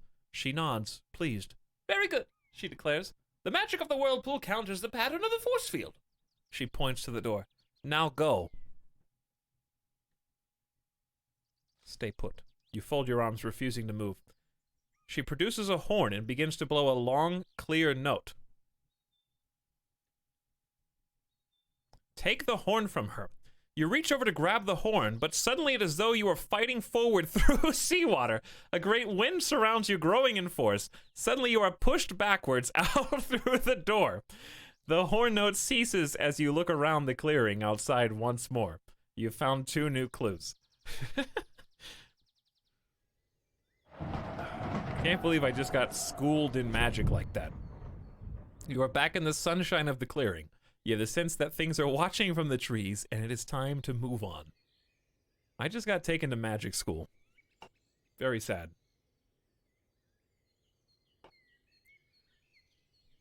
Let's see what my new clues are, yeah? The Earth Serpent becomes weakened when it loses contact with the ground. Throth is enemy of the Earth Serpent. Let's keep moving. I just need to figure out how to save. I need to find a body of water. Isn't there? Ooh, there's lake water right there, chat. There's lake. We're gonna go get that lake water, and then we're gonna go help the dude. That's a great plan. You walk between the trees. With a pop, your force field shimmers out of existence. The sun has almost set, and the sky has turned deep purple. It'll be dark soon. The path passes by a heavy thicket of tangled branches. The dense bushes curl up around themselves in a tangle. Peering between the branches, you can make something covered over. What spell would I even cast here? Can't you just go back in and get the horn? Maybe she's the one that stole the horn via that little kid. Maybe I gave her the Gale horn, and then that was my horn that she just used to kick my ass out of there. Tell's not gonna help. No way. I don't see anybody to resurrect. Sharpened blade. Apparently is a temporary fix. I don't know. Could be permanent. Might be worth checking out. Big might give us the strength to pull up the roots. More floating. Danger.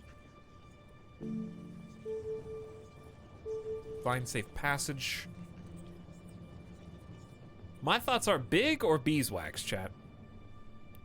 I'm gonna say save beeswax for an actual proper fight. Let's go big. Big! You weave the enchantment, inflating to more than twice your usual height. From deep inside the bush, a bird erupts. You jump back smartly and it flaps up into the sky.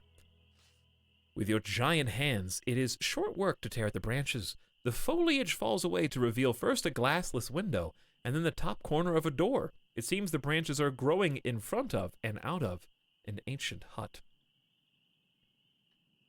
Use my old sword to cut it free. Can it even do that? You pull out your Analan sword before you continue. Then resume cutting until you have uncovered the door enough that you might be able to pull it open. You blunt the old sword edge. Before going inside, you think to peer in through the window. You can make little out through the thick foliage that continues inside, but it seems the hut is otherwise empty. Then for a moment, something seems to move. But looking again, you see nothing. You heave on the door, hauling it open. Ancient dust spills out into the forest air, and a million crawling things scuttle from holes in the ancient wood. Why would you click The air from inside the hut is old and stale, but does not stink of death, decay, or animal. You look about for where to go. Show me the millions of crawling things. You move to step into the hut, but you cannot fit because of your giant spell. So you wait for it to fade, enjoying a moment of peace. Once back to normal size, you step inside. There are patches of yellow moss growing on the back wall of the hut. Of course, pull up a handful of the moss. You chew through and it fills you with strength. I love that yellow moss. Look around, cast a spell. Let's look around first. In the thin sunlight through the windows of the hut, you can make out writing on the far wall. This is the house Etalyx built, and in its doorway, blood was spilt. But that blood has dried and gone, and poor Etalyx is still alone.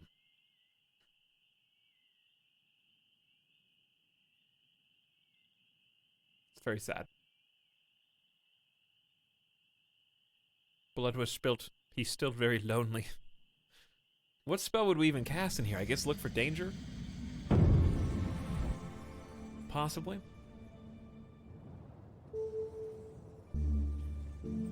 Cause depression. We found him alone. So, instantly, I might do it just to see what happens. Heal disease. We don't have one yet. Don't curse me in this way. Far instead of fall. Lots of future seeing if we had that ability. You know what? Fine. Here you go. Cause depression to the house. Sap!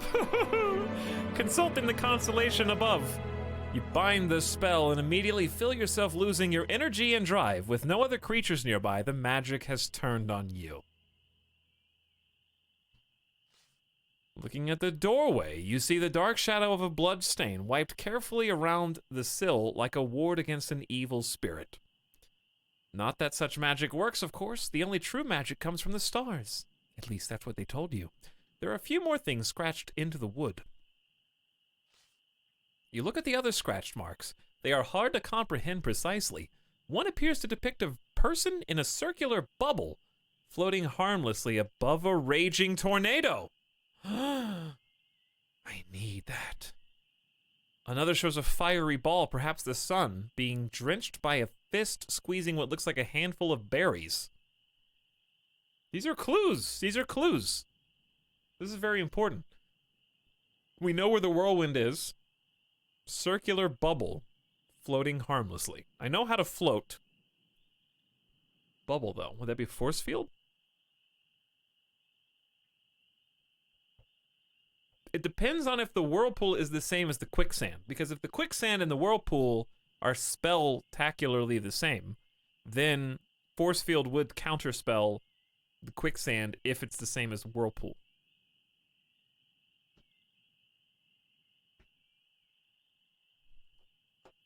Another shows a fiery ball. Perhaps the sun, perhaps not, being drenched by a handful of berries. I already ate berries. I ate a bunch of berries. Let's search the corners of the hut. Looking into the dim corners of the hut, you uncover an old vial of water. As you lift it to the light, it gives off a very faint shine. In your mind, you feel Korga's gentle voice. The water in this vial is blessed to the god Gred. What does that mean? What am I supposed to make of that information? Korga is trying to tell me that this water is blessed to the god Gred. Greed? Is that supposed to be greed? If I keep it, is Korga gonna leave me forever? Let's find out. You place the vial of holy water into your pack, a lucky find. Lord Gred. Judge Dredd's deity sibling. Wait for night, cast a spell, go back outside. It's still not quite nighttime, but it might be a good place to chill.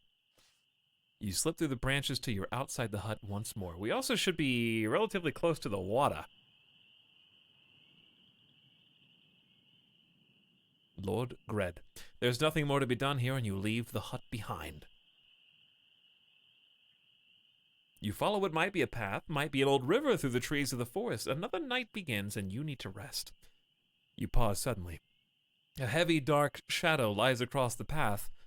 A rock, perhaps, or a gap in the ground, or a tail. Well, we've proven that we cannot communicate well with Snaticats. I think this is a good opportunity to create some light. Sun! You move the stars into alignment around you, and the sun jewel in your pack pulses and throbs with brilliant, blinding light.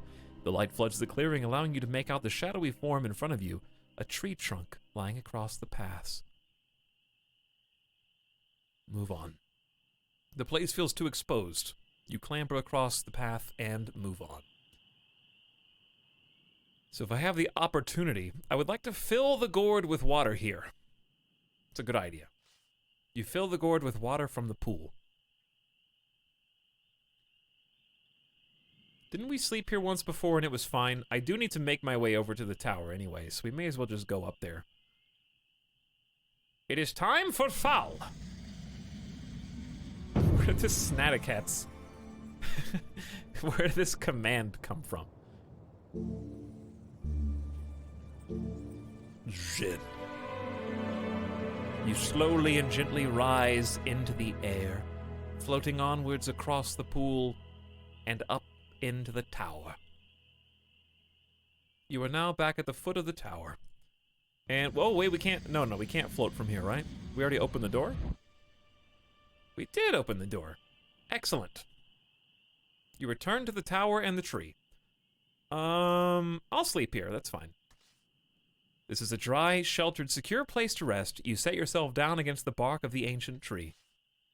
You close your eyes and let tiredness overtake you. You seem left alone here, your night untroubled by dreams. Day 15. You lost 2 max stamina. You did pick up a giant crystal. And you found 2 new clues. So at least we made some progress. Time to move on. So we have water, but it's holy... No, we have water in the gourd. We have water in the gourd.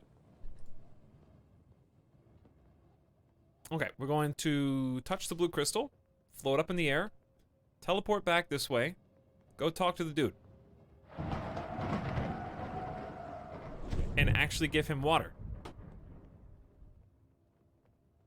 Alright, do I have to... Can I climb down?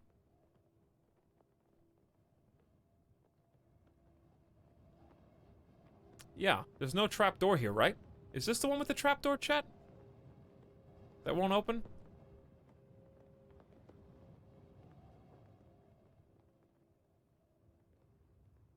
I love how every stream Etalyx discovers a command he didn't put there. It is still a trapdoor, so I have to use a stamina to fall down safely. Still. But let's just do the thing. Let's do this one last time and actually go up and try to open the trapdoor with the key. So we don't have to keep wasting stamina for no reason on fall. Alright, we toss ourselves over the parapet, jump on down, into the ground, and then we go up the base of the tower. I don't know if we've seen this. The inside of the tower is cavernous and empty, but for a stone staircase that spirals around the walls. Dark vines have grown up inside the tower and form a thick matting across the ceiling. You search around the edges of the room, but can make out very little in the darkness. This tower is windowless, and so lets in none of the daylight outside. You know what to do? Oh, you know what to do? Abuse that sun jewel. Sun. The light brightens the interior gloomy surroundings. You see things a little more clearly, but nothing unusual jumps out. Instead of going through the hatch, you use the light to poke around the corners of the room. You find little of interest until you stumble over what appears to be an old traveling pack. You open the pack and are surprised to find the brand of Analand leathers inside the top flap. Digging inside, you find 2 stoppered vials, which, by the way, I guarantee you, if you had kicked, they would have broken. And who knows what would have happened. Examine the purple vial. You lift the purple vial and shake it in the lift. The liquid inside is thin, but shines slightly. You recognize it, of course. It's blimberry juice, and you put it into your pack, an excellent find. The brown vial has thick oil that you do not recognize. You unstopper the vial. A heady, woody smell fills your nostrils. This is the essence of bark, much like the one you acquired in Corée. A good thing you did not try to taste it. I don't even know what this does still. Don't tell me, chat. We'll figure it out eventually. Game thinks it's a good thing I didn't taste it, so maybe it's... I assume it's poison. It has to be poison, because we had the option to poison that other guy before, and I have essence of bark in my pocket. You close the pack, satisfied with what you found. Cutting down the vines. I don't want to ruin my sword anymore. They're gonna make me...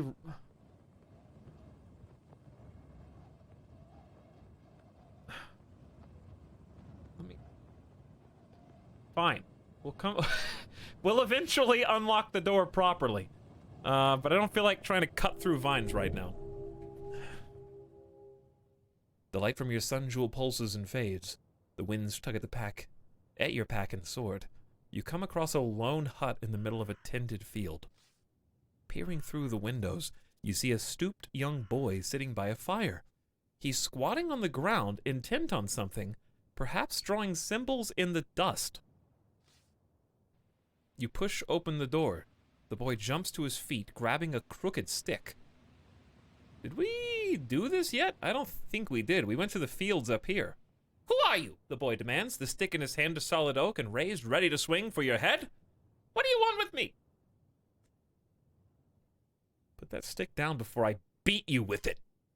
You little munchkin. I mean you no harm. Who are you?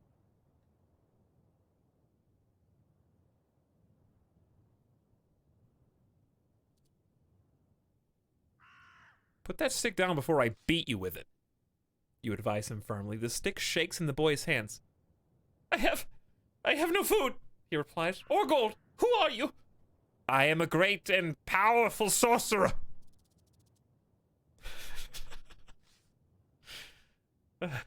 Oh, that's all right then. The boy smiles with what appears to be relief. Please, he says, gesturing you inside. Come and share the fireside. It's all I have, but you're welcome to it. He props his stick by the hearth and gestures in welcome. Great and powerful sorcerer.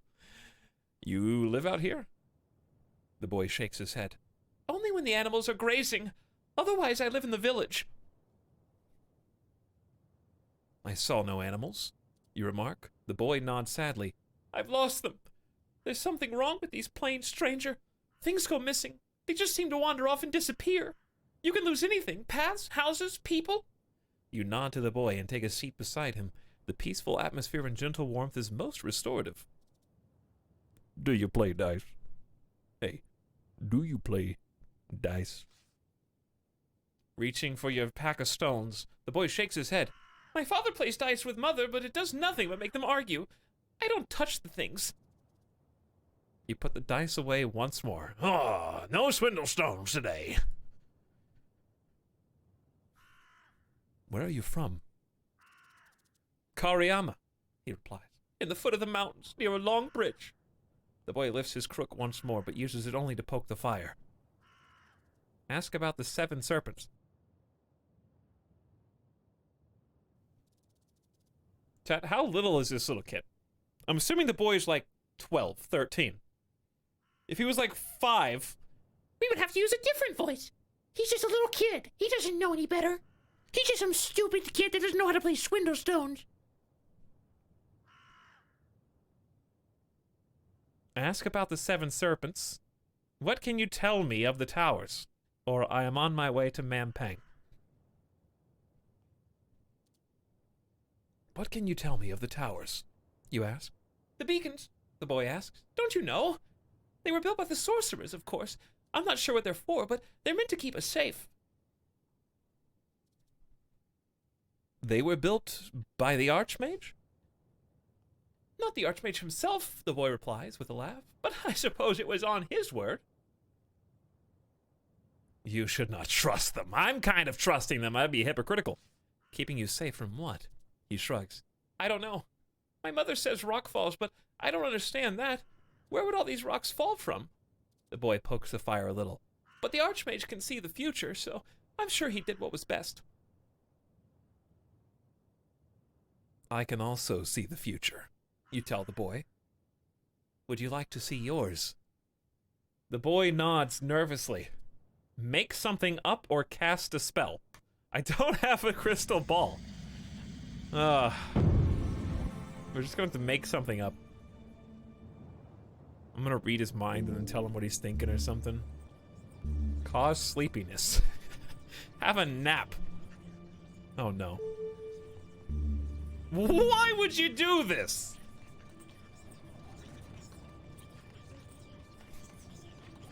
Cause depression in this little kid? Of course you can. Cause slowness. Open locks and doors. Again with the floating. Even though you're supposed to be able to cast far here. I think we just read minds and go with that. Let's read his mind. Tell. You bind the constellations into your design around you, pulling on the cloth skullcap as you do. In his thoughts, you hear the prophecy he is expecting to hear, the same as that of Elthira, of a desert wilderness and the death of all the land. You take the skullcap once more. The boy watches you expectantly. I see you as an old man with 7 children. I see you as a great warrior fighting the giants. I see this land as a pale and empty desert. Stop giving these poor kids depression. You're gonna be real sad. So he's expecting to hear this land is a pale and empty desert. I think I'm just gonna lie to him. Why not? I don't want to make this kid super depressed. I see you as an old man with 7 children. The boy laughs. 7? But it is clear he does not believe you. Thank you for trying to make me feel better, he says. But I've lost my goats, and I'm for it. It seems he does not feel like talking further, but turns to stare into the fire. You bid him farewell and leave the hut. Okay. So I believe this is where the old man, or the man who stole the goats, was. Does that mean the goats have to be somewhere on the map? There's too much goat talk for the goats not to be here. Look for the head. Hey, are you there? You call out. I don't remember what this guy talked like, so he's going to have a new voice. Do we have any description? Give him the Blinberry potion. That's interesting. Give water, talk, or leave it. Did you bring water? Please say that you did. I'll give him some water now. You open your pack and take out the water gourd. What if I gave him the holy water on accident? The head follows your every movement with insatiable curiosity. Then it throws back its upper jaw in excitement. You squat down and pour the water into its mouth. It coughs and splutters, drinking to clear its mouth, but not wanting to stop. Wonderful, it declares. You have no idea how wonderful. That'll keep me going another day at least. I want to know what you are. I want to know what you're doing here. What do you know about this place? Have you heard of the 7 serpents? I want to know what you are. I thought I told you. I'm a thief, but they caught me. What do you know about this place? What, this place? It's a punishment field. I have no idea how many other unfortunates are here. You can't even see them. And they quickly learn to be quiet. Why are they quiet? You ask. Well, sounds attract animals, the head replies. Lynch bugs, spotted beetles, harpies. Not like we can defend ourselves. He smiles thinly.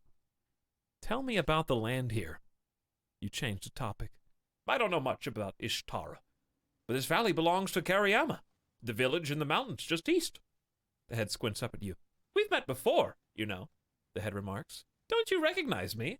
I recognize you. Where did we meet? You demand, puzzled. You're sure you would remember a talking disembodied head had you encountered one before? Well, the head replies, if you don't remember, I'd best not remind you.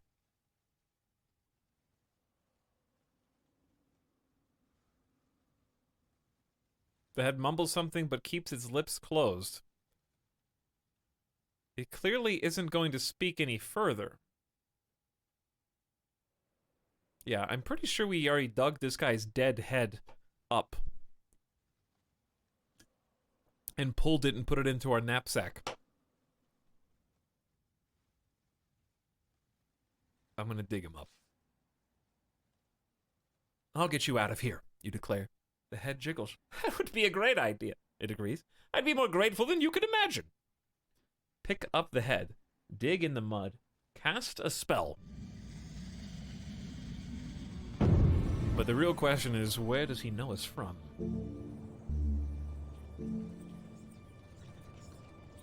Why is that even available? What am I teleporting here? Creating quicksand. Protection from magic. Always with the depression. Big, and that's it. I guess Big would probably teleport the head out of the ground. Let's do the thing. 6 of us could probably dig faster than 1. Sap! You cast the enchantment over the head. Its smile begins to slip and he sighs. I suppose I'll never get out of here. It was too much to hope that I might.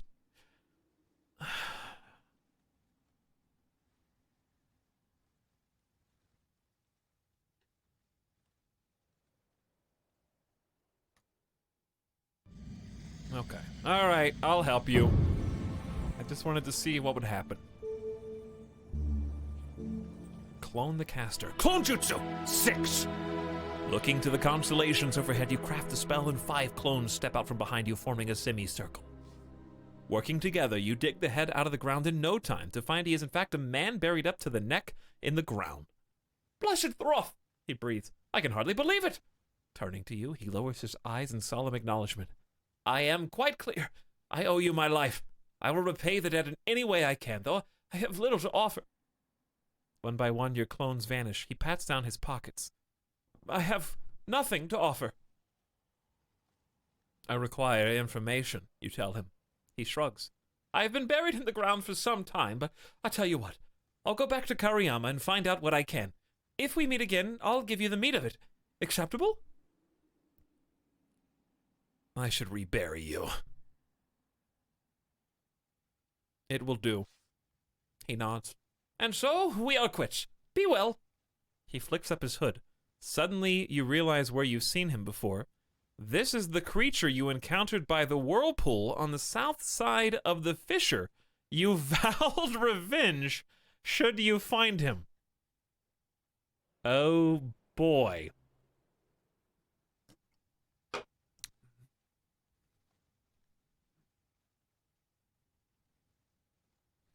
You did remind me that I vowed revenge should I find him. So, wasn't this the person that stole the face? No, which item did this person steal? There were 2 thieves. The one by the whirlpool stole the item we've already got back. But that was in a different timeline, and how would he recognize me?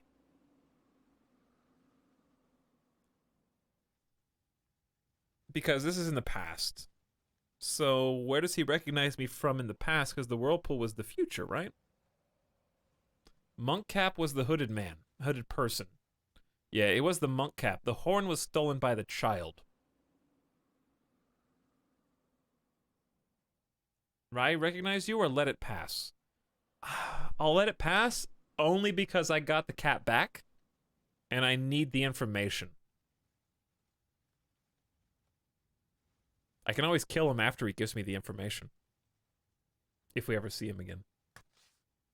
You step back and gesture at him to leave. The moment of revenge has passed, it seems. Then, with a flamboyant wave, he takes off across the field at a run. After a few paces, he seems to trip on something, but he quickly gets up, apologizes to something you cannot see, and is gone into the mists of the backlands. Apologizes to something you cannot see.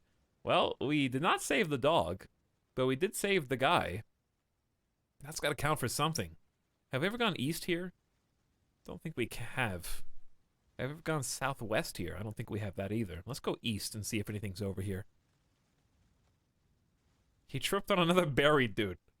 The plain turns to rock and stone. The sun is beginning to lower. The air begins to cool. The path traces the border of the Badubak Ridge. A shift in wind brings the scent of roasted meat from somewhere north, and you walk forward. Perhaps we should just go touch the stone over here and fast travel somewhere else.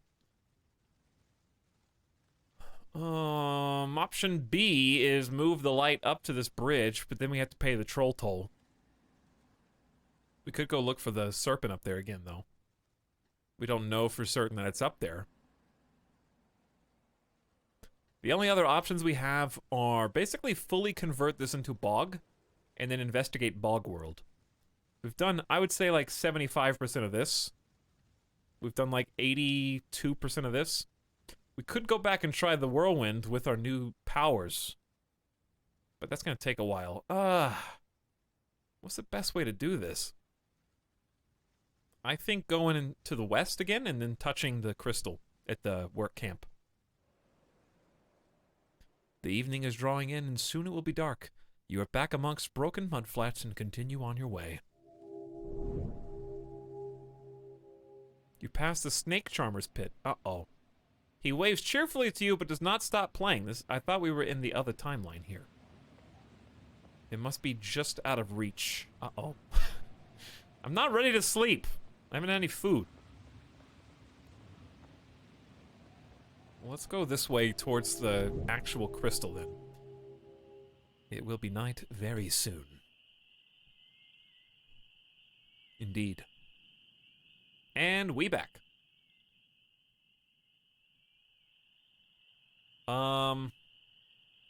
Problem, how do I get up there without hacking at the vines? Rest here, smell. We may as well rest here first. This is a calm, sheltered place. You should be protected from the elements and from creatures at night, but you have not eaten yet today. You have no provisions and only a single vial of healing blimberry juice. That's okay. You close your eyes, forgetting your troubles, and do not dream. You found no clues, but you may have set up a clue for the future.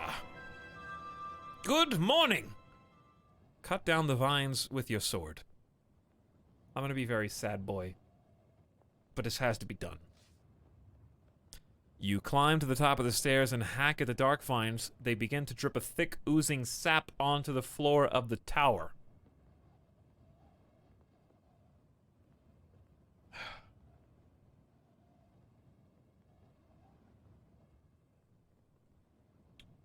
Is he a time traveler? Maybe. Could have been. Hey, Demon Hunter, what's up? My birthday was yesterday. Can I get a happy birthday? Happy birthday, Demon Hunter. Not sure how old you are now, but congrats on growing 1 year more in your incubation chamber. One day, may you successfully unplug.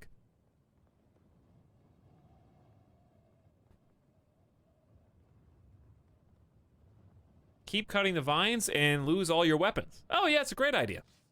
You slash again at the vines across the roof, uncovering the underside of the hatch you saw from above. It is bolted shut. The sap now covers your hands and arms. It begins to cool and solidify. You open your arms wide to raise a spell, but before you can craft your magic, your arms set into position. Your magic fizzles around you, and you are left like a statue, both arms raised above your head. You are now trapped stiff, covered by solid casing. Tip myself over. It is a drastic circumstance which calls for drastic measures. Throwing your weight to one side and then the other, you begin to tip and finally manage to overbalance, toppling off the staircase. You tumble to the floor, and the amber casing around your body shatters. You are free once more. Enjoying your regained mobility, you hurry back up the stairs once more and pull the trapdoor bolt back. The hatch to the roof falls open, letting in a ray of sunshine. Now it's time to move. You could go back out to the plain or up to the top of the tower once more. We did it. Topple self downstairs. So if I was going to adjust the beam, we've kind of been to the little dude. We've freed the one head. We've been to the temple during the past, but not the future. I vote for bridge and tunnel. What do you say? Like this? Bridge and tunnel. And that's it? Okay, this should be the best of both worlds. Now we're going to touch the blue crystal, lifting upwards into the sky, and head somewhere else. So the bridge seems like the primary way to get through. However, it does mention that the horns of Ilklala are passable, but they're just cold and bitter. I wonder where you begin that climb. You might begin it, like, from the other tower, for all I know. But I don't think you would be able to shortcut from here to there. There is, like, some weird little notches that may be nothing. You might have to cross the bridge, because it kind of is reliant on you getting at least 2 different beacons shining upon it at the same time, marking your progress. All right, how do we feel about doing some swamp exploration, huh? We didn't really fully explore the forest of Snata, to be fair. Nonetheless. Did I miss the art stream? No, it's be on Saturday. So if you got anything you need to do, do it by Saturday and let me see. You are not too late. I feel like it's kind of difficult to get this to shine where I want it to.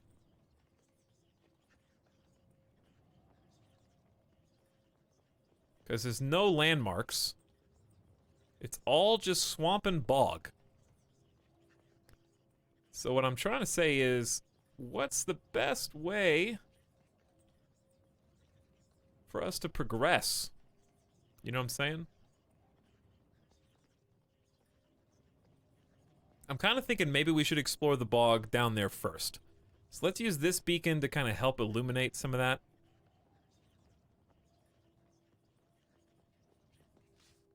Start at the bottom. Float up one more time. Kind of use these two in tandem, maybe.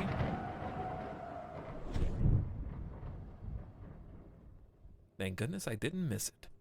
You have not missed it yet. Okay, so we don't want to...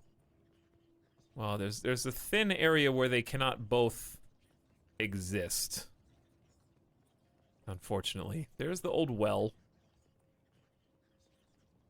I'm thinking this is a nice, maybe middle ground? What do you guys think?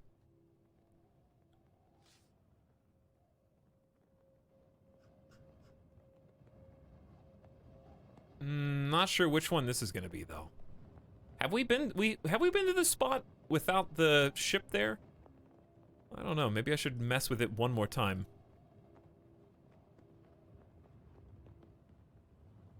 Like, have we been to the marsh version of that?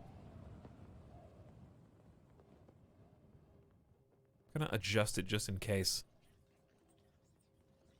Okay, now it's definitely covering where it's just bouncing around. I wish it was easier to overlap these. So be it. So be it! A little finicky. A little bit finicky. How did they do this in the game? Like, how did they do this in the book, you know? I'm trying to imagine what book 3 would have even been like. Hold on. Have we been back here since those specters tried to absorb me into the earth? I don't think we have. You set off across the hard ground. As the sun climbs toward its zenith, the wind picks up. The plains are empty now. The figures you saw earlier, gone. That was the time serpent, like, ate us here, basically. Consumed our soul. And we were rescued by a large bird as we turned into literal skeleton. You continue to march. North or west? Yeah, north or west. I'll go west. Towards this well. Somebody climbed out of here. You are back by the old well in the marsh. You starting to feel hungry. Okay, so far big nothing. So be it. The sun begins to dip, heading toward the horizon. Suddenly you hear a loud shouting and splashing from a group of reeds close at hand. Stand my ground. You stand your ground as the voices approach. You soon recognize them as marsh goblins. They enter the clearing, panting hard, as though running from something. Look at these characters. This is an interesting cast of marsh goblins. Misheard that as a VR stream? No, it's an art stream. How do you hear that as VR? Not a spotlight, it's a time light. It's a time spotlight.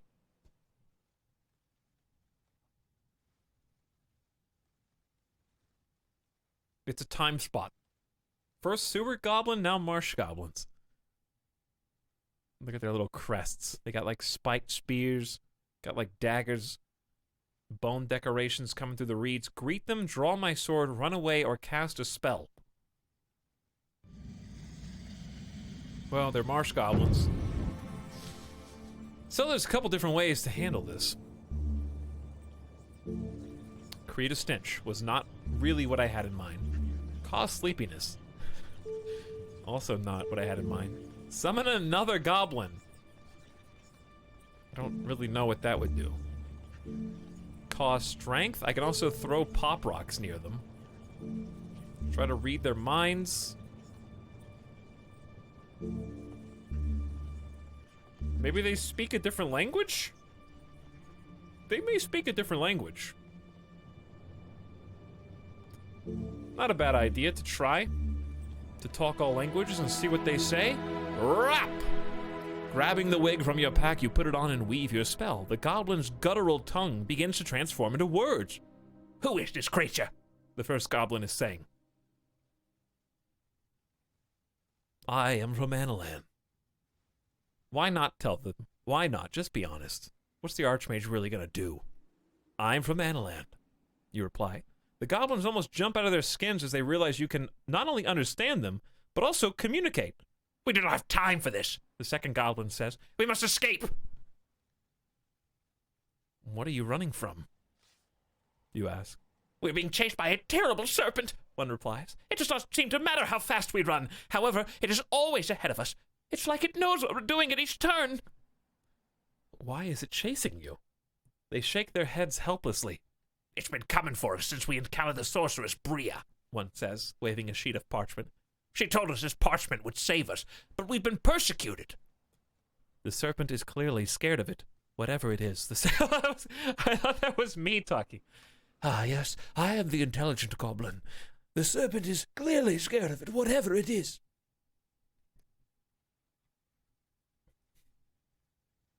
Which serpent is this? Give me that parchment. Enough talking. Which serpent is this? You ask. The goblin does not appear to understand the question. Which? One like this is bad enough. It seems to know our every movement before we know it ourselves. There's like 6 goblins, Chad. They have like 6 different goblin voices. Give me that parchment or enough talking. Give me that parchment, you command, or I will kill you. The goblins look from one to the other uncertainly. This parchment is our only hope, one goblin says. I am a sorcerer. I will read it for you. But it is of no use to you. Hand it over. I will read it for you. Listen. These goblins seem like nice enough folk, you know? If the serpent is chasing them, trying to kill them, I think we can all agree serpent bad. She told us this parchment would save us, but we have been persecuted. If I end up accidentally killing this time serpent, well, that's just too bad. This is how they are saved, so she was right. They run into me.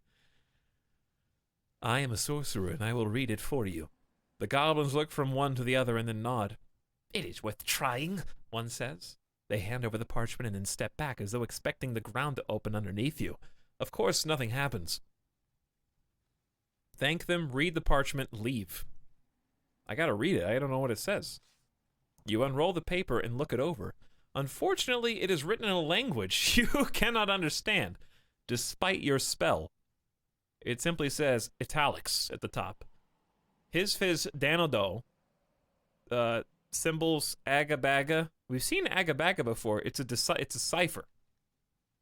So it's like M is that, O is that, G is that, O is that, L is that. So these are the same O and O. So it's like a cipher. Ooga booga. Didn't we read this? And then we got swallowed by the time serpent in the earth? Isn't that what happened? Thank them or leave them. Let's thank them. You thank them and they shrug.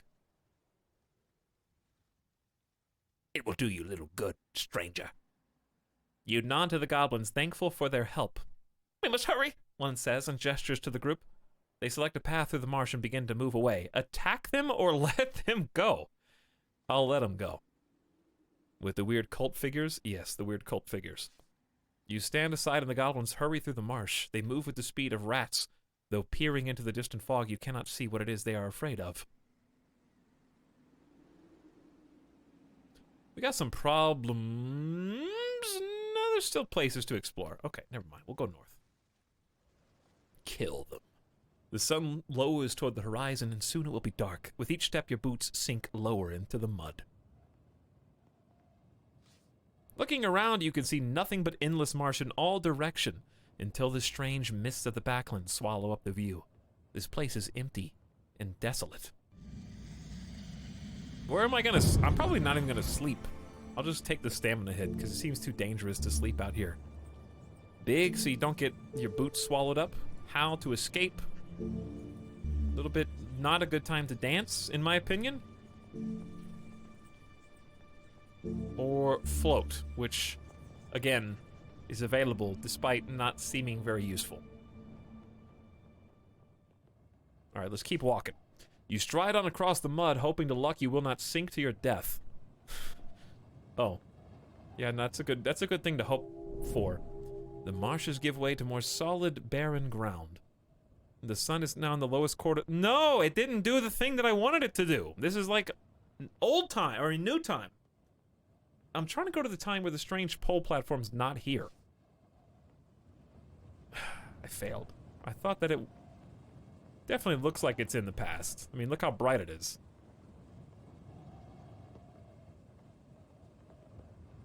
Maybe I can go back and it'll be back? I don't know. The steps seem to flood underfoot. The sun is almost set in the sky and turned a deep purple. It'll be dark soon. The ground is sloshy and thick with mud. A moment later, one of your boots disappears entirely, sinking into the muck as far as your knees. It's time for spells. Be cool if I could just zen over this marsh. Big might make us get even more stuck for all I know. In theory, Big should help you not sink, because there's more surface area of your feet to keep you above the mud, right? Because the thinner the thing, and you can only go so deep, like you said, it's a marsh. Float's not gonna help when you're already there in the mud. Howl is not gonna help right now. Jig is not gonna help. Why is Jig one of the options? I gotta try Big before it gets any worse. Big! You wind the starlight into shape around you, rapidly growing to 18 feet in height. The extra weight makes you sink further into the mud, but your longer stride should be able to keep you moving.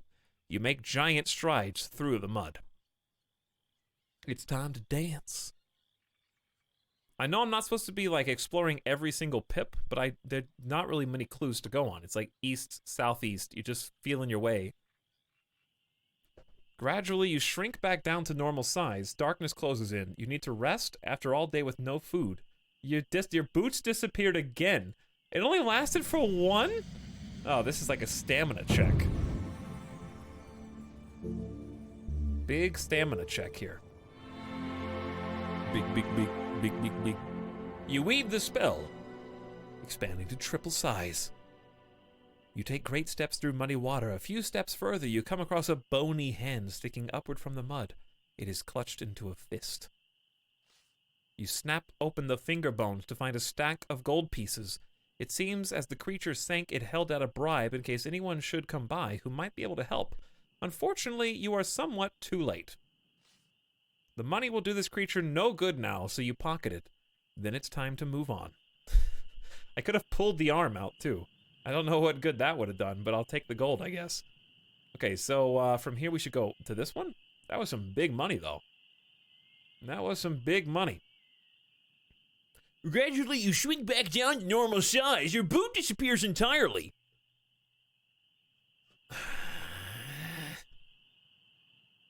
Just take my stamina. I'm not going. If there's a pray for aid, I'm just not going to take the chance at losing stuff. Well, the bribe worked on me. If I find an opportunity to go back and help that guy, then I will. You take great steps on through the squelching earth, making your way north. This seems like a big trap, like almost like you're not. It's gone again. I'm just gonna keep going and find out what happens. You push onward. One step sinks to your thigh, the next to your money belt. You are sinking up to your waist. Cool. Let's pray for aid. You close your eyes and raise a prayer to your graceful God. You feel graceful peace settling over you, and for a moment you seem to stop sinking, but there is still nowhere to go. You stay absolutely still. You are not sinking, but you are not escaping either. After a few minutes of this, you see the God of grace in your mind's eye. Your god is asking for forgiveness. It cannot save you this time. The whole world is turned against you and there is no harbor. You flail around for anything to catch yourself and grab a twisting root. The mud is sucking at your boots, trying to drag you into the ground. Oh, okay. Haul myself up. Oh, wait. Patience, chat, patience. You pause for a moment, catching your breath, hanging onto the root and waiting as the churning mud settles around your lower body. As the waters underneath fall still, the suction grows weaker. A few minutes later, you pull yourself out, covered in mud, but still breathing. But checking yourself, you see you have lost the black face mask from your pack. You turn to try to get it from the mud, but it has already sunk away long out of sight. Short of diving into the mud and drowning, you cannot get it back. Feeling regretful, you give up. You could have just paid 1 stamina to go big again, but no. You feel better now that you've permanently lost the black face mask for not once, but a second time. It will not extend far. You need to leave this marsh as soon as possible.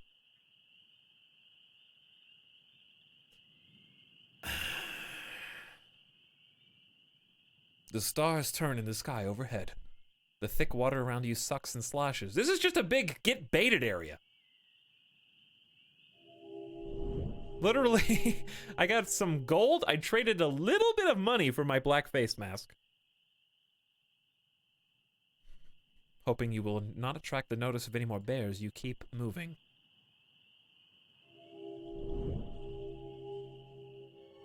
Day 17. You gained 8 gold and lost a black face mask and found no new clues. Good for you. And lost a whole bunch stamina. The path winds tortuously through the forest. In the distance, the sun breaks the horizon. You've been awake all night and are weaker for it. You catch a glimpse of a bright red snake through the trees. It seems to be watching you. You approach the snake, but it slips through the trees. This is not good. You walk on between the trees. The early morning sun makes the air glow.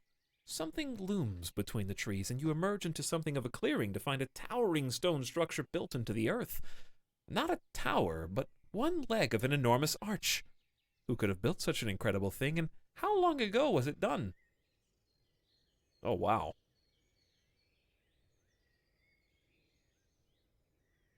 That is super cool.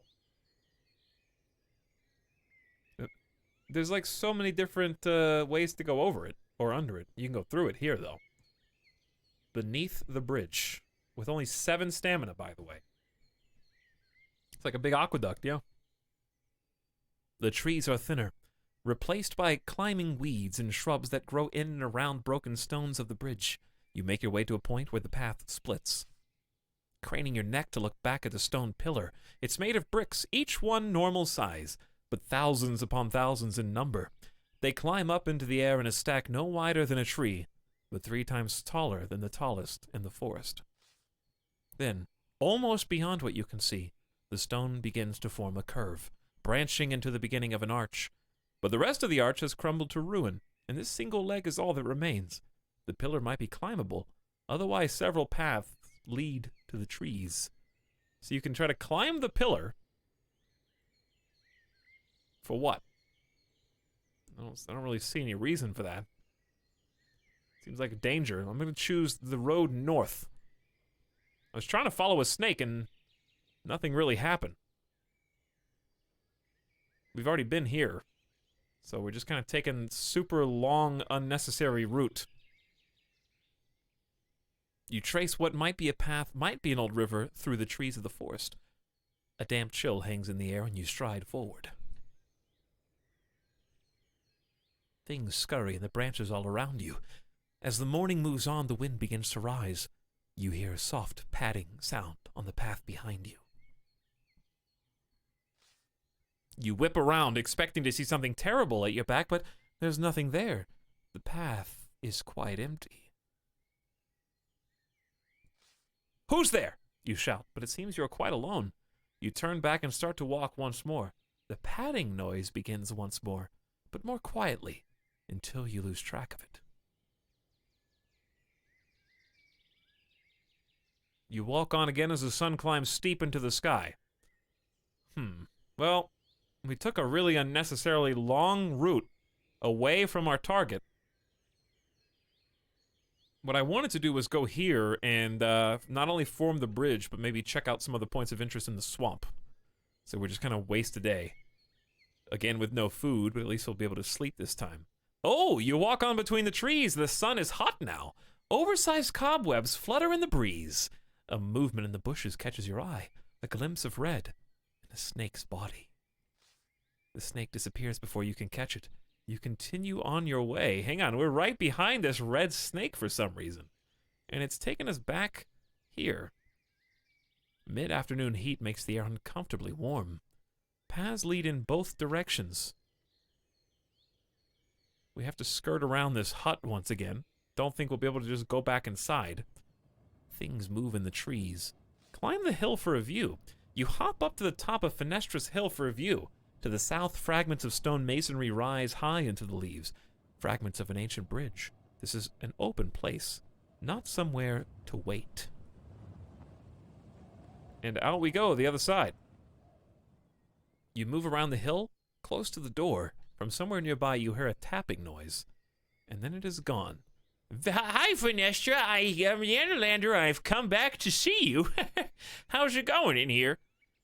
Oops, you approach the door. I opened it last time and it worked.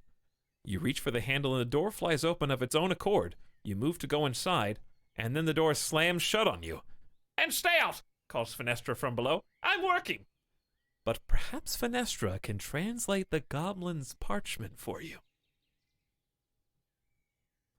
Perhaps, indeed. I need to translate a message, you call. After a moment, Fenestra opens the door. A message, she inquires. Show me. You seem very interested. She sighs. Do you want me to read it, or don't you? If you promise to help, you reply cautiously. She weighs your negotiation away. Yes, whatever. I'll promise anything. Doesn't mean I'll keep to it. Just show me what you have. Show her the parchment. She takes the parchment from you and scans it quickly. A slow smile spreads across her disfigured face. You have no idea what this is, she asks. This tells the weakness of the Serpent of Time, the most deadly of the Archmage's 7 serpents. How did you come by this?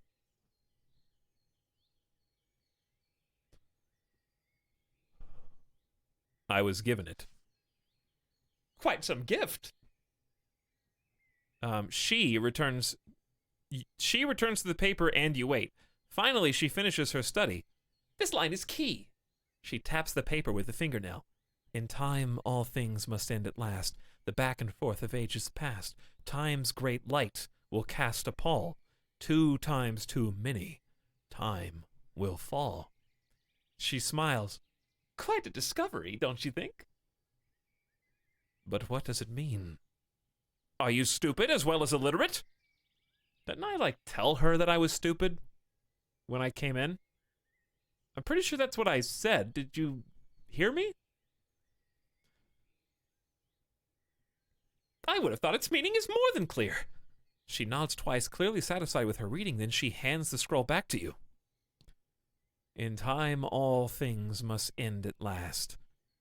The back and forth of ages past. Time's great light will cast a pall.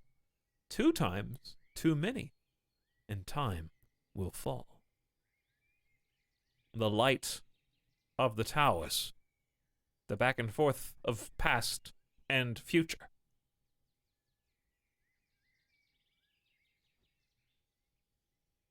She hands the scroll back to you. 2 times New Roman. You thank her and she nods. Now go away and let me work. And with that, she slams the door in your face. You step away from the hillock once more. Oh, you told the cook that you were stupid. You're right. It was not her. It was the cook. The path leads away into the forest.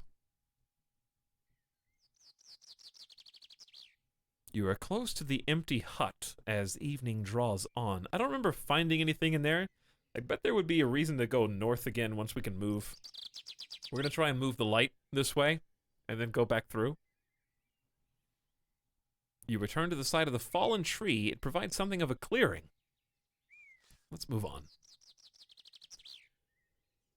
No food at all, unless we can forage here again. Maybe. Fill the gourd with water. Test. Yeah, we may as well fill the gourd with some water. You fill the gourd once more. I only have 7 stamina, by the way. We've never actually tried to walk through the water. We've just floated over every single time. What happens if you test the water? The water must be freezing cold, but if you had to swim, you could probably survive. Yeah, that's not a high statistic. Sklamicus with Nerd says, you doing all right today? I might ask a lot, just want to know. Yeah, doing fantastic, having a great time in the game. I just want to meet a serpent. We haven't actually encountered a serpent yet. No need to get impatient. But there's been a lot to there's still a lot of stuff left to do, and we've actually been making a lot of good progress. Especially finding that time clue is huge. You know what they say, chat, never cross the beams. Unless you're fighting a time serpent, I believe is that clue. Based on my interpretation. No, not float. Poor blackface mask. I wish we still had it. But for now, we will cast Sin and hover onward toward the beacon. Try to find a place to sleep. I believe that I will. But first, let's go inside. You return to the tower and the tree. In a dry, sheltered place. You have not eaten anything, but you do have a Blimberry potion, which is very valuable both as dock and a counter to another spell. So I'm going to save it for now. As long as you sleep, even if you don't eat, you don't lose any stamina. If you don't sleep, you do lose stamina.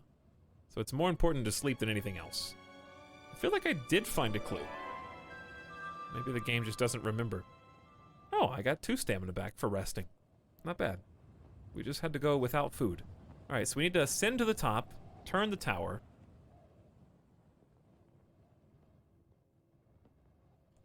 We've kind of done as much of that as we can. This really is just the bog. I don't see any points of interest, but that doesn't mean there aren't any. It just seems really unforgiving. The hut is like here. Until it's not. Chad, I'm gonna go out on a limb and say there's no reason for us to explore the bog unless the game tells us to. You know?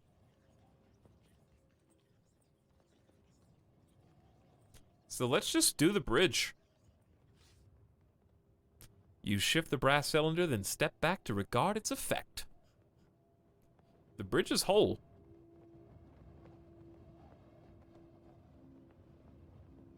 It is whole once more. I don't know, I just don't see any reason to go fumble through the bog unless we have a goal, because I went through 4 different spots where it was like just the game trying to kill me. And we have much to do on the eastern side. Still stuff to do back here as well, but I want to talk to one of the serpents before I try and do the time serpent thing.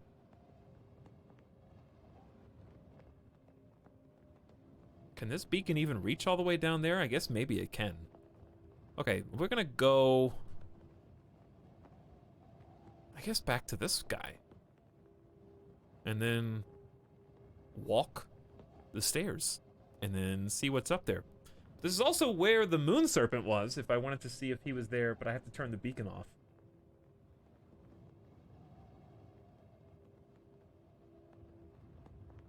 Something is fraying at the edges like the bridge is right now may not count. Yeah, I think it's from this guy on this side. I might just need to adjust this one. Okay, well, let's just teleport over there. Should be relatively easy. Look into the beam. Huh? Rising above the tree line is a looming shadow. The bridge, now mostly rebuilt thanks to the shimmering beacon light. It stands like a wall splitting the valley in two impossibly high, with its upper roadway lost in the clouds. Whoever built this must have been a giant, a magician, or both. You touch the crystal and feel yourself ascending. This time, we can actually walk down without casting a spell. So here's what I'm gonna do. This might be redundant. This may turn out to be redundant. But if so, that's okay. I'm gonna move the beam away. Just to investigate. Leaving the tower. Nothing of note here that we haven't already seen. Two things. We could actually try and go settle our score up here in the old village. Remember those guys that put me on the cross for the Archmage? Maybe it is time to go see what they're up there. Hey, you remember me? You cross a wide area rutted with deep cartwheel tracks. This is where the caravan passed through, but somehow it seems months have passed since they were here. All the litter of the campsite has been scattered by the winds. A single X-shaped frame still stands erected a short distance from here. The sight, the very sight of it, makes you shudder and feel sick. You pause to look up at the frame. Something is tied to it. Something limp and light, its skin dried and gray, like a lizard left out in the sun. Curious to see what the thing is, you heave on the base of the frame, working it backward and forward till it topples. The figure tied to the frame rebounds on striking the earth but makes no sound. Whatever it is quite clearly dead. You kneel by the corpse. It has decayed enough to be difficult to recognize, but the tattoos and inset beads on its face identify it well enough. This is the leader of the caravan you saw here before.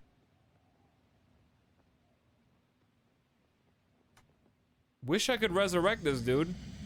Actually, I can. But should I?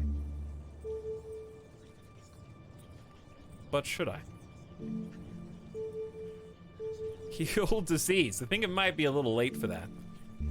Can't really tell a dead corpse. Whoops, already clicked that. Sun or sus? Don't really think there's danger necessarily.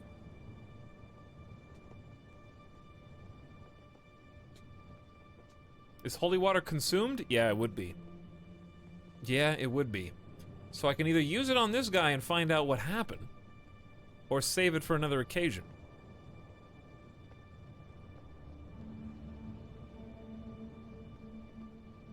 It only brings them back temporarily long enough to answer questions. But I don't know what questions I would even want to ask him.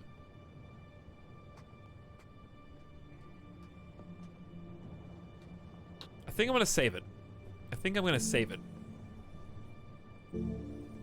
In my mind, a bird in the hand's worth two in the bush. If you find a body, go ahead and use the potion, or use the spell, but... It's the leader of the caravan. We know he's the one that put us on the cross in the first place. Resurrect him and ask, hey, do you play Swindle Stones? Hey, Grot Clown, how's it going? Give him a second chance. He does not deserve it. Absolutely not. Okay, let's search the body. You rifle the body but find nothing of interest. Whoever killed him left nothing. I'll bury him. He got what he deserved. Justice served, as far as I'm concerned. You stop a moment to scratch a narrow grave in the dirt soil of the plains and roll the Black Elf's body into the ground. That done, it is time to move on, and you march forward. Res him just to kill him again. Stranger things have happened. Alright, we're going up here to see if the moon serpent reappears or not. Don't know if we ever actually took this path up the first time. You walk on across the dusty plains till you meet the edge of the road. The rising winds finger at your hair and cloak. Suddenly, the ground beneath you rumbles and begins to slide into itself. There is no time for a spell. Your arms are wide, trying to maintain balance. Jump clear. You try to jump, but gain no decent purchase on the shifting sand. Meanwhile, the ground is moving away faster and faster from under your feet. You fall backwards, spreading out your legs to reduce your pressure on the sands, then scramble back as fast as possible, trying to escape the growing pit. Chat. I think this is my chance to counterspell. I think this is my chance. No, it's not, because my chance would have been Foff. Right, wouldn't it have been Foff? Draw sword and hit sand.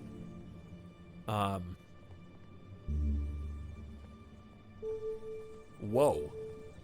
W-O, whoa. Invisible wall, how would that help me? I can teleport. I can teleport. I have a teleportation green ring. We've never gotten to use this before, so... You craft the enchantment, trusting to luck as the ring of green metal on your finger begins to gleam like a serpent's eye. You close your eyes and your body is wrenched away to reappear a few strides away. At a safe distance, you watch as this sand trap swirls. A moment later, a creature has erupted from the surface. It is a Badu beetle. Look at that monstrosity, would you? Draw my sword or cast a spell. What do you want now, Badu beetles? Didn't we already have our fun with you? New spells at our arsenal. Jig is definitely not gonna work on that guy. Come on. We could cast our own quicksand. I feel like he would be adept at stopping that, though.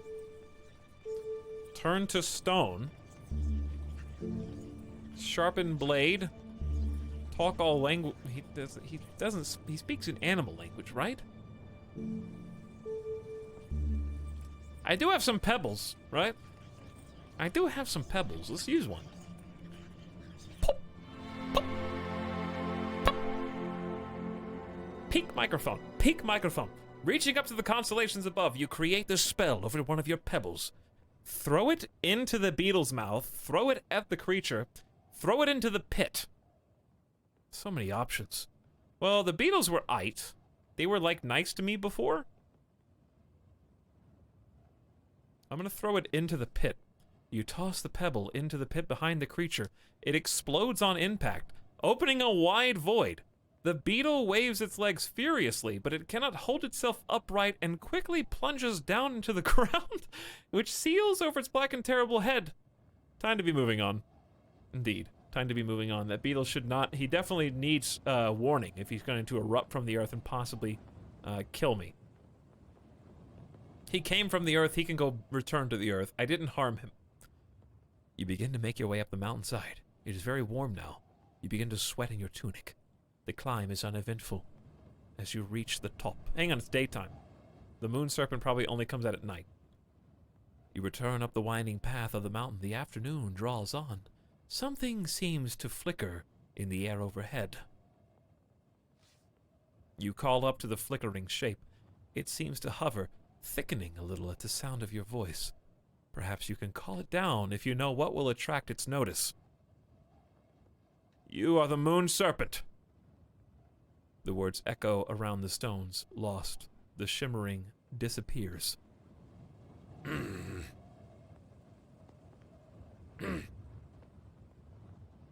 You climb down the winding steps, trying to waste time until night where you can return. Soon it will be dark. You're just gonna go downhill, pretend like you're not interested in the moon serpent, and then basically go back up. Let's go here, and then we'll return back to the top and see if the moon serpent appears or not. He might be scared of me now. Night falls, you need to rest. No. You walk on despite the dark. I'm not ready, game. I didn't know it was gonna get dark that fast. I might have to rewind here because there's no, like, wait button. So if it punishes me with stamina, I'm gonna rewind. Because I just want to be up there at the pinnacle. Alright, I want to be right here. This spot.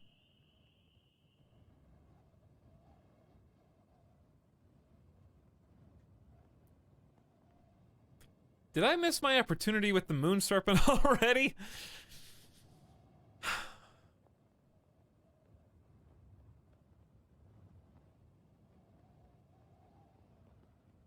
Didn't it say the moon already set? Hold on, I'm rewinding. Do you have to be there literally right when the moon comes up?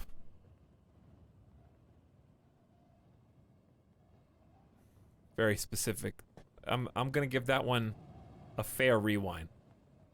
The evening is drawing in. Soon it will be dark. Let's go back uphill. Maybe it'll be dark now. You follow the winding staircase. The sun is now in the lowest quarter of the sky. Excuse me, that's not where I want to be. Did I accidentally find the moon serpent the first time? Night falls. The view is gloomy and dark. Where's the moon? Last time it was daytime, was it? I could have sworn that the moon was out. The moon glares down coldly. Maybe I just didn't say the right thing.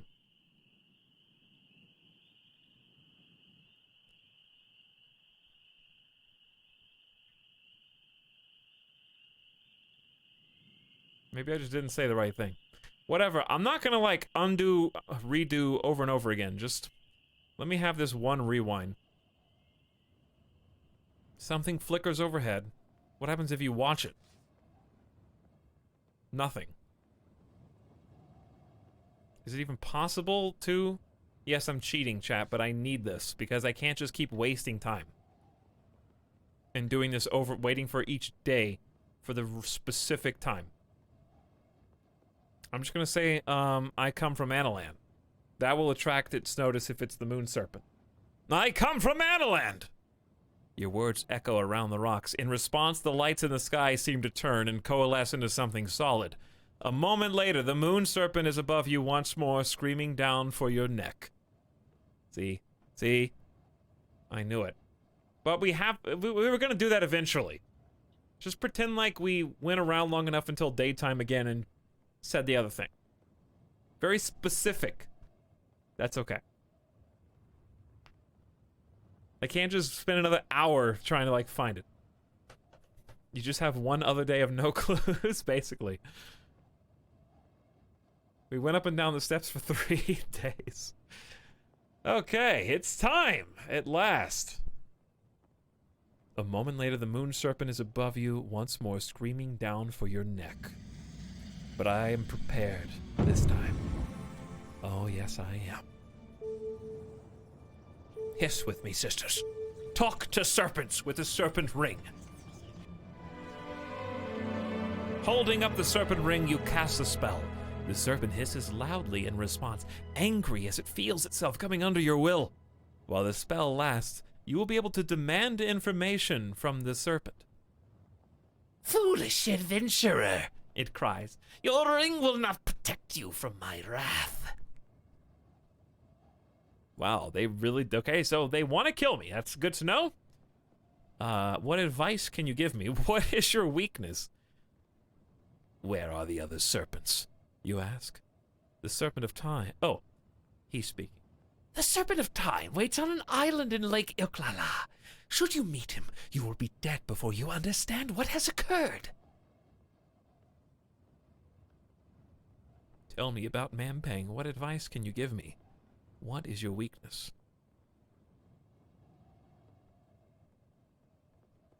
So the Serpent of Time is on an island in Lake Etalyx. So we haven't even found the Time Serpent yet. That's really good to know because I would have screwed myself over if I tried to do that in the other spot. I know what his weakness is. What advice can you give me? What advice can you give me? The moon serpent writhes and shakes, not wanting to answer your question, but finally it spits it back.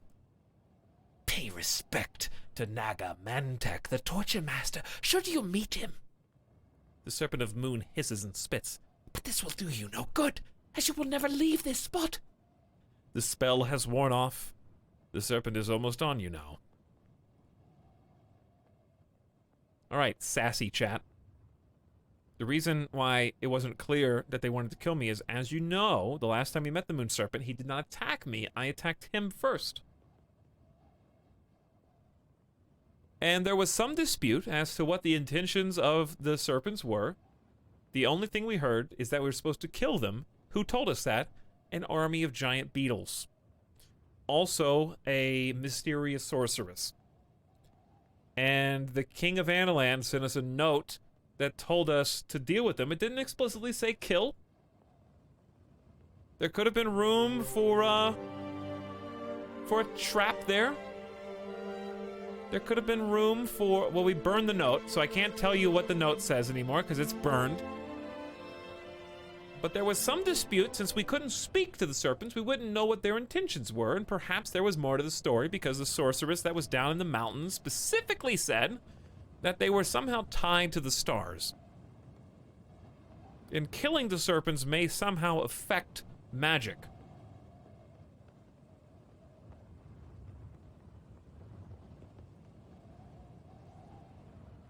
So there is that to come up with. There is that to decipher. Now I can drink the snakebite antidote, draw my sword, light my tinderbox, or cast a spell. Well, we know what to cast to deal with this. The Analander has passed judgment, and after careful interrogation of the creature has determined that it is evil. Even if it is acting against its own will, perhaps bound by the Archmage, it needs to die before it can hurt anyone else. So we will use the fireball once more. Hot! You turn the constellations into a pattern around you, summoning a fireball in your palm. The serpent's eyes glitter in the light. It does not seem scared. See, and it's also being very suspicious with its gamification of, I don't want to kill the serpent, I just want to ward it off.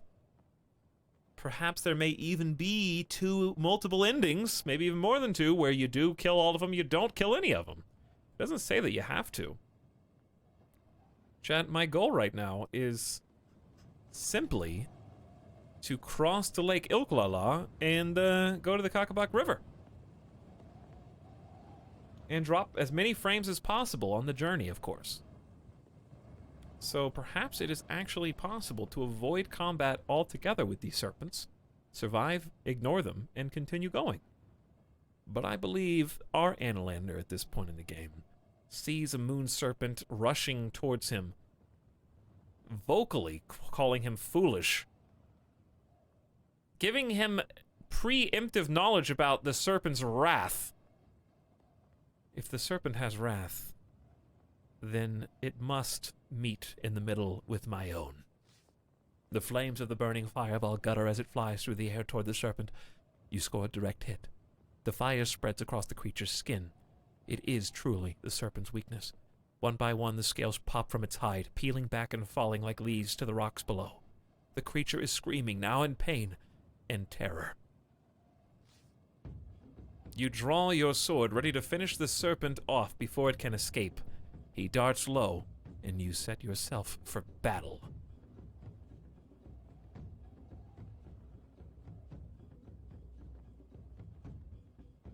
I find it very strange you're willing to let these evil snakes go. What about them is evil so far? We've met one snake, who up until now hadn't done anything, except make his presence known to us. Like, 2 characters want to kill him, so they're evil.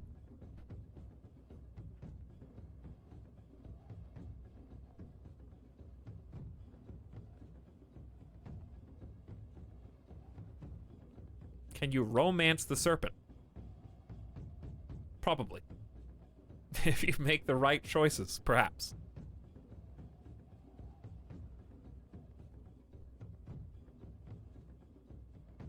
There's no clue as to what his opening attack is going to be. My power is way higher than him. I'm assuming the moon serpent is smart enough to know that. And probably block. He's probably going to block first.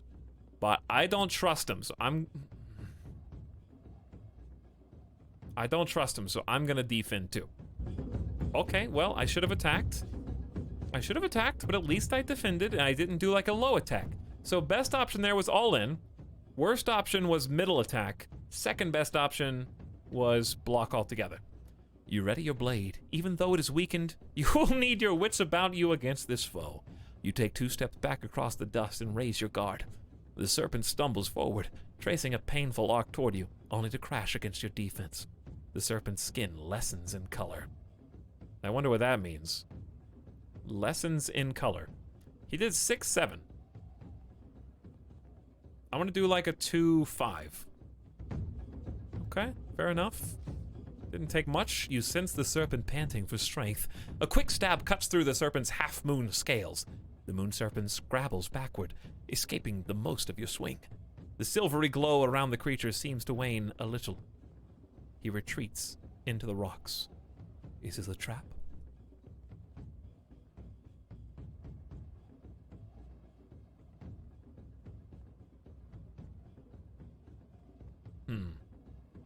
I actually have not met 2 snakes. I met a group of chanting specters who made me recite a spell that opened the earth in a cavernous shape that appeared to be like a snake's face. And time moved fast, so we assume it was the time serpent. But I'm the one that chanted the spell at the prompt of the evil death wraiths, who are named death wraiths and thus we know are evil. At the time, we had not actually met the time serpent. So, retreating a little way into the rocks, I'm going to assume small attack incoming. I'm going to say 3-7. Okay, just another defense. We're taking 2 off the top. How am I doing so much damage against him? You press your advantage, knowing only too well this is a fight to the death. You cut and move, slipping past the worst of the serpent's icy grasp. The serpent raises its forearms to protect itself, blowing a cloud of freezing dust that makes your arms ache to hold your sword. Silvery moons are winking out across the creature's long back. He gathers its failing strength, opening mouth wide, baring teeth like daggers. He just defended twice in a row. He could easily have a full tank, which is higher than my 5. So I think safety dictates that if he's going all in, I think he has more juice in the tank. And thus, defense is in order. Oh, it would have been a tie. I think we both had 5. So even if it was a safe bet on my part, because he could have even had a 5-1, for all I know. I don't know what happens in a tie, though. A cold glow surrounds the creature, and you feel it trying to draw life from your bones. You take a step a short distance from the serpent as it strikes, jaws open wide, cold as death. Choking dust fills the air, but the creature's teeth do not sink into your flesh. Cold gathers around the edges of the serpent's mouth. Wow, it still has a lot in the tank. For a moment, it seems like the creature is pausing. You jump, blade fast and low. The moon serpent's eyes close to narrow crescents and then fall dark. Its body seems to crumble before your eyes. 2 stamina lost. Skilled swordplay.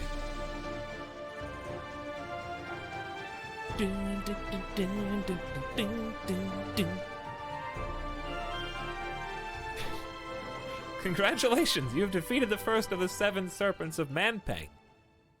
The darkness in the sky disappears and the sun returns as the serpent dies. It seems to coil up, shriveling away, until all that remains is a small crystal orb. You lift the orb, a precious artifact of great power. You put it carefully into your pack. The bleak mountainside falls silent around you. You feel a new spring in your step. 1 serpent defeated. Soon the rest will also fall. Time to head for lower ground. We have discovered the location of another serpent. The Time Serpent. Hiding in wait on this island. So 3 of the serpents are 1, 2, 3, bang, bang, bang. Of the 7. We did not have any other locations right now, but they will make themselves known. So we had to do a little cheesing of the time manipulation to get the moon serpent to actually come down with the right prompt. I mean, we knew it was the moon serpent there, so I don't consider that cheating. You have to get the game in that specific moment of time with the specific word to get the serpent to come. But it's defeated now. And we got a crystal orb at long last. How long we have danced and toyed with the idea of having our fortune being told by the future. Now what? Well, now I think it's time to cross the bridge. At long last. Let's do so. You haven't eaten for like 2 days. Yeah, I know, I only have 4 stamina. Soon it will be dark. The plateau is empty. You pause to rest. I cast a fireball, Earman. I had a distinct advantage. I significantly weakened the serpent before I even fought him. This is where the Badu Beetle attacked you. You must keep going. Indeed, I will. No food to speak of. Night falls and you are very weak, especially after traveling all day with no food. I don't know what you want me to do, game. You're not really giving me a ton of opportunities to eat. There's only so much I can do. We've only a single vial of blimberry juice. That's okay. Tiredness will overtake you. You seem guarded here and you do not dream. Day 19, you've grown weaker, and you defeated the Moon Serpent. These two things seem to be at opposite ends, but yet they are on the same day. Summary, nonetheless. It only took me 19 days to defeat the stupid serpent. Like 13 hours into the game. I could have defeated him before, to be fair.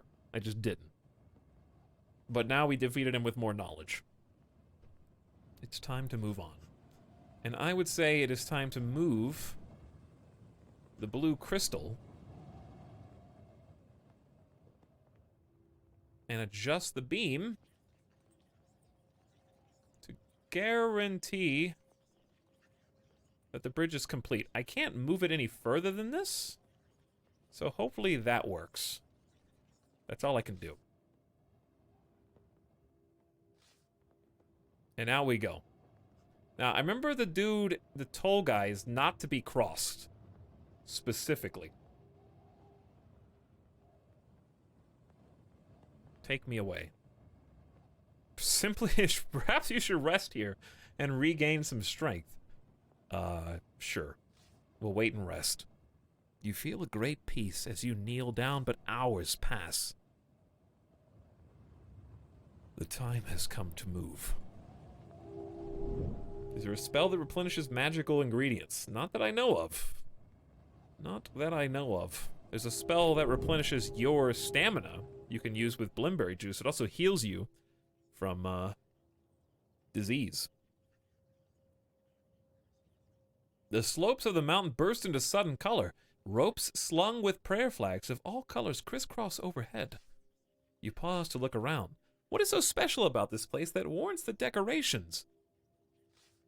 You scout around the rocks and crevices at the edge of the pass, but find nothing in particular.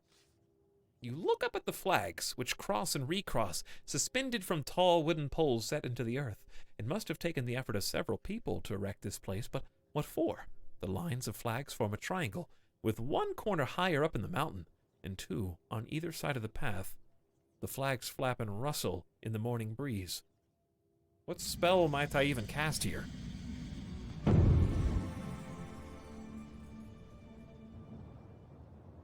Is there a spell for food? Yes, it's called Mind Control. I steal your food after I make you dance. And I take whatever you got. Big.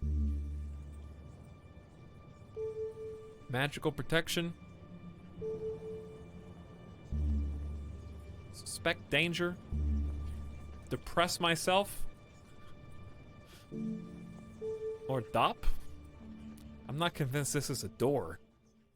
Let's investigate the bottom corners first. You follow the flags at the bottom left corner where several lines converge on a single pole. This pole is carved with the symbol of a circle in which is a single closed eye. The pole on the other side of the path is identical. I can't wait to touch the eyeball. You touch the symbol of the closed eye. Nothing happens, but you feel suddenly connected, as though the sky above had split open and a great presence was watching you. Oh no. Oh no! No, no, no! Oh boy, it finally happened. Korga's gone. You turn your head to the heavens and have the sudden giddying feeling that you were falling upward through the clouds and into the stars and the depths of the very night. But your body has not moved, and only a weight has been lifted from your shoulders. The deep voice of Korga is receding. In its place, there is nothing, only silence. You snatch back your hand, and the curious sensation disappears instantly. Touched an eyeball. Sorry, gotta go. It me, Korga. See you next time.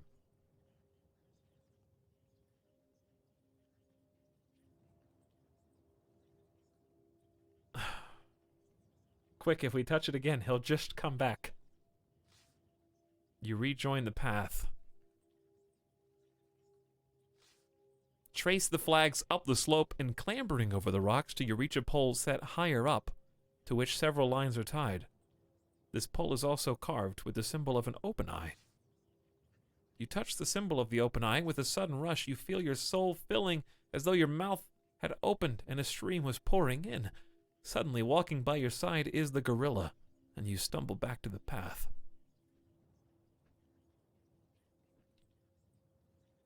Mr. Sneegma says, did you watch Etalyx's playthrough where he sapped himself into depression?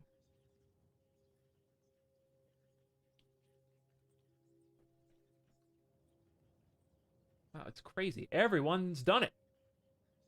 Hey, Frost Rider, thank you for 6 months of being subscribed in a row. Appreciate your Prime subscription once again. Thanks for half a year, Frost Rider. Hope you're having a good time. Well, Gorilla Boy is back. The king of the apes, a creature of honor and good faith who accepts both danger and misfortune as traveling companions without hesitation. I think I know what this is for. Imagine that we still had the god from that church in the last area who refuses to help in most circumstances and just kind of watches you. Won't actively harm you or get in the way, but it's just kind of there. I think this is a way for you to close off a god that won't leave you and reopen yourself. It's just that I didn't know what it was. To get rid of slang? Yeah, potentially. Well, now you got the gorilla. I'm going to keep it. Let's move on. You still reel with joy at the return of your spirit guide. Whoops. Heh, whoops. We are gorillas now.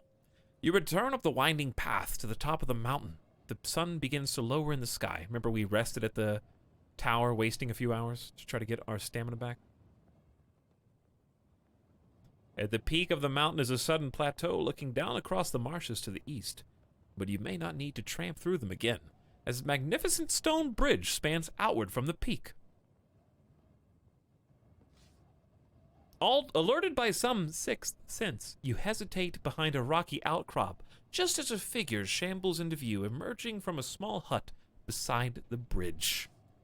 The hut is so small you'd not noticed it. The sides are stretched leather sheets, though you cannot help but notice what looks like a human arm sticking from one wall. The figure shambles onto the first stone of the bridge, sighing at the effort. You stare at the hunched figure. He's aged, leaning heavily on a wizened stick, with one eye much larger than the other, and a hunch in his back. Why did Korga not warn you about God's cleansing rock? I don't know, it's a good question. He warned me about the vial from the other god, and he's warned me before. But look at this creature. Look at this creepy creature. He's got an arm on the side of his hut, a sack of trinkets and toys, a stick, and he's holding up a palm. Wait for him to cross. Announce myself or creep away.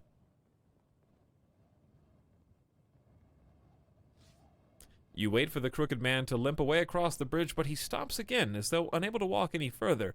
He turns and props himself up on his stick. Here we go. It's time to, get cannibalized. You get to your feet. Ho there! You call out. Greetings! The figure turns to you, leaning heavily on its stick. An ugly sort. What brings you here? If Vanker's bridge you wish to cross, prepared be for dismay and fear. The bridge keeper. Prepared be for dismay and fear. You are Vankus, you cry. Vankus is my name. It's true. I give you that. What could it do? I wish to cross your bridge. He nods. This is my bridge. It spans a rift. To pass, you must provide a gift.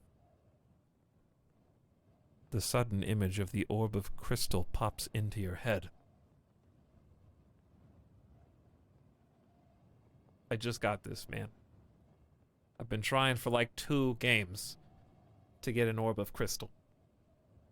How does he know what my most prized possession already is? I guarantee you he's like some wizard. If I try to cast a spell, he's gonna like... If he knows what a... If he's putting the image of an orb of crystal into my head, he can definitely read my thoughts. I think it's safe to say. Haggle. Perhaps we can come to an arrangement? You begin. Vankus shakes his head without interest. Then the hunchback looks up sharply. Unless a simpler price you'd gladly pay? An arm, a leg, a finger, pray? Take my leg? Wuss Analander! Why would you say this? A finger? No, I'm not gonna give up a finger, but then again, you have to, if you don't do that, then you gotta, give him a finger? Take my leg, I won't be needing this. You do have 9 others. To cross this bridge, though, we've made it this far without a crystal orb. I guess we can make it a little further. No. You shake your head. Vankus shrugs.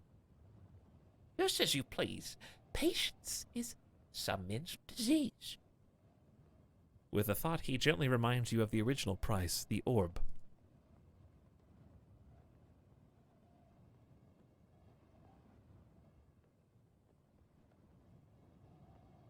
Just give him your leg. Don't worry, you've got some, like, Mecha Knights in your Rimworld colony you could use. Does it magically come off or just hack it off? That's a great question that I feel like should be established here. Is there pain? Alright, we have some clues about this guy. For sure.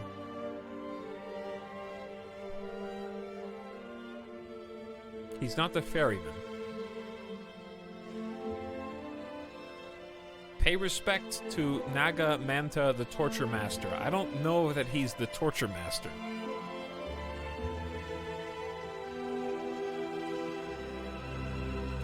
One of the... Maybe it wasn't a clue, but somebody definitely told me that the toll that he asked for is fair from the village people told me his toll is fair.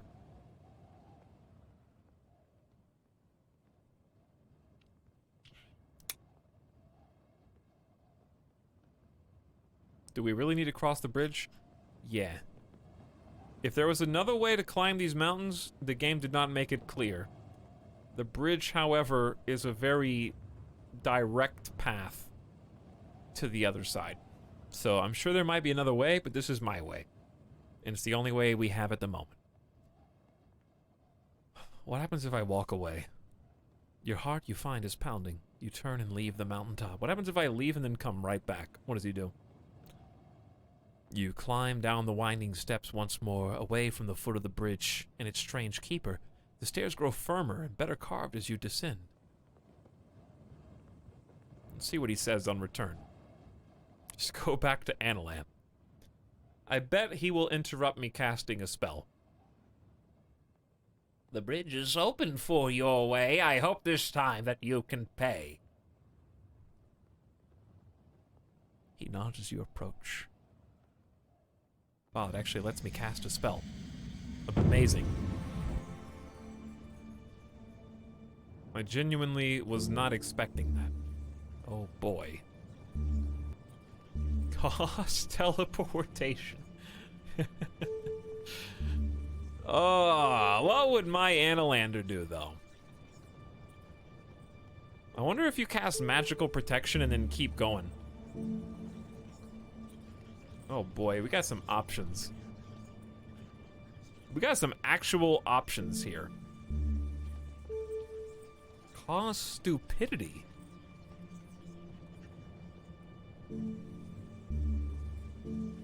Cause strength. Throw a pebble. Oh, there's so many good ones. He may not be able to cast any of them. He might just interrupt me.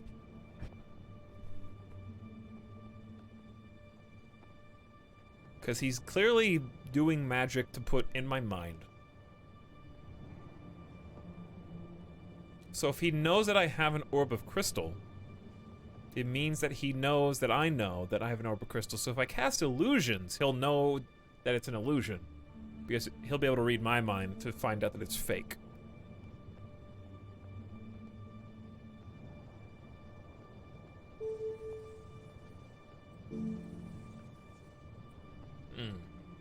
Could just read his mind. He's reading mine. I feel like this is gonna backfire. But let's see. Tell! I'm just too curious. You cast the spell, taking out the skull cap. You reach for Vankus's thoughts, and then suddenly he's gone. Disappeared from view.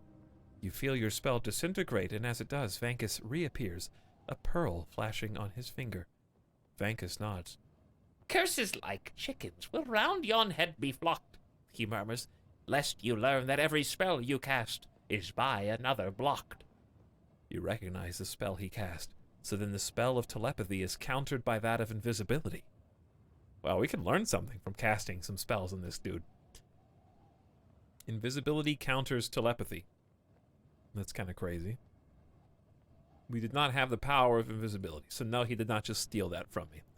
Fine. You want to play Magic Wars? This is Magic Wars.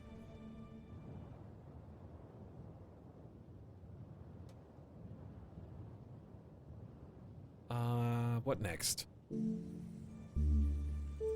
Cause stupidity. How much stamina do I have?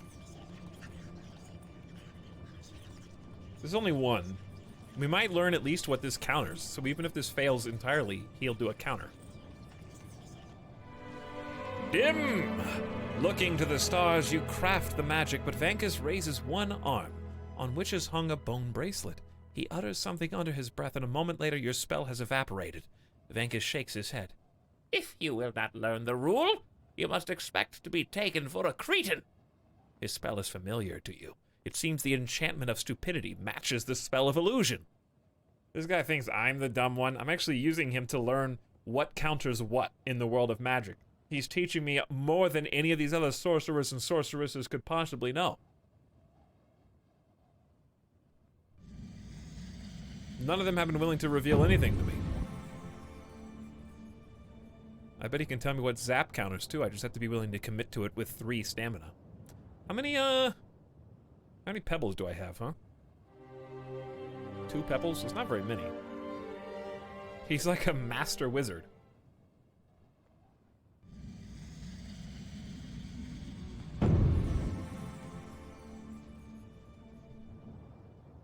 It's like that scene from Sword in the Stone. Which one is that? Yeah, he would definitely counter zap. We may as well do the free one. This is illusions. He's got a bracelet of bones, so do I. Kid! You gather the starlight into alignment around you, turning the bone bracelet about your wrist as you ready your mind to create an illusion. But Vankus seems untroubled, creating a spell of your own that you cannot see. A moment later, the air is clear. Okay, so he just did this. He just did the stupidity spell. We're farming this guy for information. Okay, what about... It's either zap, magic protection, or zip. Ooh, we could do zip and see what counters teleportation. Zip! You weave the enchantment, readying yourself to teleport. Vankus responds by tossing a vial of what looks like glue at your feet. You feel yourself bound to the spot, and teleportation fades. You know his counter magic. It would seem the magic of gluing is blocked by that of teleportation. Okay, we're learning a lot here.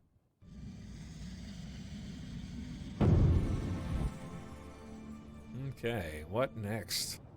We could do magic protection, pop, and zap. I think are the only ones left. Is it worth trying to zap him? Because that's the only, we haven't done anything aggressive yet, and that's super aggressive. Protect from magic. Match! Consulting constellations overhead, you bind the spell, but it seems to fizzle out. Wow, what a waste of time. They literally won't let you. He won't, they won't even let you.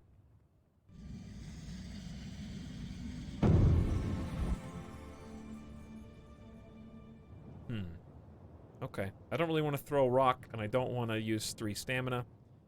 And so we will, I guess, pay the price. I suppose. Just run. Fine, just take the stupid orb. I don't think there's any way around this. You know what? I'm throwing a pop rock. I'll find more pebbles. Don't know about cost strength. Create explosions. Pop! You spin the stars into your design around you, and one of your pebbles begins to glow and pulse with energy. But then Vanka's responds, throwing up some kind of invisible barrier. A moment later, your pebble has faded to mere stone and the wall is gone. The pattern of the barrier negates that of the spell of explosion. Well, we learned another one. It was probably worth one pebble to know. Okay, the only options are pay the price or walk away, or give him a finger. Pebbles are going extinct in these parts. They kind of are. Reluctantly, you hand over your orb. He regards it for a moment, then shakes his head. Don't like it. It's no good. Without pausing, he tosses the orb of crystal over his shoulder, and you watch as it tumbles away out of sight. Something better, if you would. The outline of the cloth skull cap appears in your thoughts. I've paid once already, you declare, outraged. My bridge is both east to west and back it spans, so pay once for one, then pay again.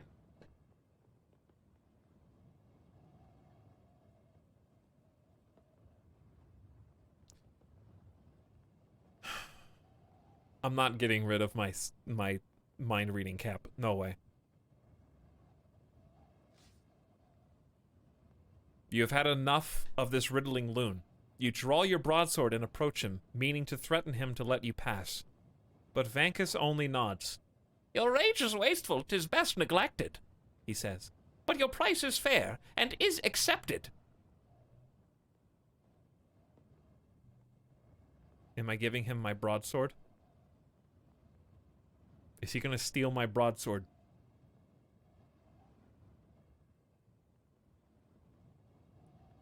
That's what's gonna happen if I back off or say, what do you mean?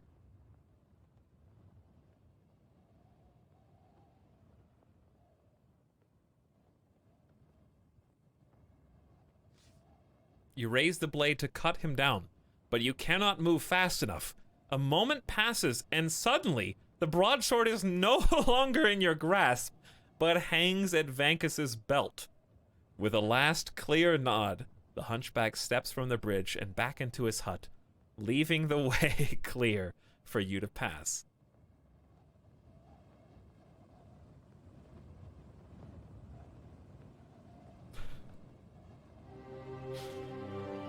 My sword is -3. And I physically can't do anything. Should've gave him your leg. Oh, I wish I would have given him my finger.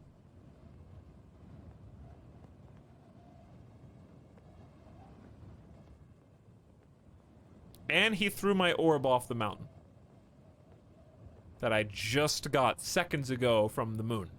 Snake. I have been thoroughly punished. Fingers seem real cheap now. Yes, they do. Now we finally meet the true villain of the game. Let's go, chat. You step onto the bridge. Darkness closes in.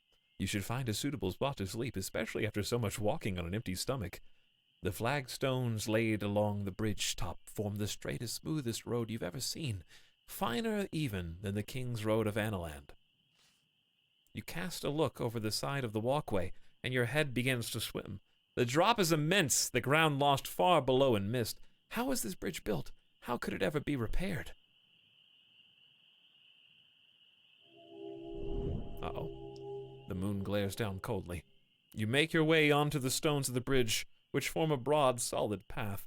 Below you, a thick marsh spreads north and south between the twin lines of mountains. So looking down is bad. We're not going to look down. Drop a gold piece. How's that going to help? Look at the view. Oh, look at the view. You pause to look out over the view. Below, the marsh seems to fill the valley, from the Barubak Ridge to the west, to the horns of Ilklala in the east. Further south, there are some dry patches, but they appear featureless.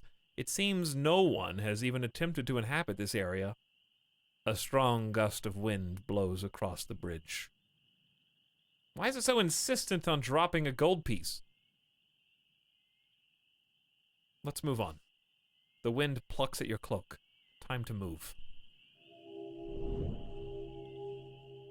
You stride easily across the bridge, feeling like Pox, god of rumors and whispers, who walks between the stars at night. It is a great pity whoever built this did not think to build a bridge all the way across Lake Ilklala. There are no handrails here. Sitting by the sheer drop at the edge of the road is a starving-looking man, with legs folded beneath him, his head bowed to the stone.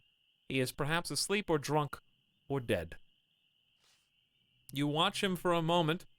He's breathing. His head lolls a touch to one side, and then an eye half opens. "Spare a coin?" the man begs, sliding a palm he perhaps does not have the energy to lift across the stone. "I have 25 gold. I'll give him a coin." Push him off the edge. You hand him a coin with a nod. "Use it wisely," you tell him. He nods. "Thank you, stranger." Ask him about Lake Ilklala. You open your mouth, preparing to ask the man for information in return for your gold, but the words fail when the beggar holds your gold coin out over the side of the bridge and lets it go. It twinkles as it sails out of sight.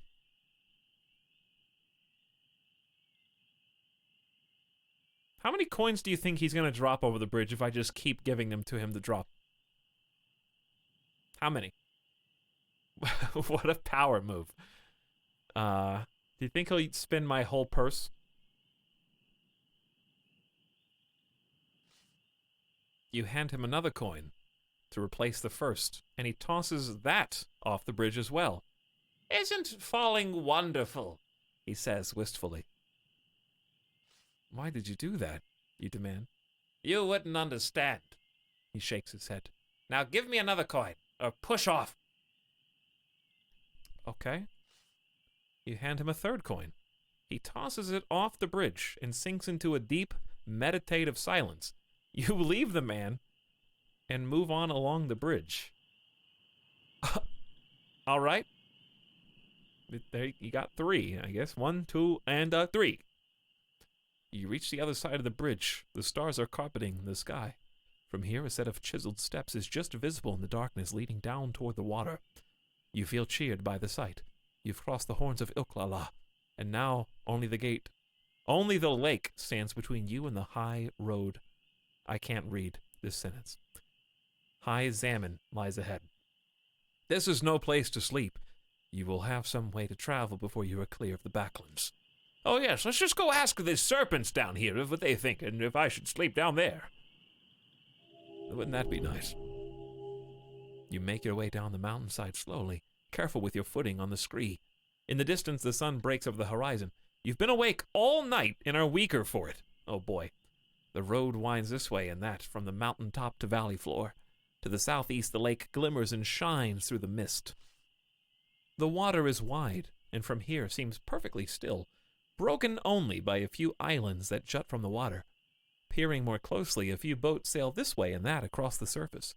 Your calves are aching, but there is still plenty of distance to travel. You must continue your long trek, but you're weaker than you realize.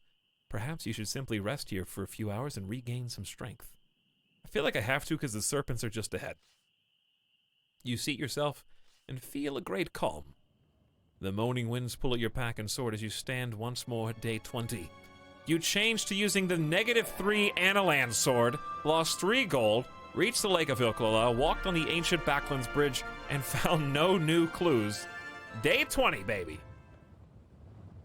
And we draw near the serpents. You climb down the mountain and join the ancient road. As the sun climbs toward its zenith, the winds pick up. You stand in the foothills of the mountains. Looking east, the wide waters of Lake Ilklala gleam in the sunlight. A high point in the rocks would make a good place to stop and eat. Just to the south is a deep fissure in the land, as though something gigantic had stamped its foot and cracked the earth. Which serpent is this supposed to be? Let's find out. We got clues. The earth serpent is hiding in a fissure. The earth serpent becomes weakened when it loses contact with the ground. Well, we know its weakness. The question is, do we have enough stamina to tackle this right now? Maybe. Maybe not. We can create a darkness. We can create an expensive force field. Or we can blow some wind for no reason. How to get out of this scenario? Become big. Always with the floating. And I think those are all of our spell-based options for now. We know his weakness, right? Throff is the Earth Serpent's enemy, would have helped us. Too late for that. When it loses contact with the ground, I feel like you would have to whisk it away with the wind. I don't think I can make it float or fly. I think we should come back when we're more prepared, don't you guys? Especially with a -3 sword. There is no time to stop. What about this serpent down here? This is the water serpent, weak to oil. I think that's the one we should pursue right now. You follow the road as it curves and bends, and finally begins to descend until it reaches the shores of the lake. Looking out across the vast expanse of still water which stretches to the horizon, your resolve grows. How can you cross? There are no signs of people or boats. The far shore is nothing but a blur against the sky. Blow the whistle? Interesting. But doesn't our clue specifically say the ferryman has an air of deceit? The air serpent is weak to leaving its body as a gas. Which I don't know how we would make that happen. We could always go up to the ruins before we try and tackle these serpents. I bet the whistle summons the ferry. For several strides, you follow the sandy shore eastward, but find nothing of note. The shoreline ends in a collapsed seawall. It seems this was once a harbor of some kind. Walk the other way, gather sand, wait, blow... Well, gather some sand. In the distance over the water, a few bird-like creatures turn in the sky. No more birds. Please, no more birds. How do I get down there? Maybe you have to get down there in the other timeline. Might have to activate the beacon first. Now it's not showing me that the serpent was here, so we just have to remember that it was here. In the fissure. Fine, we'll blow the whistle and see what happens. The sound of the whistle scuds across open water. A few minutes later, the undergrowth nearby begin to rustle. You approach the bushes, curious to see what's making the noise. All right, comes a grumbling voice from behind the leaves, between the leaves. Hold your horses, I'm coming. What's your rush? You are the ferryman, you call? I'll be a moment. If you just give me a second, he answers. You hear a sound which might well be the pulling on of trousers. The man emerges from a bush, a scruffy, unwashed individual, somewhat overweight, but with the shoulders of an ox, that he no doubt needs to pole across the water all day. That is one ugly mug. In disgusting fur. He scratches his chest thoughtfully. Greetings, and greetings unto you, you scruffy tramp, he replies, scratching his nose as he speaks. Now, where to? Wait. He smiles. Of course you wants to cross the lake, he laughs. Everyone wants to cross the lake. Everyone that's round these parts anyway, but I still ask, where to? It's my little jest. He wipes a tear from his eye. Right then, whatever you want on the lake, 4 gold pieces. He has an air of deceit, is what we've been told, correct?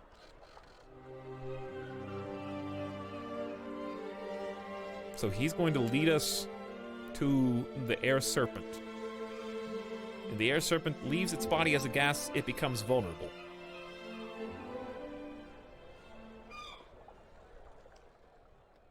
Offer him the whistle, pay him, that's too much. That's too much. Well, that's the price, he answers with a shrug. Draw my sword, wave him away, cast a spell. Well, we've been warned that he has an air of deceit. We could, Minority Report. Just assume he's bad. Heal disease. Does he have a disease? 6? What am I gonna... We're all gonna just gang up on him?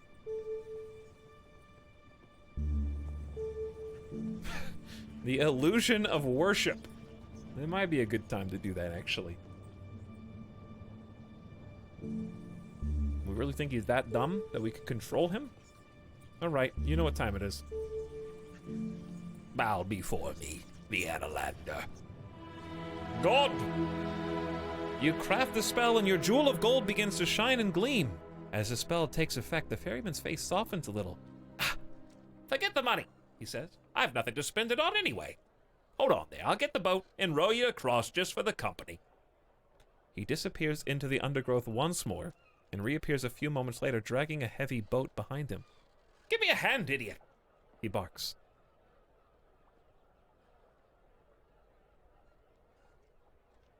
He has an air of deceit about it. You are the ferryman, you remind him. And you're a lazy sprat, I see that, he grumbles. He huffs and puffs the boat into the water. The fox is cunning and always has a scheme. He is a great burglar and dines well of those around him who never seem to see him come or go. A deceit for a deceit. Get in the boat. Don't go with him. Well, time to die. You get in. Then he pushes out into the water and hops aboard himself. The fox god. The boat slides away from the shore. Mid-afternoon haze makes the air damp. The boat drifts. The ferryman stands at the prow, scanning the water. You going to the ancient road? He asks. All the way to High Salmon. Question. Ooh, yes, we want to go there. Not all the way to the road. I'm just a trader. The ancient road. The ancient road. Used to be a thriving settlement, this. One of the most powerful cities in the world. Before the curse, of course. This whole land is cursed. And everyone in it, too. But most of those in charge only care about land. Glancing down at the oars still resting in the boat, and then at you, he shrugs his wide, heavy shoulders. Plenty of places to see on Lake Oklala, he muses, and a few below. He hefts his poles and stares away into the distance. On the lake. Let's go around the edge. On the right-hand side. The ferryman pulls the boat onward across the water. The sun is beginning to lower in the air to cool. It seems you've reached a part of the lake that is too deep for the pole. The ferryman points sharply at you and snaps, "Take the oars full and start rowing." Somehow his manner seems to have changed quite suddenly. His tone is altogether more aggressive. Sure, I'll row. You shrug and take the oars. The water is thick and heavy, and every stroke is tiring work. The ferryman is silent, watching as you struggle forward through the water. Do we know what this island is? I don't think we have any idea. You continue sculling the boat while ferryman steers with the pole. The sun begins to dip, heading toward the horizon. From this place at the prow, the ferryman watches you thoughtfully. You been to Tinpang? He asks. You from there? It is not on my path. I am from there. Why do you ask? Why do you ask? You reply, suspecting his question conceals more below the surface. Strange place, Tinpang, the ferryman replies. Was destroyed long ago, turned into a ruin, completely abandoned. Long, long time ago, but people still come down the road time and again, watching ferrying, wanting ferrying from there. It's most of my trade. Where do they go, these people? You ask. Now that's a good question. And the strange thing is, all different places. Some are headed for the Horns, trying to get across them, since the bridge is gone. Others want the Zaman Road, but are meaning to turn south to the sea. Others still think the fortress will harbor them. There is a pass across the Horns. He shrugs. Might be. Don't know. None of them ever come back either way. The ferryman tests the water with his pole, but it's still too deep. Do any visit the islands? The islands, he replies, surprised. Now why would they do that? All these islands are empty. Were they always empty? The ferryman shrugs. Most likely not. Used to be a busy lake, this. He chuckles. Well, the ferryman replies with a twinkle in his eye, I can see you'll never be setting foot in Tinpang anyhow. You've come within reach of the bay of a low island. Ooh. Go ashore or continue on our quest. You're further than me in sorcery, HP. I got stuck? How'd you get stuck? Yeah, I saw my stamina's decreasing as we row. I just died in the Lich's Gunslinger's Past. Aw. Better luck next time, Shadowlight. Practice makes perfect.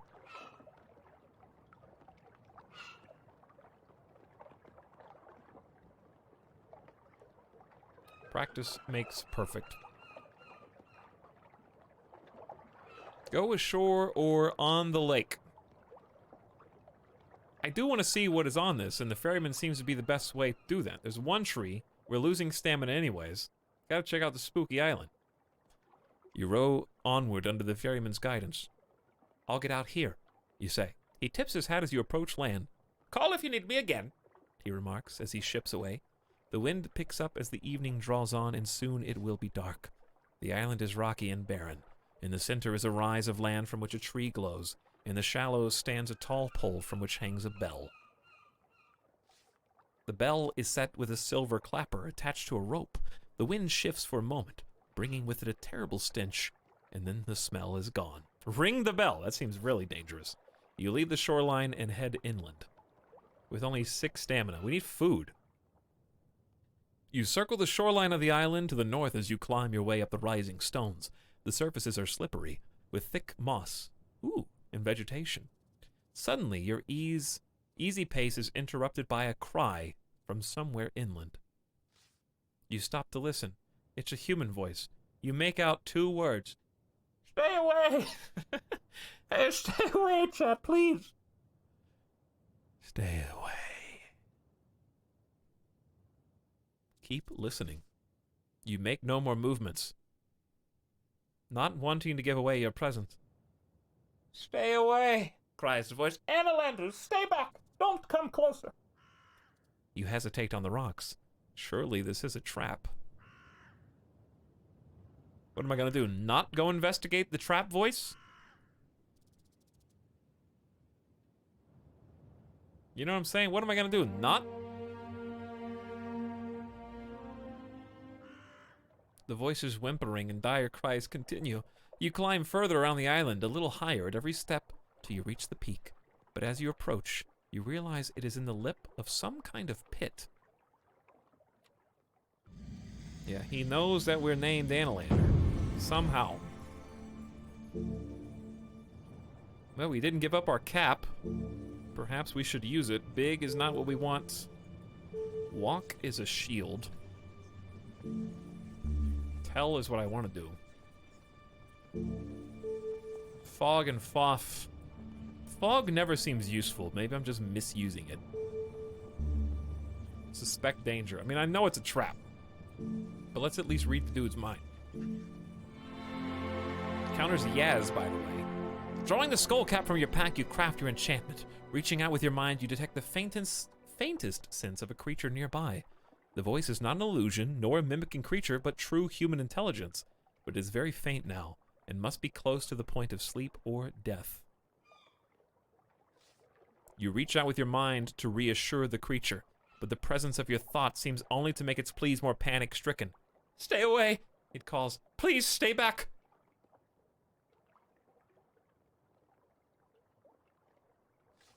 You clamber upward. The voice does not stop constant warning. Between sobs, it calls, Analander, stay back, come no closer, please, stay away.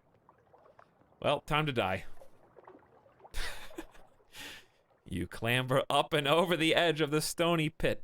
There is a single bare tree at the pit's heart, but tied to the tree, and head slumped forward, is a sight master from Analand. His eyes are shut, but still he calls out, stay away, stay away. Look around. What is the danger? You call from the edge of the clearing, not quite daring to approach. The sightmaster sobs in reply, eyes still firmly shut. Please just stay away, leave me. Look around. Tell me more so I may defend myself. I will not leave you. Go to his aid. Leave him. Leave him. Well, what are we going to do? Not save the dude? Tell me more so I may defend myself, you demand. The sightmaster stops short in his crying and tilts his head. Is that you? He breathes. Analander, is that you? You recognize his voice, of course. None other than the sergeant-at-arms from Analand, who spied the path ahead for you when you crossed the wall. He has none of his magnificent strength about him now. It's definitely an illusion, right? Definitely an illusion. I should have cast the counter to the bone bracelet, but now it's too late.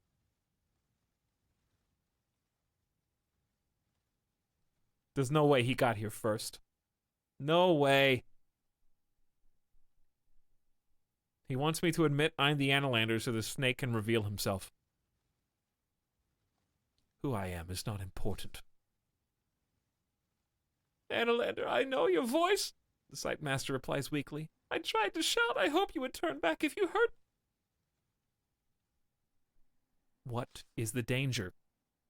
The sightmaster's body racks with sudden pain. Analander, how I long to look upon your face. It would be of great comfort to me. What happened to you?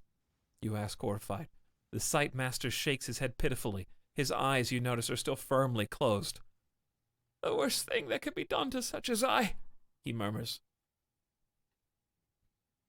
How long have you been out here? I was captured by birdmen a week ago. They flew me to this point, tied me up, and left me. But that is not all they did. He begins to sob once more. The Archmage did this to you, you demand furiously. He is mad, Analander. They say he is more terrified of you than of anything. He only wishes to see you killed, and he does not care how it is done. Even those that follow him are afraid of him now. That is why he has taken the crown. They're trying to get me to admit.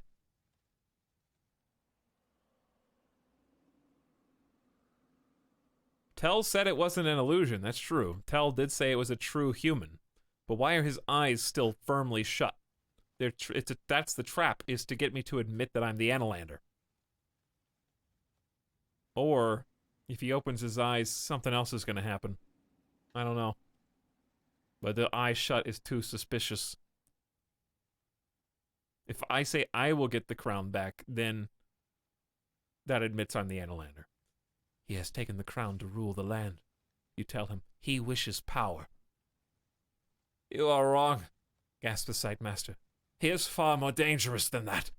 He believes himself threatened. He wants the crown to keep himself safe. The sightmaster gasps suddenly. Please, he gasps. You must leave. I cannot stay like this much longer. I must look. My eyes are on fire. Not to look. It is like not breathing. Red eyes. Did they turn him into a red eyes somehow? He believes himself threatened. So he does not wish power. He's doing it for safety. Fine, chat. I'm going to cut your bonds. I must be the Analander. I must be the hero that I was born to be. I am going to cut your bonds, you tell him. The sightmaster nods. Do so. But do so quickly. And then run. I have kept my eyes shut for 7 days. You cannot imagine the pain of it. I cannot keep them closed for much longer. Let's just trust him. Hold them closed a moment more. He nods. I will, Anaslander. For you, I will.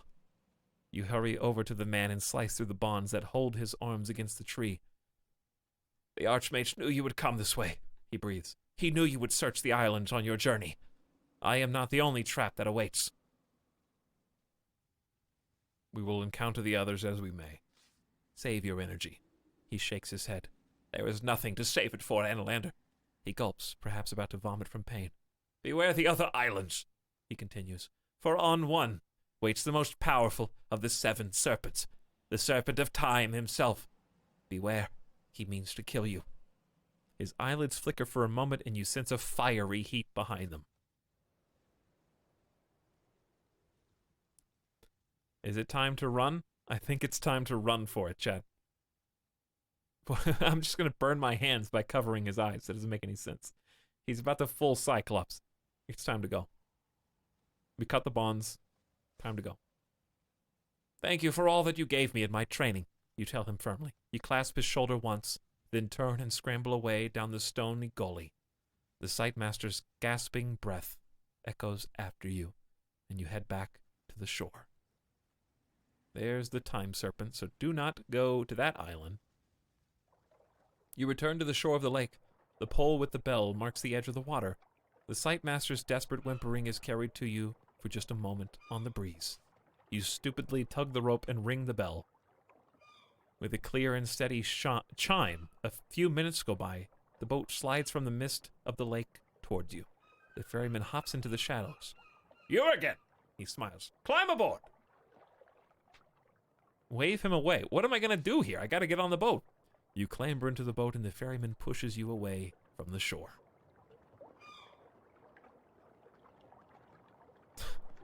Only 6 stamina. So close to this beacon. So very close. Is there like a hut here temporarily because of the weird way that this is swirled about? Ruins of a village up here. Glad that we finally made it over to this side. Can't believe we left him. What are you gonna do? He's got fire eyes. You gotta do something. But anyway, speaking of 6 stamina, I think I've got 6 stamina left, chat. So I think that finishing that island's a good chapter break for the next sorcery stream. I can feel the exhaustion beginning to settle in. So I want to make sure that every moment is an enjoyable one. Could have put him out of his misery. Nah, he's fine. Wouldn't you rather live? He can open his eyes however much he wants on the islands by himself. If he wants to die, he knows how to do it. Daniel K. James says, will you ever return to YouTube? No. Let me just cancel the rest of your... We'll never say never. Probably not. We'll say probably not. I also only have 6 stamina. Must rest for a few hours. Also, Cox Communications only has 6 stamina. Apparently.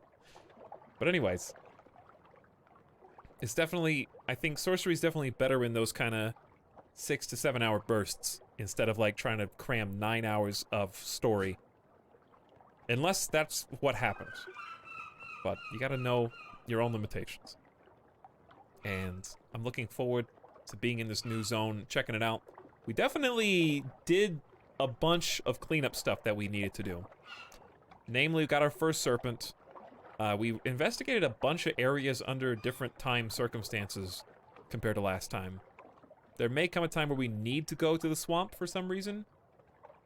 But I don't know when. We'll have to find that out when we cross that bridge. No pun intended. Maybe we can go take revenge on Bridge Guy. Who knows? We'll have to find a new weapon, too. But yeah. We did get a very important clue. A lot of clues today, actually. We know the Time Serpent's on an island. And we know his weakness.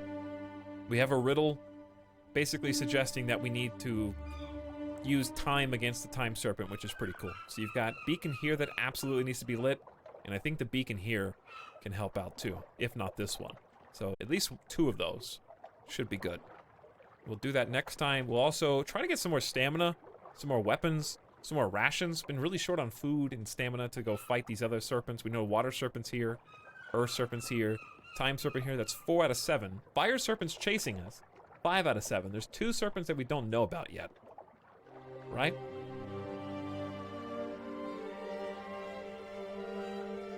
Fire, we know of the air. So it's time, air, fire, water, moon, earth, and the 7th one is a mystery to us at the moment, I believe.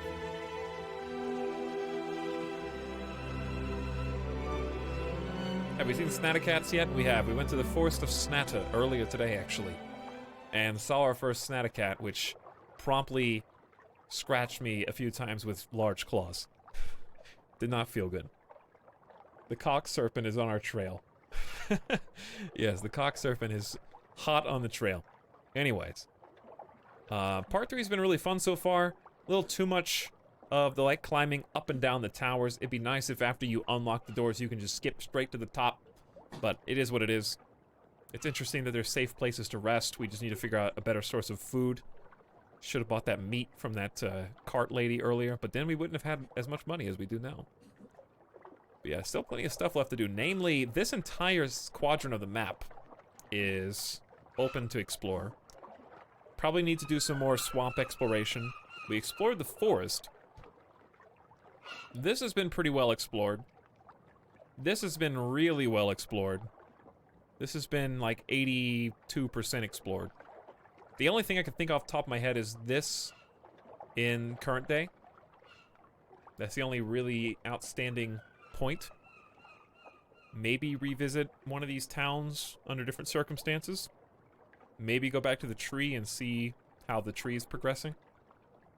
But yeah, it's mostly here until we deal with the serpents here, and then maybe get some direction from this village in the other time period.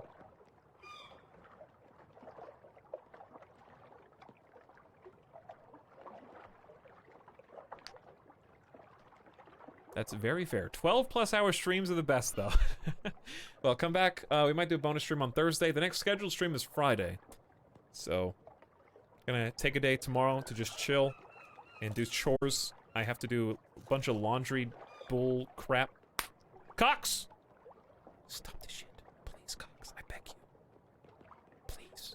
5,000 drop frames at the end of the stream. And it's still going. Well, apparently it's just a good time in general. Now we don't have to worry about this.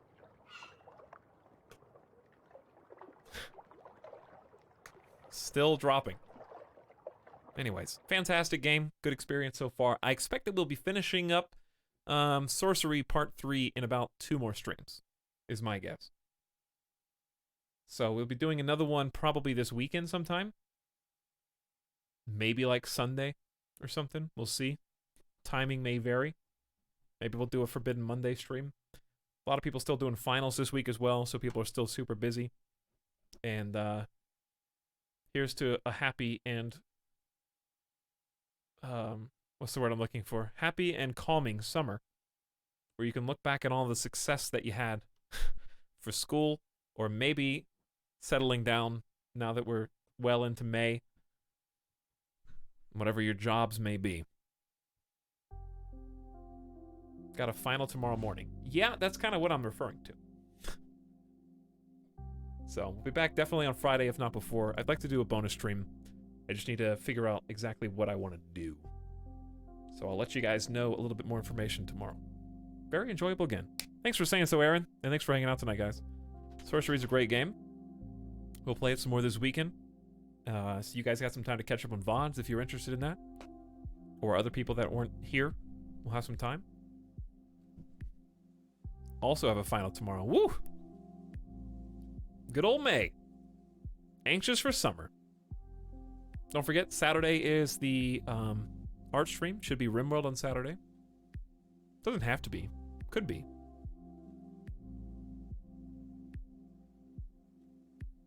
But yeah, we'll do some Papers, Please probably sometime this week. Maybe. And there's a few others that I'm interested in jumping into. I'm anxious to... I feel like next stream is going to be just a deluge of... Like, the next Sorcery stream is going to be a deluge of things happening. I think a lot of today's stream was kind of setting up the pieces to knock him over. I mean, the Moon Serpent was its own progress. It just sucks that we had to throw away the stupid crystal ball as soon as we got it. I'm kind of mad about that still. You could rewind, but I'm not gonna. Give away a finger. And my broadsword. I can't wait to go take revenge on that guy. If I ever get the opportunity to. What about that dude who I rescued? I have to go meet the dude in the town. Didn't that guy say he was gonna go up to that village and get some information for me? So we need to go back and talk to him next time. I probably need a reminder about that.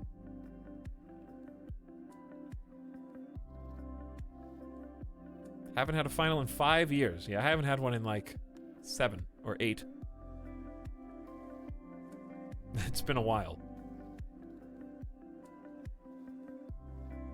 Anyways, we'll get through it soon enough. I do think we'll have probably about maybe 2 more streams. Really depends on how much we do. Because I don't think there's too much more that we can backtrack, explore. That's what I mean when I say I think most of it was set up, because we pretty much 80%ed the first 2/3 of the map already. So it's pretty much going to be the new third that we've got to play with in its 2 time zones, and then whatever we need to backtrack for a couple times. Wherever the serpents might be hiding. Still dropping frames, like 5,600 and counting. Well, good thing the stream is over now, because it would have been very frustrating otherwise, if we were playing another game especially. Alright guys, have a good night. Enjoy your Wednesday finals, I guess, for some of you. Good luck. No, seriously, hope you all pass. If you're taking them. If you're not, and you're just old, well, then sleep in, have some coffee, and read the newspaper. Catch you with something new, something fresh, or something old and fresh. Whatever the case may be next time. Good night for now. Bye, New Curry, Epi Karatobi, and Naruziko. See you later, Techno Wild Omelet. Bye, Aaron and Crux. Xenophane, Swoosh. Good night, Jess. See you later, Ganaga. Thanks for hanging out, guys. Spending your time here. I appreciate it. Hope you had fun, and see you next time.